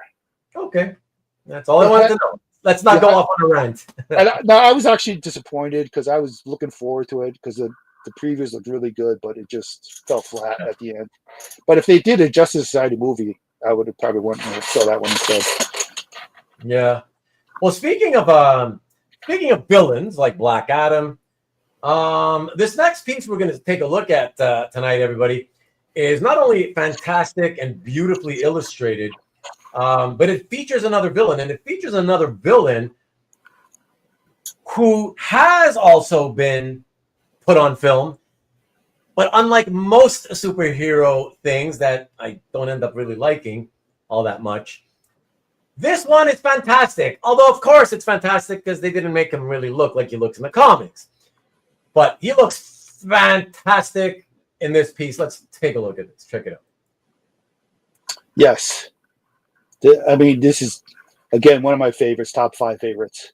Top 5. Oh, baby. Yeah, definitely top. I mean, just the detail in the background alone. Ricardo Latina, it was part of he worked from Currie comic art, and they did like a theme for Batman. With Batman month, it was a while back, like a year or so ago, and he did a whole theme of Batman villains. He did Penguin, Bane, Catwoman, Poison Ivy, Mr. Freeze, Scarecrow. I actually have the Scarecrow piece also, but this is the first one I saw, and I contacted them right away. I want it. It's gorgeous. It is. Yeah. I mean, just look at the birds drawn in the background. He even said it took him like 2 weeks to do just the background. Yeah. But then you got the Penguin front and center. I mean, it's just, man. It's one of the best renditions of the Penguin I've seen in a while. Yeah, Yevgeny has a great comment here. If anyone asks how to make the Penguin look cool, this piece is the answer. I mean, who would have thought of having a bunch of birds in the background? Honestly, yeah, you could use the standard one of him standing there, you know. But I mean, the birds make this piece in the background. Oh, for sure. Yeah, but again, Ricardo is very talented. Outstanding. I love his vest. Look at the line work. Right? The wiggly lines in his vest. Lines, yeah. And he's got the gun pointing at the monocle, and he's got the cigarette and the holder. I mean, that's classic Penguin, honestly. That's Burgess Meredith from the Batman series back in the 60s. Yeah. Funny. But that's him right there in the top hat. Classic stuff. And then again, I also love the new rendition of the Penguin, the TV. Were you one of the ones who said when I went off on that show on my episode, whatever episode it was, when I started talking about how much I loved that show? I think you were one of the ones who also agreed. I loved it. I actually was very. I don't know when I first saw it, because again, he didn't look anything like the Penguin. But again, the series was fantastic. It was a starting point of his origin. I love the series. I don't know if they're ever going to do a season 2. They said they might not. Who knows? I've never heard anything about them not doing. I heard something that they might do a season 2, but again, I think it would ruin it actually, because you don't want to do too much. You just want to tell his origin from what he. And again, they did a good job of telling his origin, how ruthless he was as a kid. Man, and his domineering mother and all that. I will say, I've been hoping that there's a second season. Yeah, but again, but I also, if it never happens, this will go down as like one of the greatest sort of single season, single season series. Sorry, right? A series that only lasted a single season. Much like, I don't know if you guys have seen. How many of you guys have seen? Bryan, did you ever watch that single season of about 5 years ago, the Swamp Thing TV show? I liked it. Yeah, I liked it. That was, oh my God, it was so good. Then it just ends abruptly. I mean, but you know what? I don't know if you remember. Before they even aired, I think before they aired the first episode or second episode, they had already came out and announced we're not doing a second season. Yeah. So again, you can see a lot of these on HBO Max app or whatever it is. But yeah, if you get a chance, watch it. It's really cool.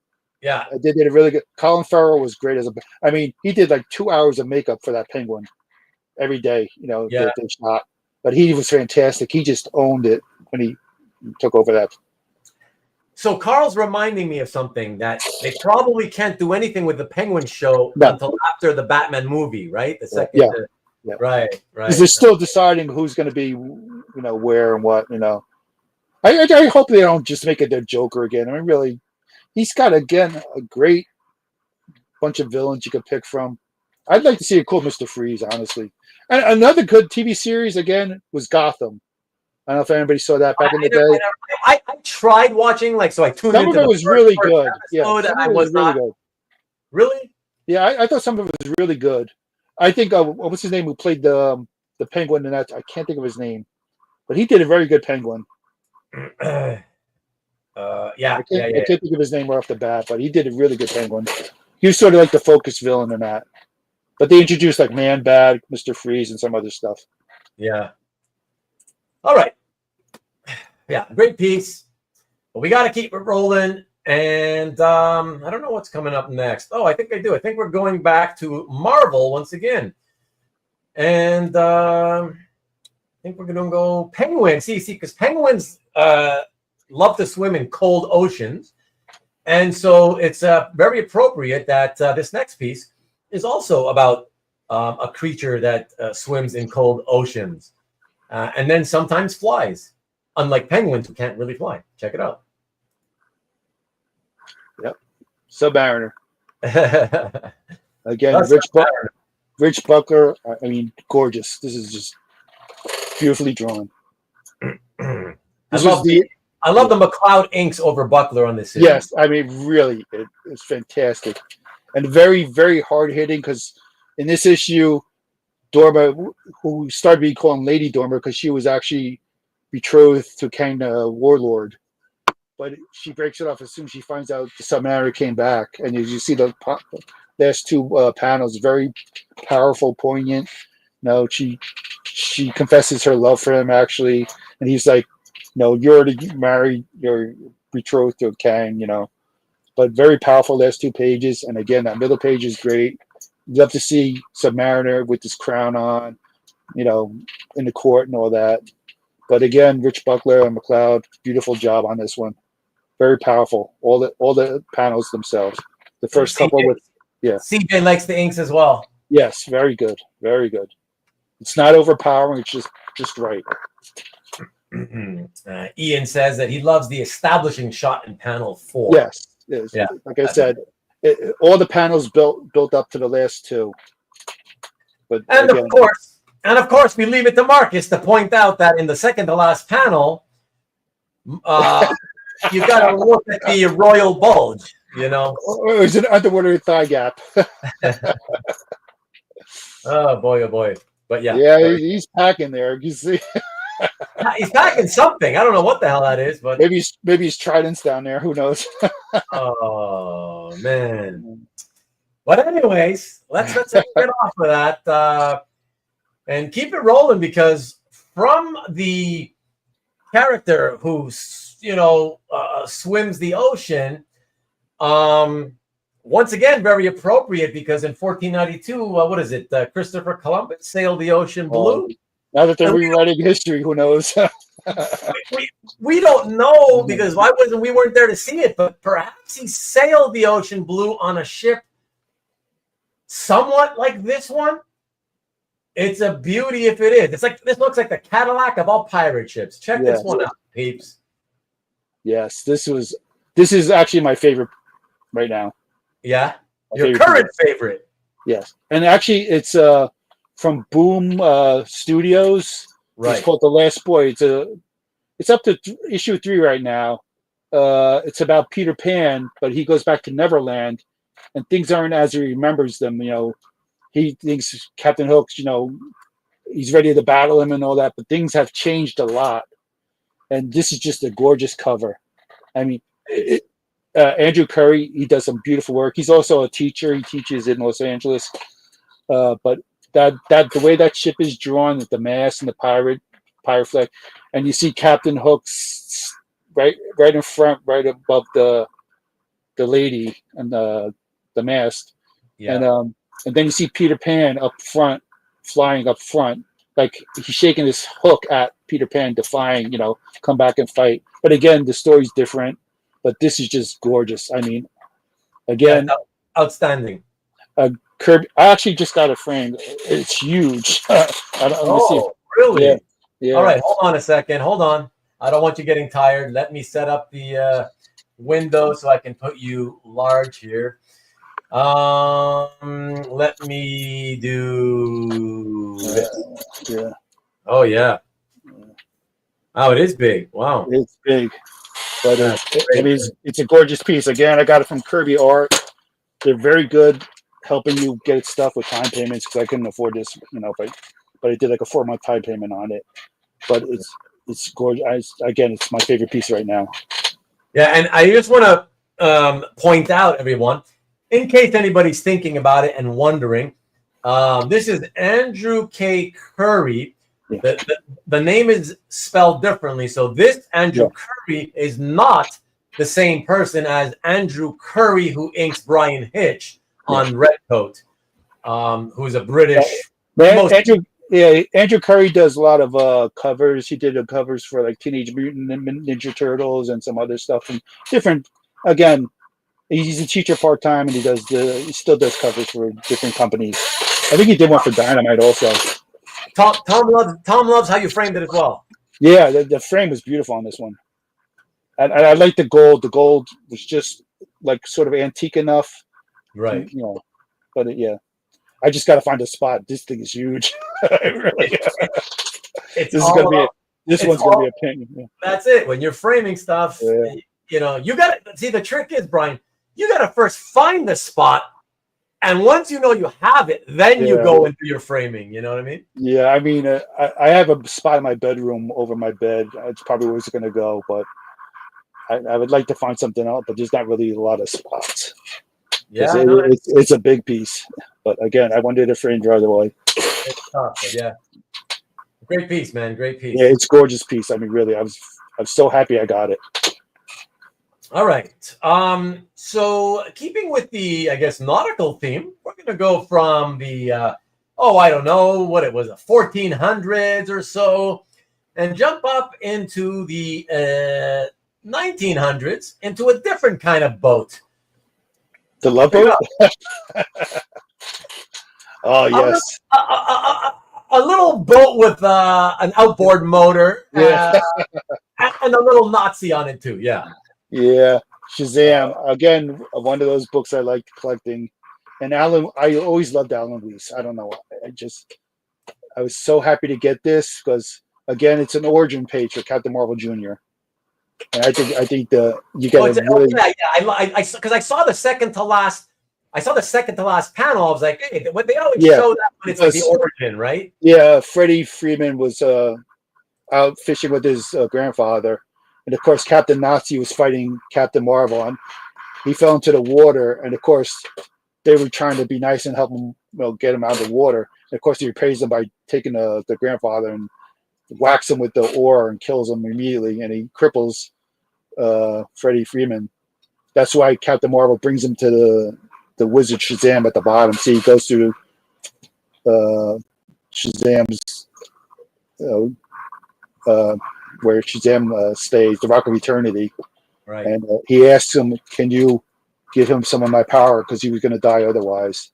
So he made him part of the Shazam family. But again, you love when you get an origin, retelling about an origin story. And this is just beautifully drawn. It gives you the synopsis right away, what happened. But again, I'm a big fan of Alan Weiss. Yeah, me too. Yeah, he was great. Didn't do much, but he was so great. He didn't do much, but the stuff he did, I love. Yeah, absolutely. Joe Rubenstein with the inks also. Art loves Shazam OA. Yeah. Robert, by the way, good evening, Robert. I know that you were here earlier, obviously. But he could have been, you never know. Never said hi, but I figured he was crippled by polio. Well, back then, you never know. That was a bigger one. Yeah, again, it was a great origin page, and I was happy I grabbed it. Yeah, like you said yourself, I think most collectors enjoy a good origin page. They really do. Being retold or whatever, Yeah. So, real cool. We're gonna stick now with DC, everybody, to a mini series that had was a sequel and had a lot of beautiful artwork. I don't really remember anything about the story. I was all about the art for me. I'm gonna have to reread it again at some point. Love it, and this is a great page. So check this one out, please. Oh yes, again, one of my favorites, and I think one of the best pages in this whole series. Honestly, Again, you had that whole situation where in the Crisis and Infinite Earths at the end, Alexander Luthor from Earth 3 takes Superman, Superboy, and Lois Lane into a dimension. You never know what dimension it was until Infinite Crisis. Right. Which, again, weak writing. Why would you turn Superboy into a villain?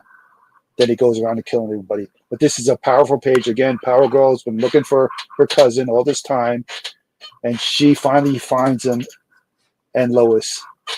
And of course, you see the joy in her face. She's crying. She hugs him, and then you see the picture of them all together. I mean, it's just so powerful a page. You see a very old Lois Lane, you know, and they remember her, and she remembers them, and they're finally a family together. And of course, you know, didn't last that long, but I mean, it's a beautiful page. Phil did a great job, and Andy, the inks on it again, not overpowering, just perfect enough that you don't spoil it. Yeah. I gotta say, Tom, I gotta echo what Tom is saying, that Power Girl is always so well rendered. That was always the big joke. I mean, I think it was a rite of passage for each George to try to draw her bust bigger and bigger and bigger every time. I mean, bigger than Dolly Parton some points. That is true, my friend. He was too. I mean, really, it was a spoiled brat, but he went around killing everybody for a couple issues, and then it was just horrible what they did. And then they killed that Superman. I mean, you know. I mean, I gotta say, as far as like I love the top half of the page, right? Yes. I love the entire page, right? But obviously, for obvious reasons, the top half with the emotions and all that, that's great. But as far as, you know, when you like a nice pin-up-y styled, you know, hero pose, I gotta admit that Power Girl pose in the last panel is absolutely killer. I love that too. You see them all together as a family, and she's very proud. I mean, she's just so happy she has them back in her life, and she's again standing very proud, like that. This is my family. I finally found them. You're 100% right on that. Again, every panel leads to the last panel. Yeah. You know, and that just grabs you. It really does. Really, really great. But I think it's one of the best pages of the series, honestly, my opinion. And I don't think I'm ever going to sell that one, honestly. And is it one of your favorite pages in your collection? Top 5, yes. I think you've already named 5 in your top 5. So those are probably the 5 actually right now. I mean, we're at the limit now. What a shock! Yeah. What a shock! Yeah. Oh, what a shock! I've had that for a long time, and there's also this was a toss-up because I also have, going back to the Royal Flush Gang, I have the page where the Royal Flush Gang and the Joker goes into the Flying Pig where the Royal Flush Gang hangs out, and he wants to know why he wasn't invited to the Secret Society of Supervillains during this whole gathering because they left him out, and he takes out the whole Royal Flush Gang on that page, and he takes the king and asks him, my king, my dear king, you know, why wasn't anybody asking? The king says, because everybody knows you're not funny or something like that. And he buzzes him right in the face and he kills him. Right. But again, I love that page also. But I love this page a little bit more. No, it's a great one, man. It's a great one. I'm not surprised you loved it. And how long ago did you get that one? Remind me. Oh God, that's an old one. That was one of the early ones. Like, would you say you got it while the series was actually coming out? Oh, it was after the series, definitely. Oh, after? Oh, okay. Yeah, it was. Oh God. On the secondary market. Yeah, secondary market. I think it was one of the auction sites. I'd have to double check, but I'm sure I got it on auction. Do you remember? And if you do, would you mind? Well, it could be private or public. That's up to you. Letting me know what something like that page would have cost back then. I'm trying to remember. It wasn't that expensive. I'd say maybe $375. Wow, really? If I'm not mistaken, $375, $400 range. It wasn't that expensive. Yeah. But again, I love it. I would pay double that, triple that. It's a great page, man. Great page. Oh, maybe it was Spencer. I'm sorry. Maybe Marcus is right. Maybe it was Spencer. Because he did have a lot of those pages at the time. Still had them after the series finished, obviously. Yeah. So maybe it was him, because I did buy a lot of pages from Spencer at one point. Okay. So that might have been, Marcus might be correct, honestly. I waited too long to read that series. So I ended up getting no art from it. And then, of course, many, many years later, when I finally decided, okay, let me read that, I regret it. I was like, oh, all the art's gone now. It's tough. Spread out all over the place, you know. Yeah, there's some great pages in the series. Yeah, beautifully drawn. Yeah. Now I you love, got I love Jimenez's work. Yeah. He's fantastic. I have the Wonder Woman page, the beautiful splash page of her face in the Wonder Woman gallery I have. Yeah. It's a 3-part and beautiful piece. Beautiful piece. He does fantastic.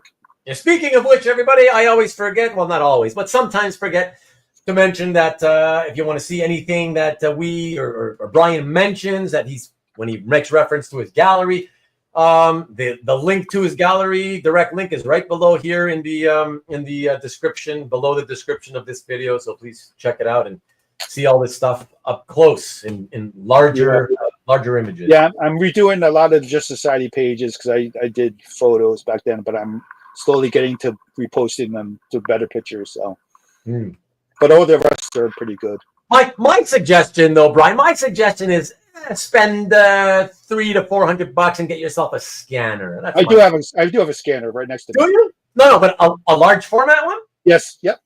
Why don't you use it? You don't feel like it because it's just like it's quicker to take a photo, right? No, actually, I still use them. It's just most of the time, most of the stuff you sent me, most of these pieces, you sent me photos, not scanners. Photos. Yeah, but a lot of it I did use the scanner. It's one of those overhead scanners. It's really gorgeous. Oh, the overhead style? Oh, that's not. See, I don't count that. I like it. No, it actually does a good job. I think it does. That's just my preference. I feel it's still like a photograph because it's still. Well, you can cut it. It's still up in the air, right? It's not flat on the face screen and all that, and but I think it does a really good job. But again, I don't know. CJ loves the gallery, by the way. He wants to let you. Told you that. Oh, thank you, CJ. Yeah, I know he posts a lot.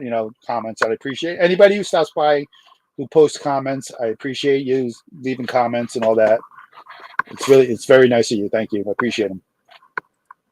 Okay, so interestingly enough, I did mention how shocked I was that you would say it's one of your top 5 pages. Yeah. And speaking of shocks, let's take a look at the 19th piece in tonight's show and tell. Yeah.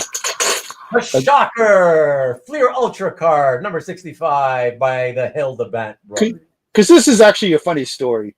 Oh, really? Okay. Back then, I actually liked their pinup art better. Because the Hildebrandt brothers did a lot of pinup art, like Cheesecake and all that. Yeah. You mean the non-comic books. Yeah. Let me just say, I don't know if it was last week or the week before, but in a very, very recent episode of mine, I mentioned that same thing. Yes, you did. Right? Yeah. You remember, right? Where I've never really been a big fan of their comic book stuff, but the non-comic book stuff I like a lot more. Like the pinup stuff. Yeah, like the calendar girls and all that. Really, but again, some of those prices are just expensive. So I went on the Spiderweb art site that they ran and all that, and I saw a lot of the cards from this set. Spider-Man villain, Spider-Man, and all that. I said, okay, they're really cool looking. I like Spider-Man, I like the villains, but of course, all of them were pretty much sold out at this point. And I saw this one; it was actually pretty cheap. I think it was $500 when I bought it. And of course, the Shockers are like a D villain, but just the way he's presented in this, the colors, the blue colors, and the purple swirl around them, and the gauntlets on his arm and the glass breaking, just very eye catching. And I said, okay, I like this one. I'm going to buy it. I didn't know about the whole comic art, card art, craze going on. But again, I just loved it. Again, very eye appeal to me, even though he's not a major villain. I just wanted it. Yeah, no, not a major. For me, I always still count him as a major Spider-Man villain. Yeah, I mean, other people don't. I've had this conversation before. Other people don't, but for me, to me, he's just he's one of the early memorable, like all those, right? All those early ones that got introduced, right, in the first 5 years of the title, or whatever. To me, all of those are major Spidey villains. They're so memorable. Maybe major is not a good word, but memorable. Yeah, memorable villain. Not one of my favorites. I loved the Green Goblin. I liked the Lizard, and he was in the second tier of those. But again, it's a very powerful piece, and I loved it. $500. What What's the size of the piece? Do you know? I don't know offhand. I think I have. Smallish though, right? Yeah, it's small. It's not that big. It really isn't that big. Yeah. It's very actually very smaller size. Card art paintings are usually pretty small. So. But again, it was just I actually liked the other stuff they did that drew me over to this. Again, I couldn't afford the other stuff. A lot of those pieces, like 30,000. You know, the ones I have expensive taste when it comes to that stuff. But it's still pretty cool to have. I've had this for a long time. Oh, that's cool. You know, and again, I still like it. I've actually grown to like it even more over the years. Just that's cool. Yeah. There's nothing better than that. When you have a piece, you just continue to like even more as time really. goes on, like, you know? the colors are just, I don't know, they grab you. Beautifully done. You can almost see like he's shaking, like the aura around him that's almost purple, like he's vibrating so fast. The vibrations, yeah, that's really, really cool. Okay. Oh, and I just wanted to show. I figured why not? Since it's a card art, I can also show this. This is what the card looks like, everybody. Yeah, there. I think the painting a lot less interesting to look at on the published card, obviously. Yeah, the painting's much better, honestly. Yeah. But this is the front and the back, just so you see. I actually have the card itself, you know, with the piece. But yeah, the painting's 10 times better, honestly. Oh yeah. No. There's nothing, you know. That's why we're into original art, because there's nothing like the original, you know. Yeah.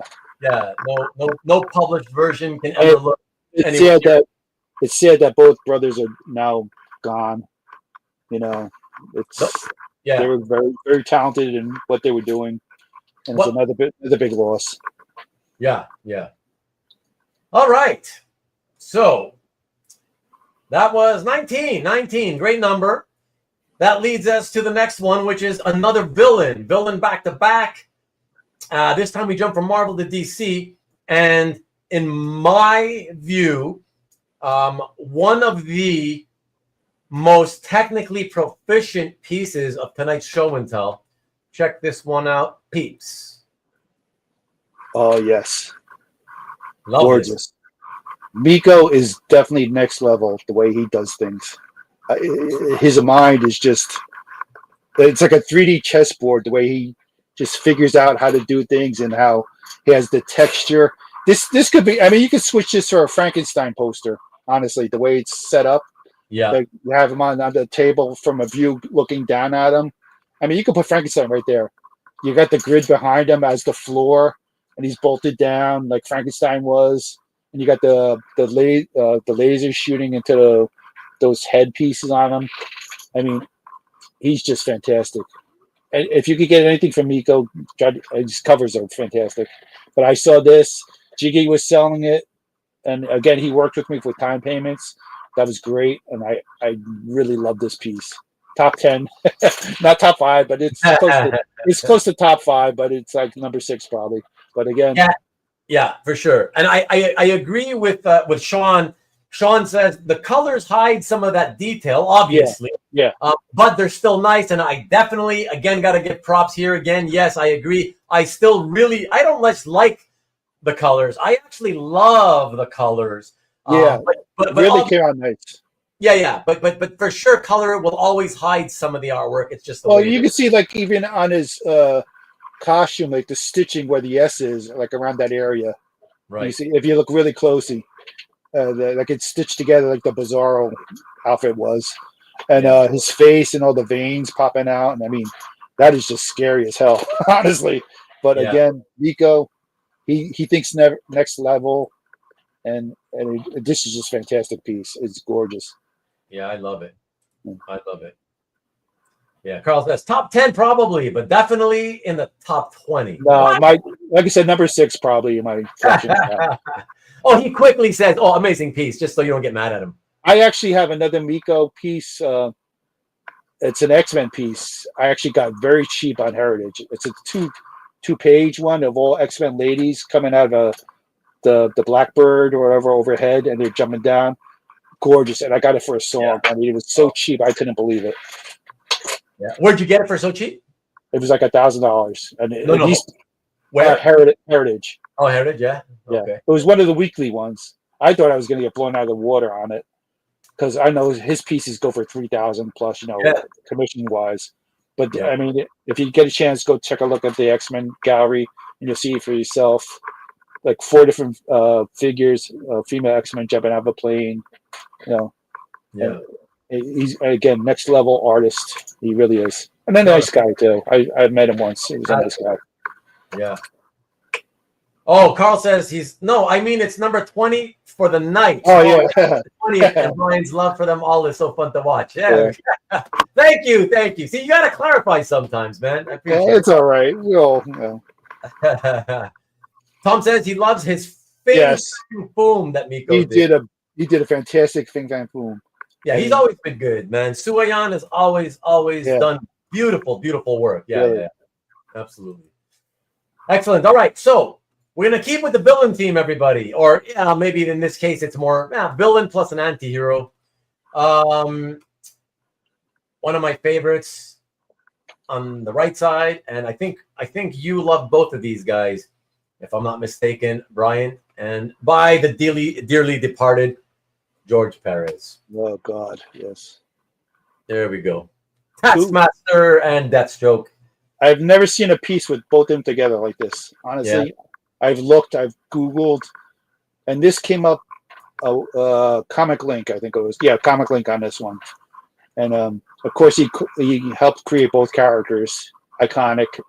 I love the Taskmaster. I love the design. I hated a Thunderbolt movie. I hated what they did to Taskmaster in those movies. I mean, really, and that's such a classic design. And of course, Deathstroke, Teen Titans foe, who's like a minor character when he first appeared, but then he became a major player. But he was responsible for. I mean, we could go days and days talk about George Perez, what he contributed to comics. His drawings are fantastic. Anytime there was a big special crossover coming, Perez was involved in it, and he handled so many characters in one panel. I mean, he's such a nice guy. I met him a couple of times. I met him at New York Comic Con. I talked to him. I asked him because it was funny because I left the Crime Syndicate, and of course they killed the Crime Syndicate off in the first issue, and I go, George, why are you killing the Crime Syndicate? He was laughing hysterically. But this is a great pairing of 2 of the deadliest assassins. And again, I know you left comments in the section when I posted this, and it would be such a cool if they ever did a crossover again. There's always talk that DC and Marvel will do a crossover. Use these 2 as the main villains. Yeah. I mean, really. And they could go up against anybody, both of them together. Yeah. I just wanted to say, out of curiosity, you got this on the secondary market, correct? Yeah, it was Comic Link. Yes, I got it. Yeah, exactly. So Mark, because Mark's asking if it was a commission. It was a commission. It was actually a commission. Yeah, because you see, it was it was signed to somebody. Yeah, but I got it on a secondary market. Again, I think it was like 20-something, $2,000, almost $3,000 for it. But I would have paid anything to get both of them because Bryan, look. Okay, so 2 comments from Sean Clancy here. Wow, I need that. Smiley, followed by, what's your best price? No, this one's not going for sale. I love this so much. I mean, look how beautiful they're both drawn. Yeah. I mean, the armor on Deathstroke. I mean, the chainmail, and Taskmaster is again with the pose with the sword and the shield and the skull head. I mean, this is again one of those ones. If I'm selling, it's probably one of the last 2 or 3 I'm going to sell. I just love it so much. Unless, of course, I could get a really cool Taskmaster page, from early appearance. But again, like I said. Well, he's trying to claim it now. He's trying to go outside the rules. But again, I love the piece, and I was so happy to get. Again, I thought I was going to lose it because somebody was bidding against me. That's why I went up so high. But I just put up a $3,000 piece, whatever, in it. And I literally got it in the last couple minutes, so I was happy with it. That's great. Perez at his best, really. And again, such a nice guy to talk to. Anybody who's ever talked to him, he always took time and stopped to talk to the fans. Yeah. And anyway, another big loss to the community. It's sad. Yeah, out of so many, right? Yeah, really. Jesus. Okay, well, yeah, great piece. From one great piece, we're gonna go to another, but we're gonna flip to the heroes again. And I know this is a piece that Bryan recently picked up and is super stoked about it. Now that the 5 are gone, I don't know where this fits in his favorites list, but let's put it up there and see what he's got to say about it. Oh yes, this is definitely a recent one. I don't know if I pronounce his name. Ao. I don't know, but I just say ow. I Ao? Philippines, Yeah. but I mean, Sounds like ow. I was actually Googling every once in a while. I just Google characters and all that, and I was Googling Avengers, pictures, pages, and all that, and this showed up, and I go, "Wow, this is fantastic! Somebody had to buy this already, and it was for sale still, $500 for this." And I went on the site and I bought it, and it is gorgeous. I mean, just look at that Thor. I mean, God, Yeah. it's everything you want in a Thor. Just the regalness, the way he's standing, and Yeah. the muscles. The posture is amazing, right? Yeah, and then he's got the helmet, the wing. I'm a sucker like Hawkman. I love a winged helmet like that. That's well done. Me too. Yeah. Because you can make them look really goofy, but here, you can see this picture almost hanging in Asgard, like on the walls. They have pictures of all the people, but fantastic. Here he actually did the Doctor Strange in my wall back here too. Also. Oh yeah. He also did that great Doctor Strange. Yeah. Right? Yeah. But again, guys, use the link down below in the description. And the go sizes. Doctor Strange. It's not a big piece. It's not a big piece, but it's gorgeous. And I actually have an idea for him that I'm going to contact his representative about. I want to paint a picture. I finally decided which one I'm going to do. Oh, really? He does fantastic work. So. Okay. Yeah. Who's his rep? George. Oh God. It's in the link. It's okay. So the guy doesn't use like the rep doesn't use like a company name type of thing. No, it's his site. He represents a bunch of artists, and Rudy is one of the artists. I'm sorry. Okay, well, it's okay. Robert's helping us out. That's it. Jeff M. That's it. Jeff Yep. M. Yep. Okay. Go Thanks, visit Robert. him, and his prices are very reasonable. Yeah, you said this was $5. This is $500. Yes. $5. Yeah. Yeah. That's gorgeous for $500. Honestly, that's beautiful. Yeah. See, now the thing I'm curious about though is it's worth asking because I believe you bought both of your Rudy Ao pieces already. You saw them and so you bought them, correct? Yeah. Secondary, yeah. Right. No commissions. Right. So if you see that's the thing. Sometimes artists, they do something for fun, for their own enjoyment, amusement, and but then they want to part with it, and they want to part with it. So oftentimes, what happens is they will put it for lower than they would charge you for a commission because they just want to part with it. Yes. And that's the crazy thing to me because I think you should charge more than a commission because there's no risk involved. This is one of those. It's one of those instances that he did charge less because if you go on the website again, you can get options of what you want to do with the size of the paper, the painting, the camera number of characters. But just for a basic character, it was like $1,200, I think, what he was charging. Really? Wow. Yeah. You see? Yeah, a painted piece, but yeah. But for something of that quality, that's what I would expect. I mean, $500 is ridiculous. Like I couldn't believe it. Honestly, I thought it was going to be $1,500 or whatever. Yeah. But that's crazy. But hey, somebody else's loss was your gain for sure. Yeah, I mean, and it's gorgeous. I'm not really a big Thor fan, but I just you couldn't resist on that one, right? Couldn't resist on it. I had to have it. Yeah. I totally get that, man. All right. Let us go to the next piece. Only, I don't know, 2-3 more guys. And for that, we go, yes, to this one. Another great piece. Yes. Heroes. Not super, but Heroes in a Half Shell. Yep. Another one. honestly, I'm not a big fan of the teenage. I've seen the movies. I've read a couple of comic books, but I'm not a hardened fan, But again, Kirby art. They send updates that they previews of pieces they're going to sell.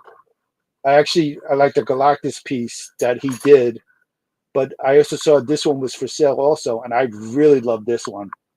Again, I'm not really big on the characters, but just the way this is what you would think they would be like if they were in New York going across the skyscrapers. This could have easily been a cover, honestly. They're shooting across, New York City skyline like that. Yeah.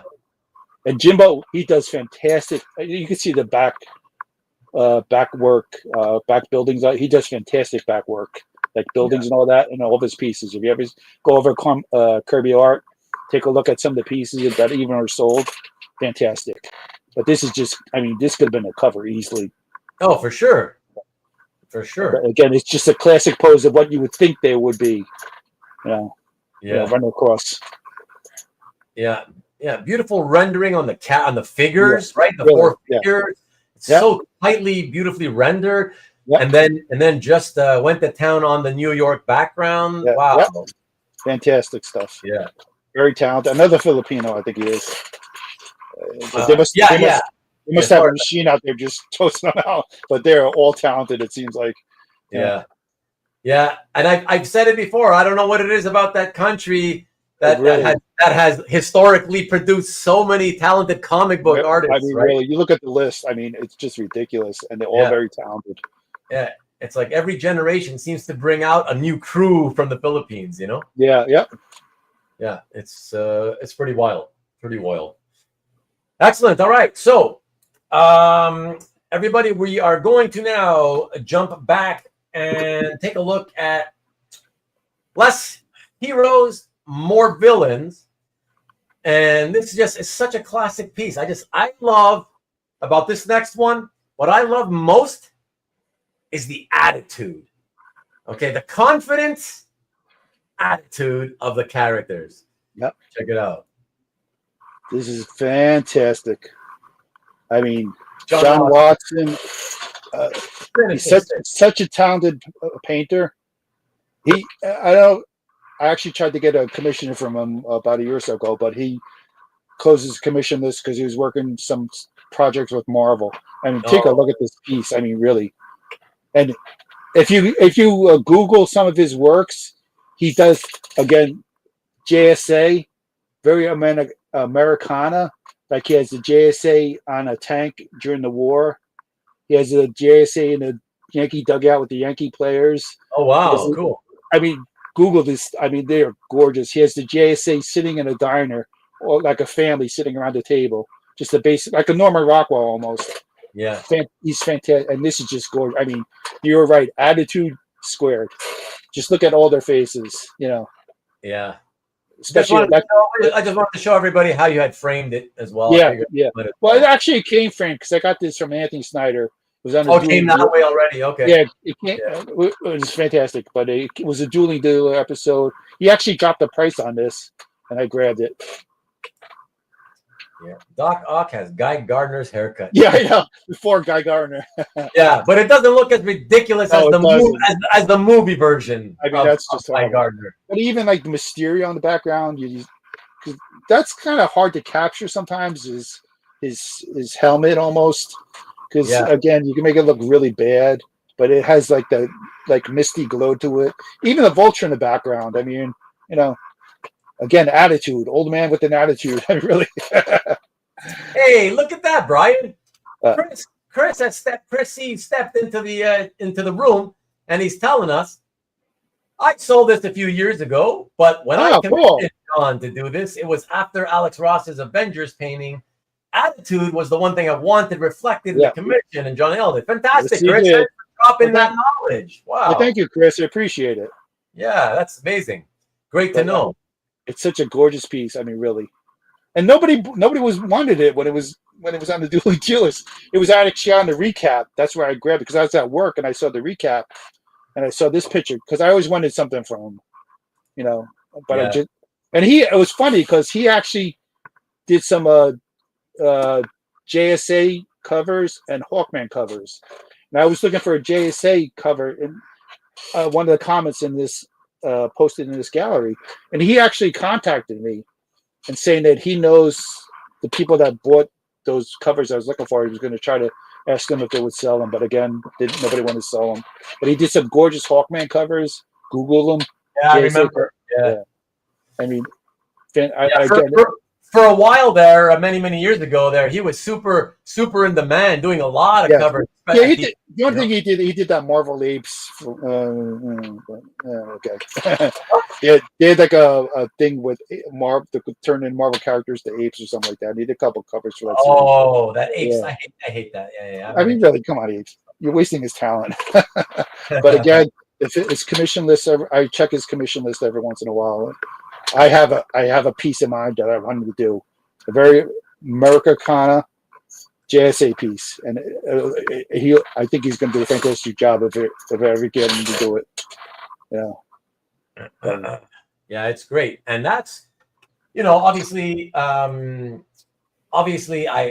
really enjoyed it, which is why I decided to use this for this. Yeah, and that was fantastic. You did a good job on that too. Thank you. You really did. Thank you. Yeah. Even my description you got down perfect. What? The description you gave me, you got it down perfect. The smart ass. Oh yeah. I don't know. I'm happy if you're happy. I mean, it was really done, very well done. Honestly, yeah. I was very happy with it. So that's very cool. Great piece, man. Great piece. Yeah. By the way, is that also quite large? That's a large piece. Yes. Yeah, it's a large piece. That's what I felt. So I had that actually hanging on my wall for a while and took up half my wall. Oh wow. Yeah. All right. Well, everybody. Wow. This is one of our shorter shows. We're on our last piece here. It's just about to hit a couple of minutes away from 3.5 hours. Wow, not even 4. Wow. Oh, you lost on that one. I'm going to show this next piece, but then as long as if Bryan's up for it, we'll show the piece and we'll throw it out to you guys. If you want to ask him any questions, you want to talk about whatever. Feel free. He's off. It took him 3 years to get here, and he's on vacation for the next. On vacation this week. So we've got time after we see the last piece. We got time if you want to stick around. So we'll leave it up to you guys, and you guys can tell us if you want us to stick around, right? Let me cue up that last piece here. Jeff says shorter maybe, but some banger art. Oh yeah, I'm very, very happy with the pieces I picked. I thought they were all powerful. I love them. Yeah, great stuff. I hope everybody else, likes them a little or whatever. It's been a fun selection. Yeah, it's been a fun selection for sure. It may not ultimately be that short. You never know, Jeff. You know how this channel goes. Yeah, we could go right off the left field right in a minute. We get off comic art and suddenly it's a 5-hour show again, right? I could go movies and everything if you want to do movies. I don't care. Yeah, look at Sean. He can't get over it. I'm waiting for the Perez piece in the recap. Sorry, Sean, you got a long wait. Stanley thinks that I should now pick 30 more from your gallery myself. It was funny because, like I told you, I had the list of 30. I thought that was going to be too long. But, whatever. You can always go look at my gallery. Take your time, look at all their galleries. Hey, like I said, most collectors, we do 20 pieces. Every now and then we do more, and you were one of the exceptions. We did 25. You gave me them all, so I was like, okay. It was and I remember you told me, well, I threw a few in extra just in case. Yeah. And as soon as I saw, well, how many extra? I was like, it's only 5 extra. Of course, we're going to do all of them. That's it, for sure. Yeah, there was no question in my mind. We'll do 25. I'm not going to cut out a few, So yeah, everybody. So this last piece, in case you're curious, I decided to keep this one for last because, like I said about Mikos, I think this last piece, in my opinion, is the single most technically proficient piece of the entire show and tell, and surprisingly not a very known artist, but it's just a beautiful piece. And I thought, you know what, I'm not going to go with a mainstream. I'm going to go with slightly less mainstream. And yeah, let's see what you guys think. I know, again, Mike NSN's going to love it. A few of you will enjoy it. I think you can all appreciate the artistry, whether you're into the character or not, though. All right. So let us take a look. And yeah, Bryan, tell us whatever you want us to know about this piece. Okay. Pepe Valencia. Again, he was with Kirby Art, and they were doing promotion for the Sandman series that's on Netflix. They did a whole promotion on it. Yeah. And all the artists at Kirby were doing different versions of Sandman, Destiny, all the characters, Desire, and all that. But this one, I mean, just captures what the Sandman is right off the bat. They had him encased in the glass case, that cult, for all those years, had him in prison, and that's why his kingdom fell apart. But Pepe is fantastic. I mean, just look at this. I mean, I don't even know where to start on this one. It's yeah, gorgeous. I know, me too. Yeah. You can just see his face in there. He's all scrunched in really tight. And he can't do anything to get out of there because he had to be freed. That's why I had on the framing I did in Dreams Freedom, because he was dreaming of his freedom one day. Right. I had the padlock added on. I had the little glass jar with the silver dust in there, and I added the chain around it just to show that he was captured and locked in. But Pepe did, I mean, fantastic job. That's why Marcus made the Houdini comment. That's pretty. It really is. It's a Houdini piece. Yeah. Because if you saw the Netflix, that's pretty much how he first appeared, exactly like that. Oh, really? Yeah, pretty much when you first see him, he was encased, enclosed, and that. Yeah, but it's definitely a Houdini piece. You can pretty much think of all the Houdini stunts he used to do, going underwater, or that chained up.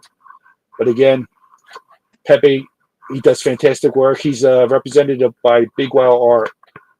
So go over there and take a look. Some of his pieces, he's got a Harley Quinn like this, $400, is very cheap, gorgeous.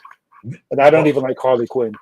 He had a Harley Quinn piece that's similar to this, you mean? That style. That style, yeah. Yeah. For how much? $400. For $400? Wow. Yeah, go take a look.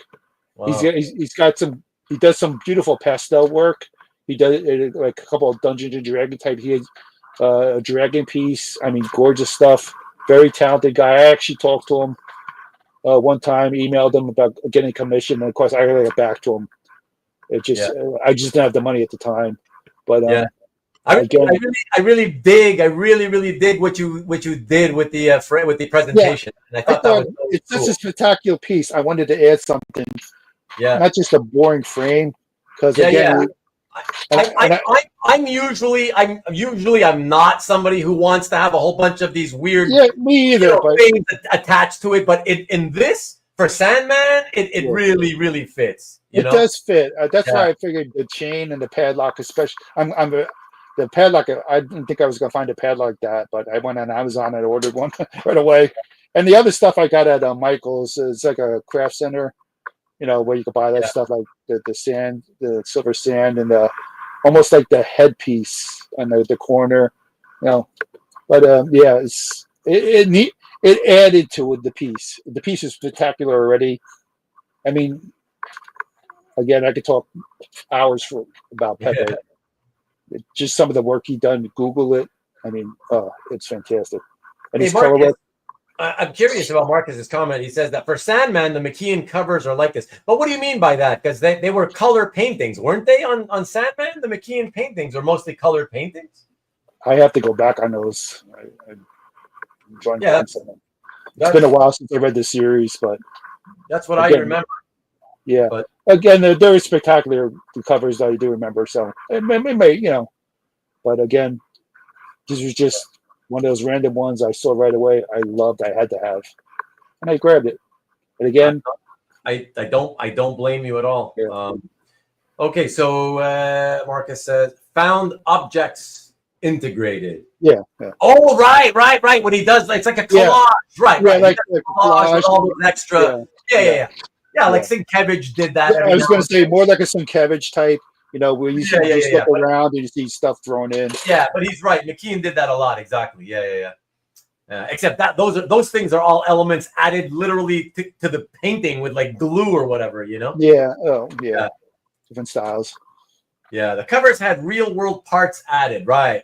Yes. Scott Eater has a cover one with the shelves. Yeah, I think I know which one that is. Yeah. It is cool. I mean, if you get one of those covers. Great piece. Great choices, man. 25 really fun pieces, Bryan. Well, thank you. Thank you. Yeah, thank you for doing this. Yeah, like I said, I'm so happy because again, 3 years been waiting for this, baby. Like, you know, and I thank you again. I want to thank you face to face, obviously. No problem. For always being so cordial to everybody, always trying to be that first guy in whenever you can in the chat. We just want everybody. Yeah, we want everybody to be happy and you know, and be welcome. You know, this is a great show. Sundays are usually boring night, but this show is really fun. And you get to, you know, shoot the shit about stuff. It don't have to be artwork. You know, we go again. We're gonna movies and other stuff going on, but it's a great. Again, if I can't even be on this show, I usually leave it in the background when I'm working, or I watch it later on rewind when I'm on break or whatever, or when I come home in the next morning. But I always try to keep, you know, catch up to what you are, and I try to throw a comment in before the show ends. I appreciate that always. You know, of course, of all people, Stanley wants the show to definitely go on. So he's asking, what grail is Bryan still hunting for? Actually, I had a grail piece a couple years ago, and I'm still kicking myself for not getting it. It was at a New Jersey show. Albert Moy had the piece. It was a X-Men 139 with Kitty Pryde. Okay. Where the X-Men, Nightcrawler and Wolverine that's go up to Canada. The second part of the Alpha Flight story. Yeah, where they go up to Canada. To Wendigo. And the last page was the Wendigo coming out of the woods. Oh, yeah. And Albert Moy had it there. It was like 38,000, and I was. When was that? A couple years back. Just a couple years ago. Yeah. 38 grand. I was staring at that page for a good 5-10 minutes. The Wendigo splash. Yeah. I was going. I could take all my money, you know, that I saved and all that at the time, and I get looking back, I should have just grabbed it because it's a fantastic page. But you know, what are you gonna do? Yeah, and but any Brian Boland, the Judge Death, the Dark Judges pages are really cool. I know Albert had the great cover from Judge Death coming out of the female judge's eyes almost. I think he still had that at one time. Right. But any page with all the Dark Judges on it, I would grab in a minute from Boland. I got a compliment from Zero Currie. He hasn't been by in a while. He's come in tonight. Wants you to know, the Infinite Crisis Power Girl piece was amazing to see. The payoff from the page alone was worth the Power Girl character development that Jeff Johns built up prior to the event. Yep. So thank you, Zero Currie. 100%. Yeah, that's cool. If anybody else has questions for Bryan, please, or comments or whatever, anything you want to shoot, I'm fine. Throw them out, whatever. This is not even lunchtime for me right now. Yeah. But yeah, no, it's like I was saying. It's been great. Like in all sincerity, it's been great having you here. Obviously, I liked it better before your schedule changed so long ago. Now I know you've been on this schedule for so long, but you're really be with us all the time, right? It really kills me because some of the times you have those really good conversations going on, and I can't stop work just to type in. It really kills me because I have something to say about the subject or whatever, and yeah, it sucks. But unfortunately, I got to do the work. And Sunday's the worst night for us.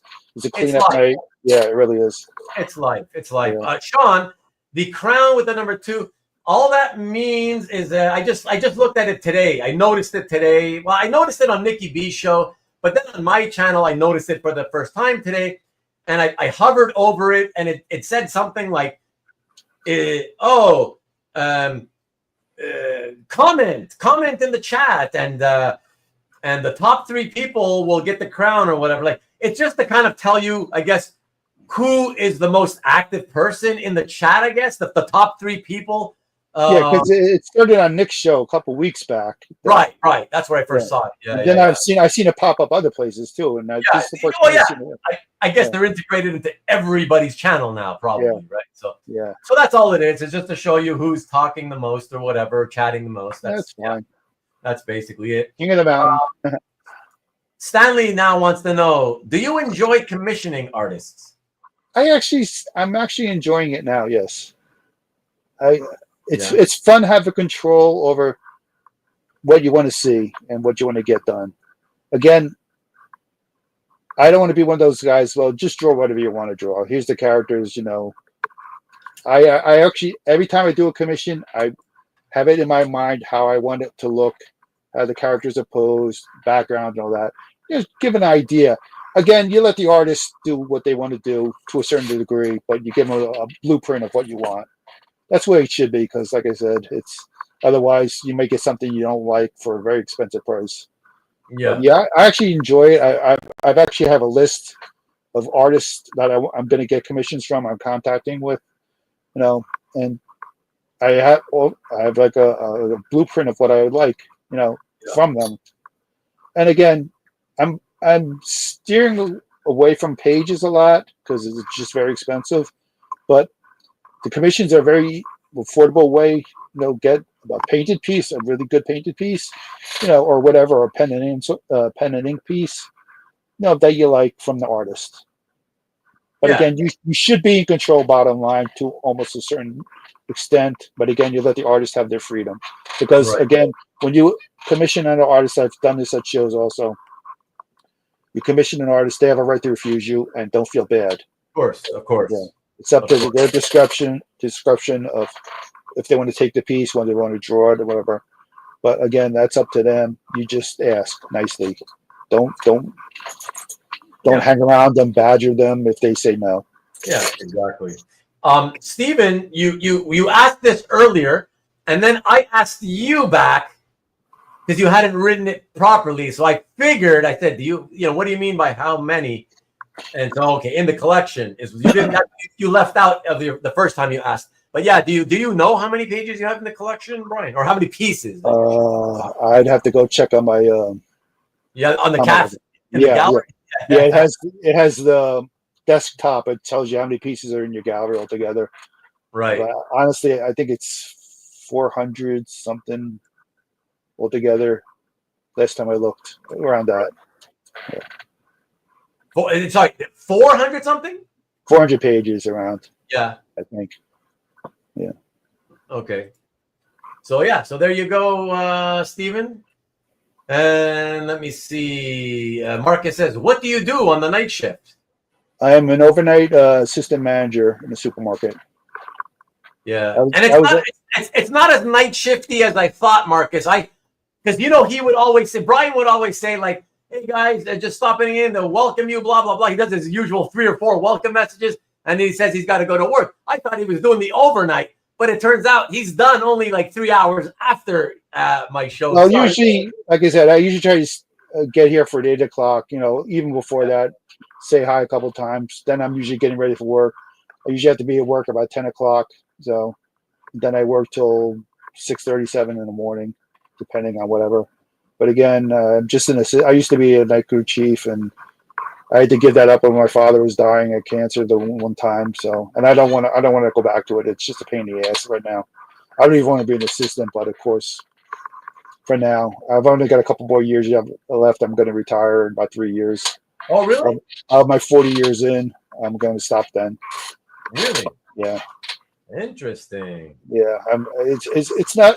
People think it's easy work. It is not easy work. We've had people quit 2 hours right after work. They first started. It's not even funny. There is a funny story. This is going back about 10, 15 years. I remember one night they always pick me to have introduce the new guys and show them what is expected of them at the job. Yeah. And I remember this one guy who's an older gentleman. He came up from Florida.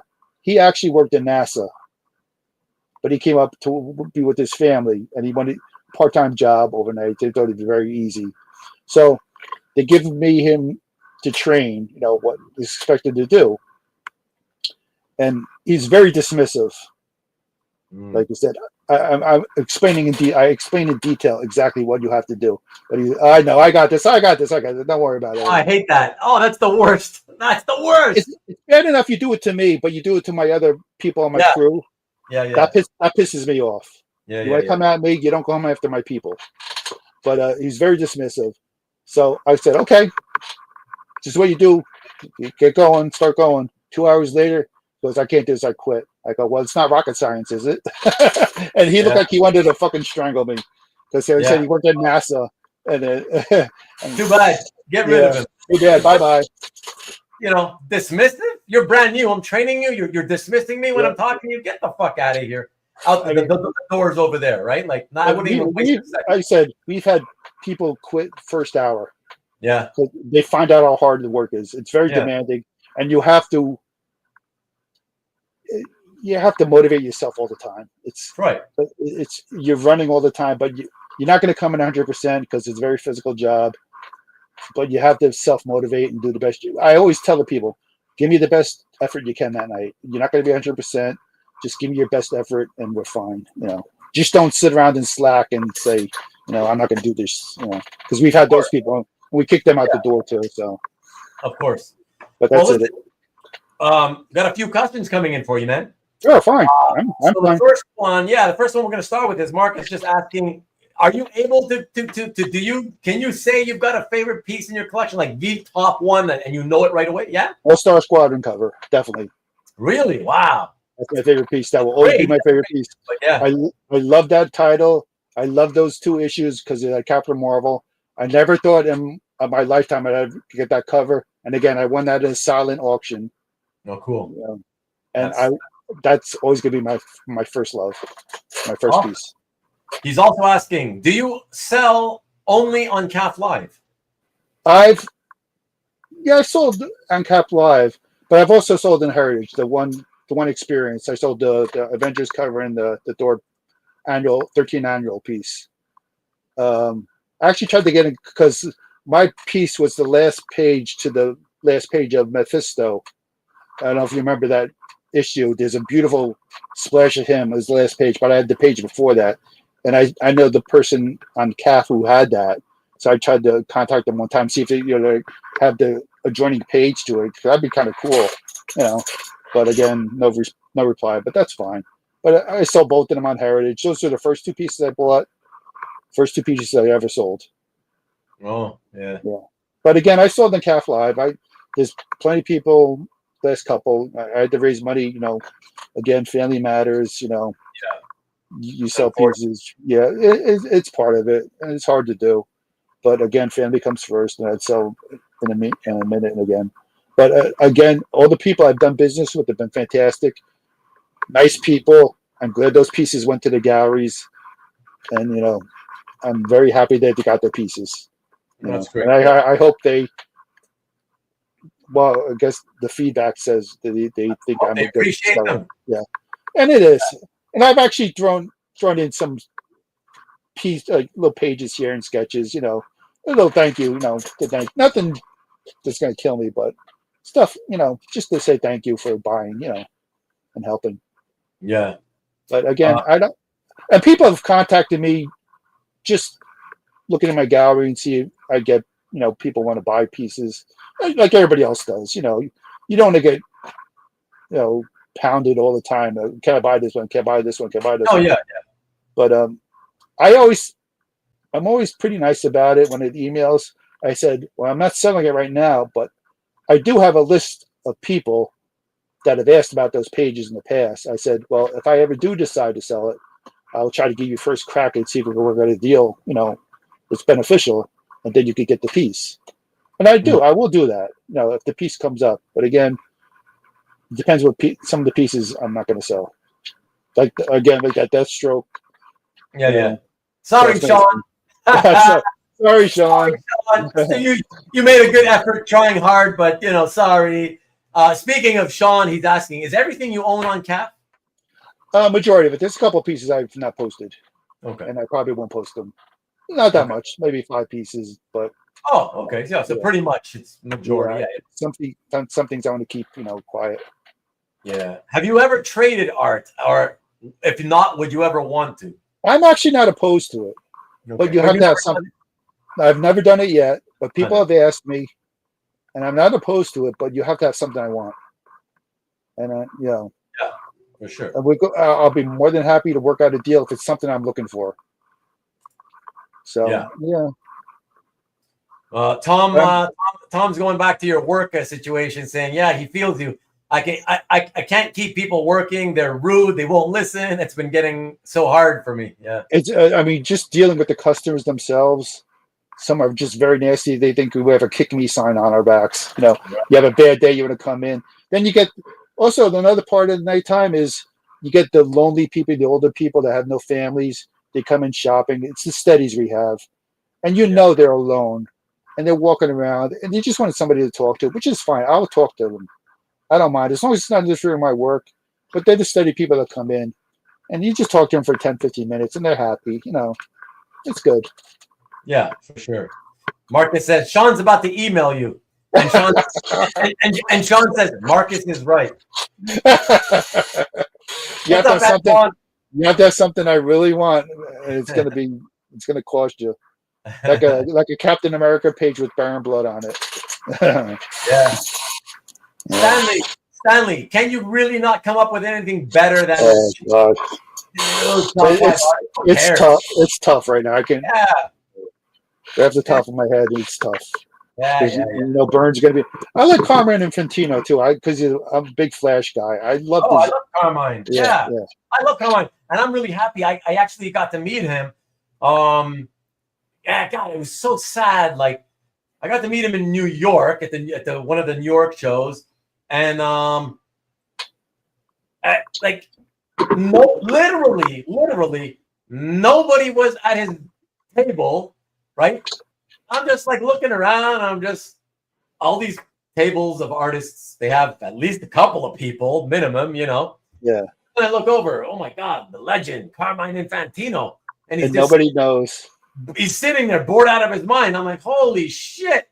So here's my chance. Now I go over and I start chatting with him or whatever. Really super nice guy. He called over, what's his name? Sal, an artist at DC. He didn't do a lot of work. Was it Sal Trapani? Yeah, Sal Trapani. Anyways, he was there, whatever. He called him over, and yeah, we just had a nice little chat. And all the time we were chatting, nobody still came up. Not even one came up to ask for a signature or anything. Nothing. It was just crazy. I was very happy. I met Herb Trippe before he died, a little bit before he died. He was doing a New Jersey show, and he was such a nice guy. He did a Doc Samson piece for me in my sketchbook, and very nice guy to talk to. I mean, he just took time and there 15 minutes talking to him. His wife was there too, and Yevgeny came back. Look what he said. 13 years ago was the same case for him and with Neil Adams in St. Louis. He met him. No one was at his table. It's funny too because my friend. Well, I don't think she does any collecting arts, but it was a show. I think it was the New York Con where Neil Adams was there. And he was pretty much by himself. Like, there's nobody coming near him. But she dressed up as the show as Emma Frost, and she did a fantastic job. She had the cape custom made and all that. And she went over to him, and he did a beautiful sketch of Emma Frost for her for free. Yeah, that's cool. Yeah, that's cool. I also hear stories that he wasn't always the nicest person to talk to. Again, secondhand stories. Everybody's got stories. Bad, get a bad day, whatever. But he was ultra talented. He did a lot for the artists. Big force for the industry. Again, a sad loss. Very, very sudden, unexpected. Again, just another big name gone. For sure. So Ian says that that's similar to a time that I met Steve Olive. It was a totally empty table, so I had a nice chat with him. Yeah. Sometimes you get lucky, like I said. Like with the New York Comic Cons, I went to the first couple of shows, and they're just so overpacked. But they had the Artist Alley, and because the prez and all that are going to be at the front of the artist alley part. But I always went to the very end where the lesser known artists were, and I talked to them. And you get cool sketches, and you talk to them. You buy like a print or something from them, and they talk to you for like 15, 20 minutes because nobody else is coming down that area. But again, it's for those who go to those shows. Start all the way at the very end, the lesser known artists. You get a cool piece, pretty cheap. Just say hi. Be respectful. But it's cool. Yeah, you're rocking so much. All I hear is squeaking. I know. From your chair. Is it your chair? This chair is old. I got to get a new chair. But I've been very good this time. I haven't been rocking. Yevgeny says, I'm going to start going to more venues. I need to talk to all of these legends before they stop coming. Yeah, or before they all die. That's the actual hurry more than the worry. The worry should be more about before they all die. Yeah. More so than if there's an artist. If there's an artist you really want to see and you got a chance to see him, go see him. Yeah, make the time, go see them, because again, as we've seen lately, they've just unfortunately lost a lot of them. I know. Yeah, look at what he says. I just didn't want to say that. I know, but it's reality, Of course, you always have these regrets after the fact. When I heard about Jim Shooter, it was regretful in the sense that, again, like I mentioned at the top of the show, he was the editor-in-chief at Marvel when I got into comics, and there were so many great things coming out. The direct market was just burgeoning at the time. It was just exploding, comic stores opening up all over the world. And so it's just a great time to be in comics. But I felt terrible when I heard, of his passing for that reason, right? Because to me, he's like an important figure. Yeah. Also because in the last, I don't know, year and a half, I've been debating with myself whether I should reach out to him and ask him so I could do a show with him. I was thinking like, I should maybe have a show if he's willing to come on and just talk about his time at Marvel. I mean, I know he's done plenty of interviews you can find on YouTube or whatever about that stuff. So I don't need to do it, right? Yeah. But I thought it might be fun just because. But you never know. He might have more interesting stories with you that you're just a collector. Also, you're a dealer, that he might share with you that he didn't share. I mean, the interview ones are basic, same stuff over and over again. You want the real stories. Like when you get to talk to an artist at the convention, they will tell you some funny stories about other artists or what they were doing at the time and all that. It's cool stuff. But again, you should, if you get a chance, go talk to them. Just say hi, and before they're gone. Look at Sean. Sean says, last year I had a long chat with Jim Shooter about the 1980s Dazzler movie that was optioned with Bo Derek, the star. I remember the news about that. Yeah, that's exactly. Those are the kinds of stories I would love to have, had him tell. Bo Derek in her prime, yes. Wow. I remember Bo Derek in that Tarzan movie. Yeah. Miles O'Keefe. Horrible movie, but but you get to see her walking around, half naked. Yeah. Yevgeny, so I guess I gotta admit, if you're talking about these kinds of guys, you don't really have to worry. They're young enough. Like I wouldn't worry about death. Although I don't know, Silvestri and Todd. How old are those guys at this point? Early to mid 60s, maybe. Around, mid 60s, yeah. But you never know, right? Look at that, like the actor. What's his name again? The Dr. Doom actor. 56 only, right? So very young. So yeah, exactly. We're Up and Stain says that Rob Liefeld did a good tribute show about Shooter worth watching. Yeah, I just listened to that one actually yesterday. Yesterday, I just listened to that one. Yeah, exactly. I actually told the story the last interview I did a couple of years back about the time I did meet Jim Shooter at the New York Comic Con, and again he was doing a panel for something X-Men or something related, and he goes, and by the way, John Byrne is outside selling his artwork at a table, and nobody really knew who You saw a cartoon of him, the flannel shirt and the beard and all that. But I walked past that table 4 or 5, and nobody was going near that table until he announced that at the end of his interview, and everybody just flooded out that table and ran to that table, and you couldn't get near the table. But he was selling his artwork there. Yeah. But that's my Jim Shooter story. But yeah, it was funny. I said nobody knew him. Yeah. Evgeny, just curious. No, I know you just never know. I get that exactly. Are you planning to be there? Are you getting an artist table? That would be great. If you should get commissions done. Yeah, you should, just to get your name out there more, because that's the perfect place, because it's all about artwork and artists, right? Yeah. So he deserves to have a table out there. I mean, really. Yeah. You would end up getting. I'm sure you would probably end up getting a lot of commission requests. His prices are very reasonable. I mean, no table, just for fun. Wow. Even if you walk around, I mean, really.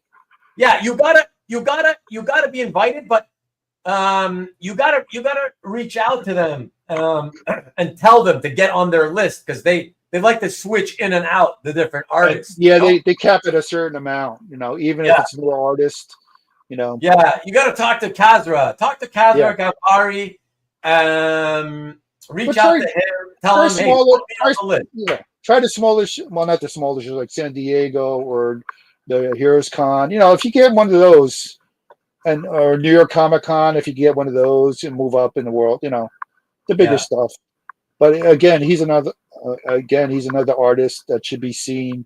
He does fantastic work. Yeah, for sure. And I posted it, but I didn't say anything about it. Sean's comment about the Dazzler movie, it was never approved by the studios. And I remember this. Bo Derek had this weird relationship with John Derek. She always, I think he controlled her. I don't think that that she wanted him to always be the director for her movies, but it always seemed to be like a package deal. My feeling was that he always insisted, hey, I got to direct whatever movie you get. I think it was him pushing it on her. Whatever. I don't know, though. But if you want her, I'm part of the deal. Yeah, exactly. That kind of thing, right? And that's why they refused, and that's why they ended up doing the Tarzan movie in the end. That would have been kind of cool, the Dazzler back then. Yeah, man, that would have been. She fits the profile of the Dazzler. Yeah. I heard a story that, I don't know if it's true or not. They were trying to get Taylor Swift to be the Dazzler and make an appearance in one of the movies. I heard some of these guys in the chat said something about that when we were talking about. What a bad choice that is. I'm sorry. Yeah. That is farthest from the Dazzler as I could think, honestly. Another Jim Shooter story he told me. The comic that sold the most copies at Marvel. Drum roll, please. Yeah. The Pope John Paul II. I heard that story also too. I don't know if it was true or not, but I heard that story. Yeah, but again, I understand it, because it's not that all of us who were there at the time bought a copy. I know I didn't, right? I actually have a comic. Did you? I did. You did? I don't remember if I bought it or not, but I did have one. Yeah, but most people didn't buy it like in the comic shops. That was bought by people who happened to see it on in magazine stores, at the supermarket checkout counter, but especially because supposedly they had done it so that they could sell it or hand them out to like church groups or church groups.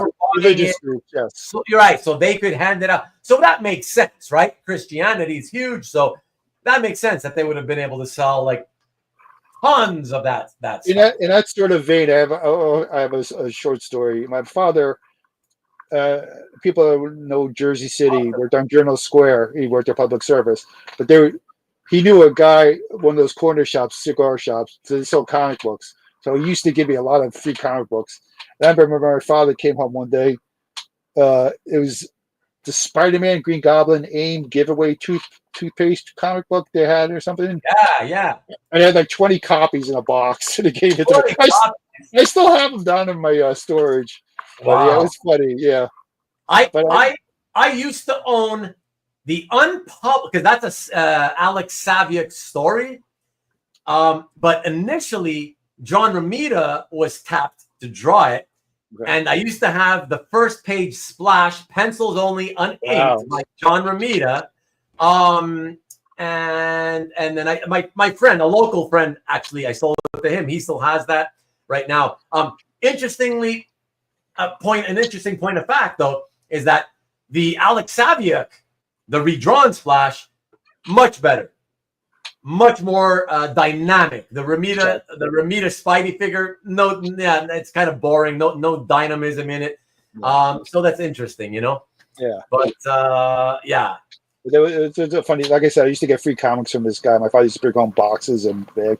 Yeah. And he came home. Why would he give you 20 copies of the same thing? I don't know why. He just came home with a box and it was like 20 copies. But it was also funny because he came home with like one of those wooden barrels, you know, the wooden barrels that you pack stuff in, remove it.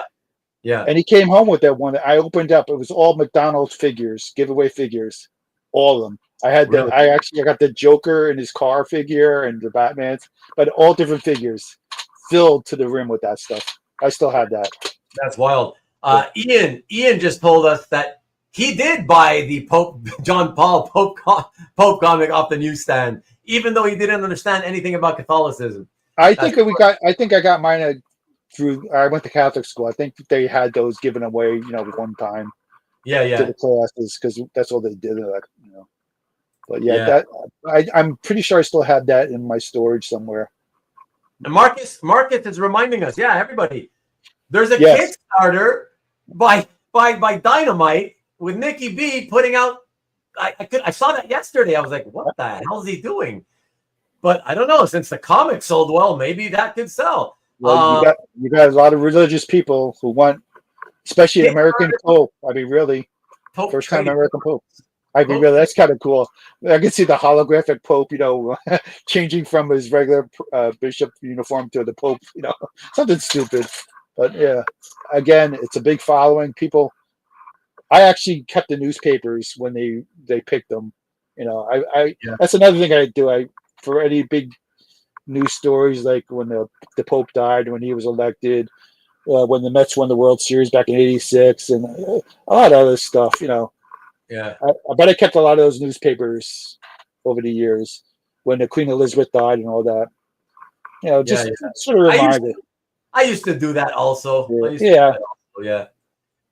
Sean says that growing up, the Pope John Paul II comic book was at every flea market, as well as all of those Golden Legacy. I don't know these comics about African American historical figures. I never saw that. I am not familiar with those. Yeah. How did Nick get the license for the Pope? Did he go to Rome? Well, he is Italian. I was going to say he's Italian. Yeah. Who knows? You know. But what question I actually have for all of you, if any of you know, who know anything about how Kickstarter works, right? Do you know anything about Kickstarter, Bryan? No? Okay. So let me put this out to you guys in the chat. If you know. Always wondered about this, and Nicky is doing the same exact thing about this thing. I always wonder. I've seen many times people do a Kickstarter for something, whether it's, you know, usually I look at like comic book related, you know, books, comic books, whatever. And so like on Nick's Pope John Paul trading card thing, his Kickstarter, the amount that they're trying to raise is something ridiculously low, like $1,500 or something like that, right? And so I see a lot of people do that, and then it's currently at like 6,000, let's say, whatever, right? So you more than have enough, so it's going to be fulfilled. But what I don't get is, I don't get it. You're trying to produce trading cards, all the packaging and just the packaging alone is worth it costs so much more than $1,500. Like, I don't get it. Like, I guess, okay, let me boil it down to this question. Let's say your Kickstarter is one of those where they're only looking for $1,500, right? Which means that as long as you raise the amount you're looking for, it means you have to be committed to putting out the product, right? So what if enough people pledged, and they pledged just enough to get them to like 1,500, 1,600, and let's say at that point the time expired. So you got the money you wanted, but it's only $1,600. Like, how can you produce trading cards for $1,600? I don't understand what the deal with that is. Anybody know anything about that? I couldn't tell you, honestly. It reminds me of the trading cards back in the 90s where all the comic books wrapped up. I think it was the X Factor title. They had the bag, but did you have like cards in there of each? You have to buy all like the whole set. What do you mean? Yeah. They had didn't they have cards in them and you have to go and try to buy all the cards. X-Force. I'm sorry. Yes, X-Force. I'm sorry. Yes. But again, back in the 90s, those were the things, hologram covers and all this other stuff, and But I'm not really familiar with Kickstarters. I've seen a couple of them in the past.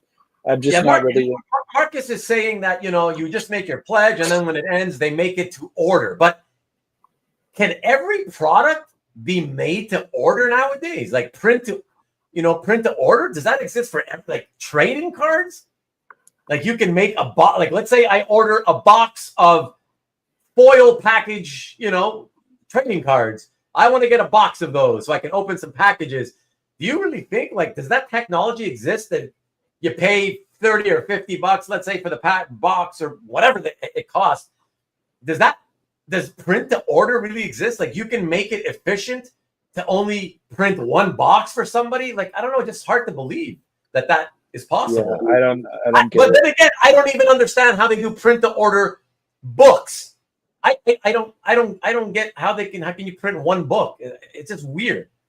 A successful Kickstarter tells people that the items are a go and they won't cancel. Right.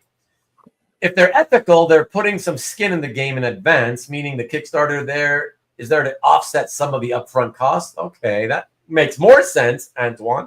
Thank you. Anything can be done, Ruben. It's 2025. Yeah. Don't be so sure about that, Stanley.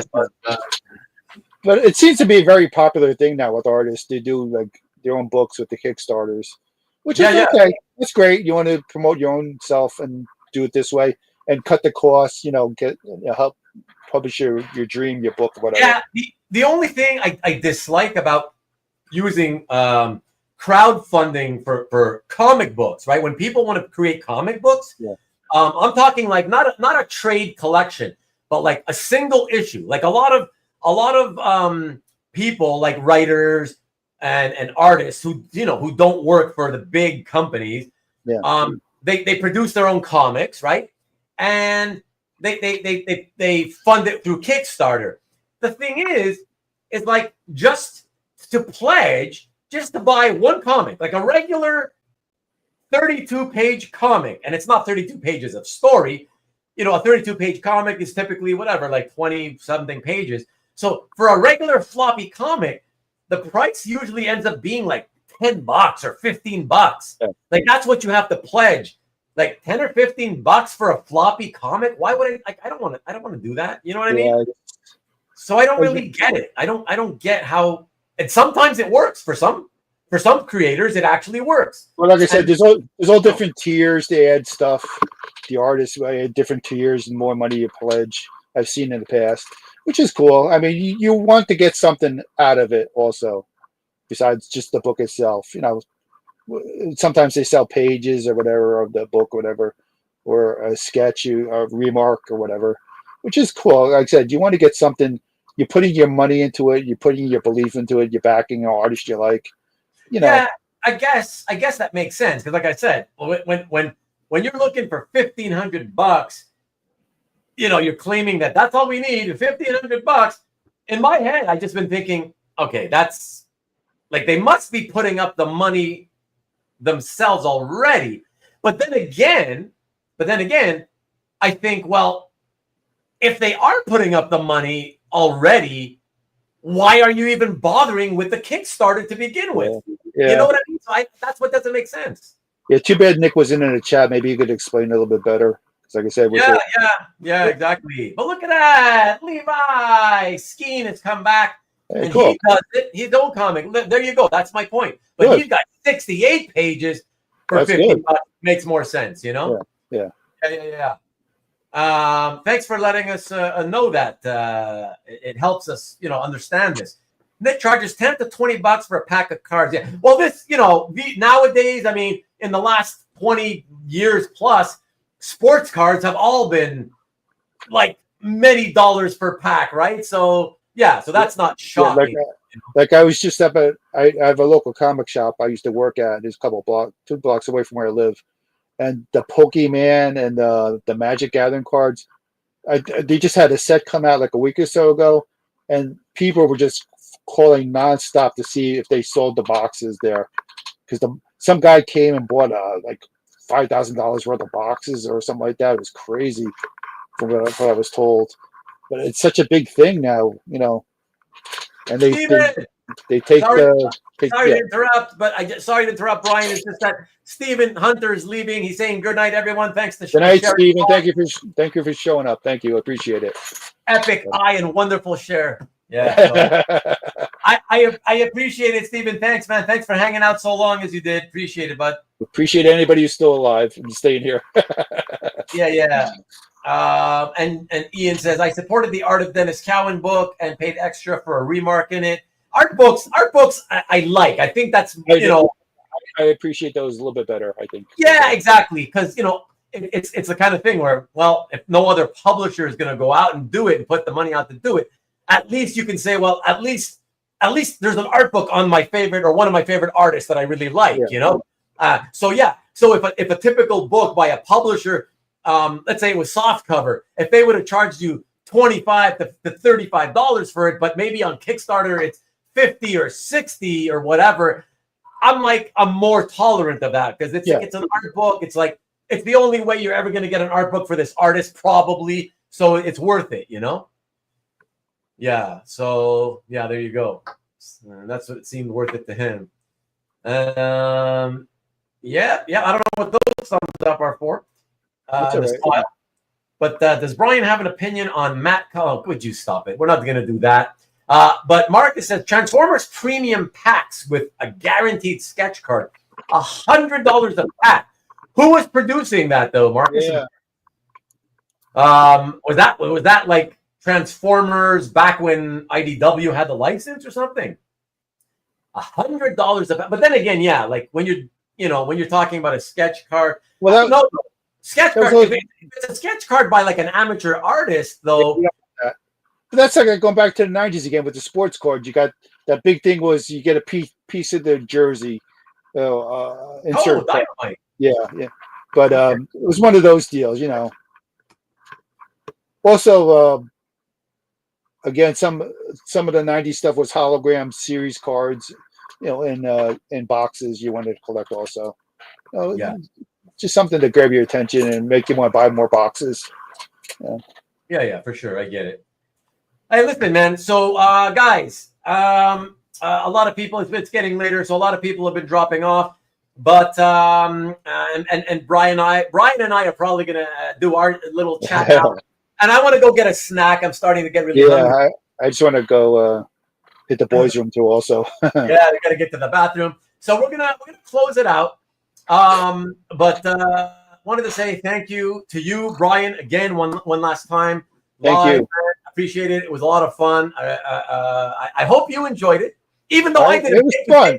Stuff, I'm telling you, anybody who's on the fence about doing one of these shows, do it. It's fun. Again, it seems scary. You're by yourself with Ruben. It's easier to do with the chat and people commenting, but give it a shot. I mean, really, you have your collection. You have your pieces you're proud of. Come on. We just love looking at artwork, no matter what it is. Talk about your art. Talk about why you like it. Talk about your artist. It was fun, and really, and the time flies. The time did fly. I'm glad you said that live. First of all, I'm glad you said that, and I'm glad you said it live, because I got to be honest. Most of my guests over the last 3 years, when it's been their first time, and I ask them, hey, after we go off the air, right after the show, I say, so what'd you think? Just tell me, you know, what the pros and cons, whatever. One of the first things that almost everybody who has done, especially when they do a show and tell, what everybody says, almost everybody, they say, yeah, one of the things I was shocked is like the time really flies. It did. It like we're here for many hours, but it doesn't feel like it's that many hours, you know? Again, you're talking about something you like. It's something everybody in the chat likes. Everybody has their opinion about their artists and their artwork. Come on and show your art. You know, just talk about your passion of why you like each piece. We're not going to jump on you and say it's horrible, you have bad choices. You know, and Ruben's very easy to talk to, honestly. Thank you. You really are. You're very easy to talk to. I wish I could have got this done a little bit earlier, but again, hey, better late than that. Better late than never. You know. Yeah. And I still got some free personals I could use on Sundays for any upcoming shows. You know, maybe jump back again. You know. Yeah. But yeah, it was a fun time. Honestly, it was a little scary this morning because I didn't know what we're going to talk about, where we're going to go. It was going to be long enough, but again, very easy to talk to. People in the chat were asking questions. Very nice of you. I appreciate everybody coming in. Yeah. And I had a good time. I really did. I recommend it highly. Come on, show your stuff, show your art.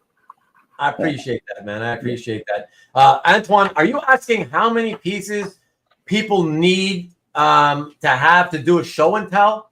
If that's what you're asking, I typically do 20 pieces. That's what I typically do. But let me know how many you have. Let me know how many you have, man. And again, it doesn't have to be just panel pages and covers. It could be illustrations, commissions, pinups, whatever. Whatever you like. I mean, really. Art. Yeah. I mean, you know what? The thing is, Antoine, is like if you have a smaller amount, and if I think it's doable, honestly, you know, it could be a show and tell, but it's like it'll be a show and tell where we do more, probably end up doing more talking about all kinds of topics than we do showing art, since, you know, if you don't have that many. But like I always say, reach out to me. Use my remember, I'm easy to reach. So Ruben the Collector, it's the channel name, and it's Gmail, so it's easy to remember. You know, reach out if you want to talk. We can always talk about it. So yeah. So that's what I thought, man. So yeah, reach out to me, let me know. Frank Brockle is here, and he was just listening quietly, and we never see something. That's fine. We don't know who's here, right? I appreciate it, Frank. Thank you so much. You always remember your first. Exactly. Thank you. Yes, exactly. Exactly. Stanley says being alone with me seems scary. I don't know. I think it's not scary. It's very nice to talk to. I'm really, honestly, you know, it's very nice. We had a good time. I think we had a good time, honestly. I am not tougher on female artists. Artists. I mean, as long as they're good, you know. And don't forget, Marcus, I said I didn't dislike the art. I just said I think it's overrated. That's it. I think it's way more hype and value than it deserves. Doesn't mean I don't like it. That's all. Yeah. Answer Stanley. I in the past I collected a lot of stuff. I collected the Armani. I collected we talked about that earlier. Yeah, I collected sports cards. You know, a lot of other stuff. But I stopped collecting all that stuff, and pretty much just original artwork and some comic books stuff. Well, Sean says you can do a show and tell with multiple people too, right? Well, I don't want to do collector show and tells with multiple people, right? I think everybody deserves to do, you know, have the spotlight on them and their collections, right? But I did do the one show and tell episode. Who was with me? Carl Sodergren, Kavi. There's 3 of them. Mike Dellery. It was the episode. It was the episode where it wasn't picking from their collections. We did that thing where everybody chooses pieces from the 60s. Sorry, from the 30s to the 60s was the first category, and then it was pick a piece from the 70s, the 80s, the 90s, and then or 90s and onward or something like that, or 2000s and onward. So we did that episode, and I would like to do more of those style. So if you want to be one of the pickers and guests on that style show, Sean, I would be very happy to have you do that. So let me know. Have a good night, Evgeny. Thanks again for dropping in. Thank you, Evgeny. Thank you. Appreciate it. I think Peach Mocha is overrated as well, but I do like that name. Yeah, it's a pretty fun name. Not that Peach is a real name, obviously. She's Japanese, right? Different taste. She's got a nice aesthetic to some of her pieces. Again, not sure. me, but other people. Yeah, for sure. Yeah, give me a root beer float, and then I'm a teddy bear after. Yeah. You have any love for Fred? Listen, I wish you hadn't said that, because Marcus, you're kind of ruining the surprise of the next episode of Show and Tell that I do with like multiple collectors. It's related to women artists. And those, there's not many, so those were going to be some of the ones picked, but whatever. That's fine. Going to do that. I was thinking of changing my name to Fudge Boot. Butaki. Stanley, you should be a guest. Yeah, come on, Stanley. Yeah, step up. Have 2 or 4 guests and let them pick from each other's galleries. Because the people that I'm kind of, we've kind of run out of people that are new, that haven't done it before and want to do it. So I don't really want to pick, bring back the same, friends that have already been on, just so we could see more things from their collect. That's not an idea that I'm down with. Sorry, Sean. Sorry. Fudge is popular. Okay. They're tired. Thanks, Hart. It's tempting, but too scary. What are you talking about? What are you scared of? Come on, Stanley. Hey, Stanley, if you come on, since you're always the one asking for us to go longer, maybe your appearance we can make your appearance. We can talk forever so that we get the record for longest episode. We'll beat the Nick Barucci episode, and you'll have the honor of having done the longest episode, man. You'll have me watching it because I work overnights anyway, so I don't care if you go all night. But anyways, okay, they're just trying to keep us going. We got to go, guys. We're literally, with a bunch of people dropped off again. We're down in the teens now, so we're leaving. Obviously, I don't have my thumbnail for next week. So we're just gonna sign off like this with Bryan and I here. So just obviously stay with me, Bryan. But yeah, thanks everybody. A lot of people love it, Antoine. Yeah, thank you. Appreciate everybody coming and saying hi, and I appreciate everybody stopping by. I really thank you all. Stanley, he'll do it eventually. He'll do it eventually, but he's really, really busy. He goes to bed at 10 o'clock. It's tough for him. I've had him, by the way. I've had him on the very first episode of Comic Art Roundtable. So if you go into my playlist, you want to see him on Comic Art Roundtable episode 1. He's one of the 3 guests on that one. Cheers, Antoine. Thanks, buddy. Thanks, Sean. Appreciate it, Marcus. The rest of you, everybody, thank you. And come back next week. Check out, obviously, Nicky B if you can this Friday. Let's see what he's got going on. I guess we'll learn a lot more about what's happening with all his projects and the situation at Diamond. And that's it. And then please come back here. Like I said, it will be a hangout episode unless something drastic happens quickly and something else comes together. It'll probably be the next episode of Hangout that anybody can pop in and out as they please. And yeah, man, time to talk about comics, movies that I've been watching, movies that are upcoming that we're not looking forward to. Diamonds are for never. Right?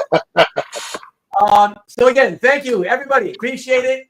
Have a great week. See you next Sunday at 8 o'clock Pacific, 5 o'clock Eastern. And until then, as always, go blue. Have a good night.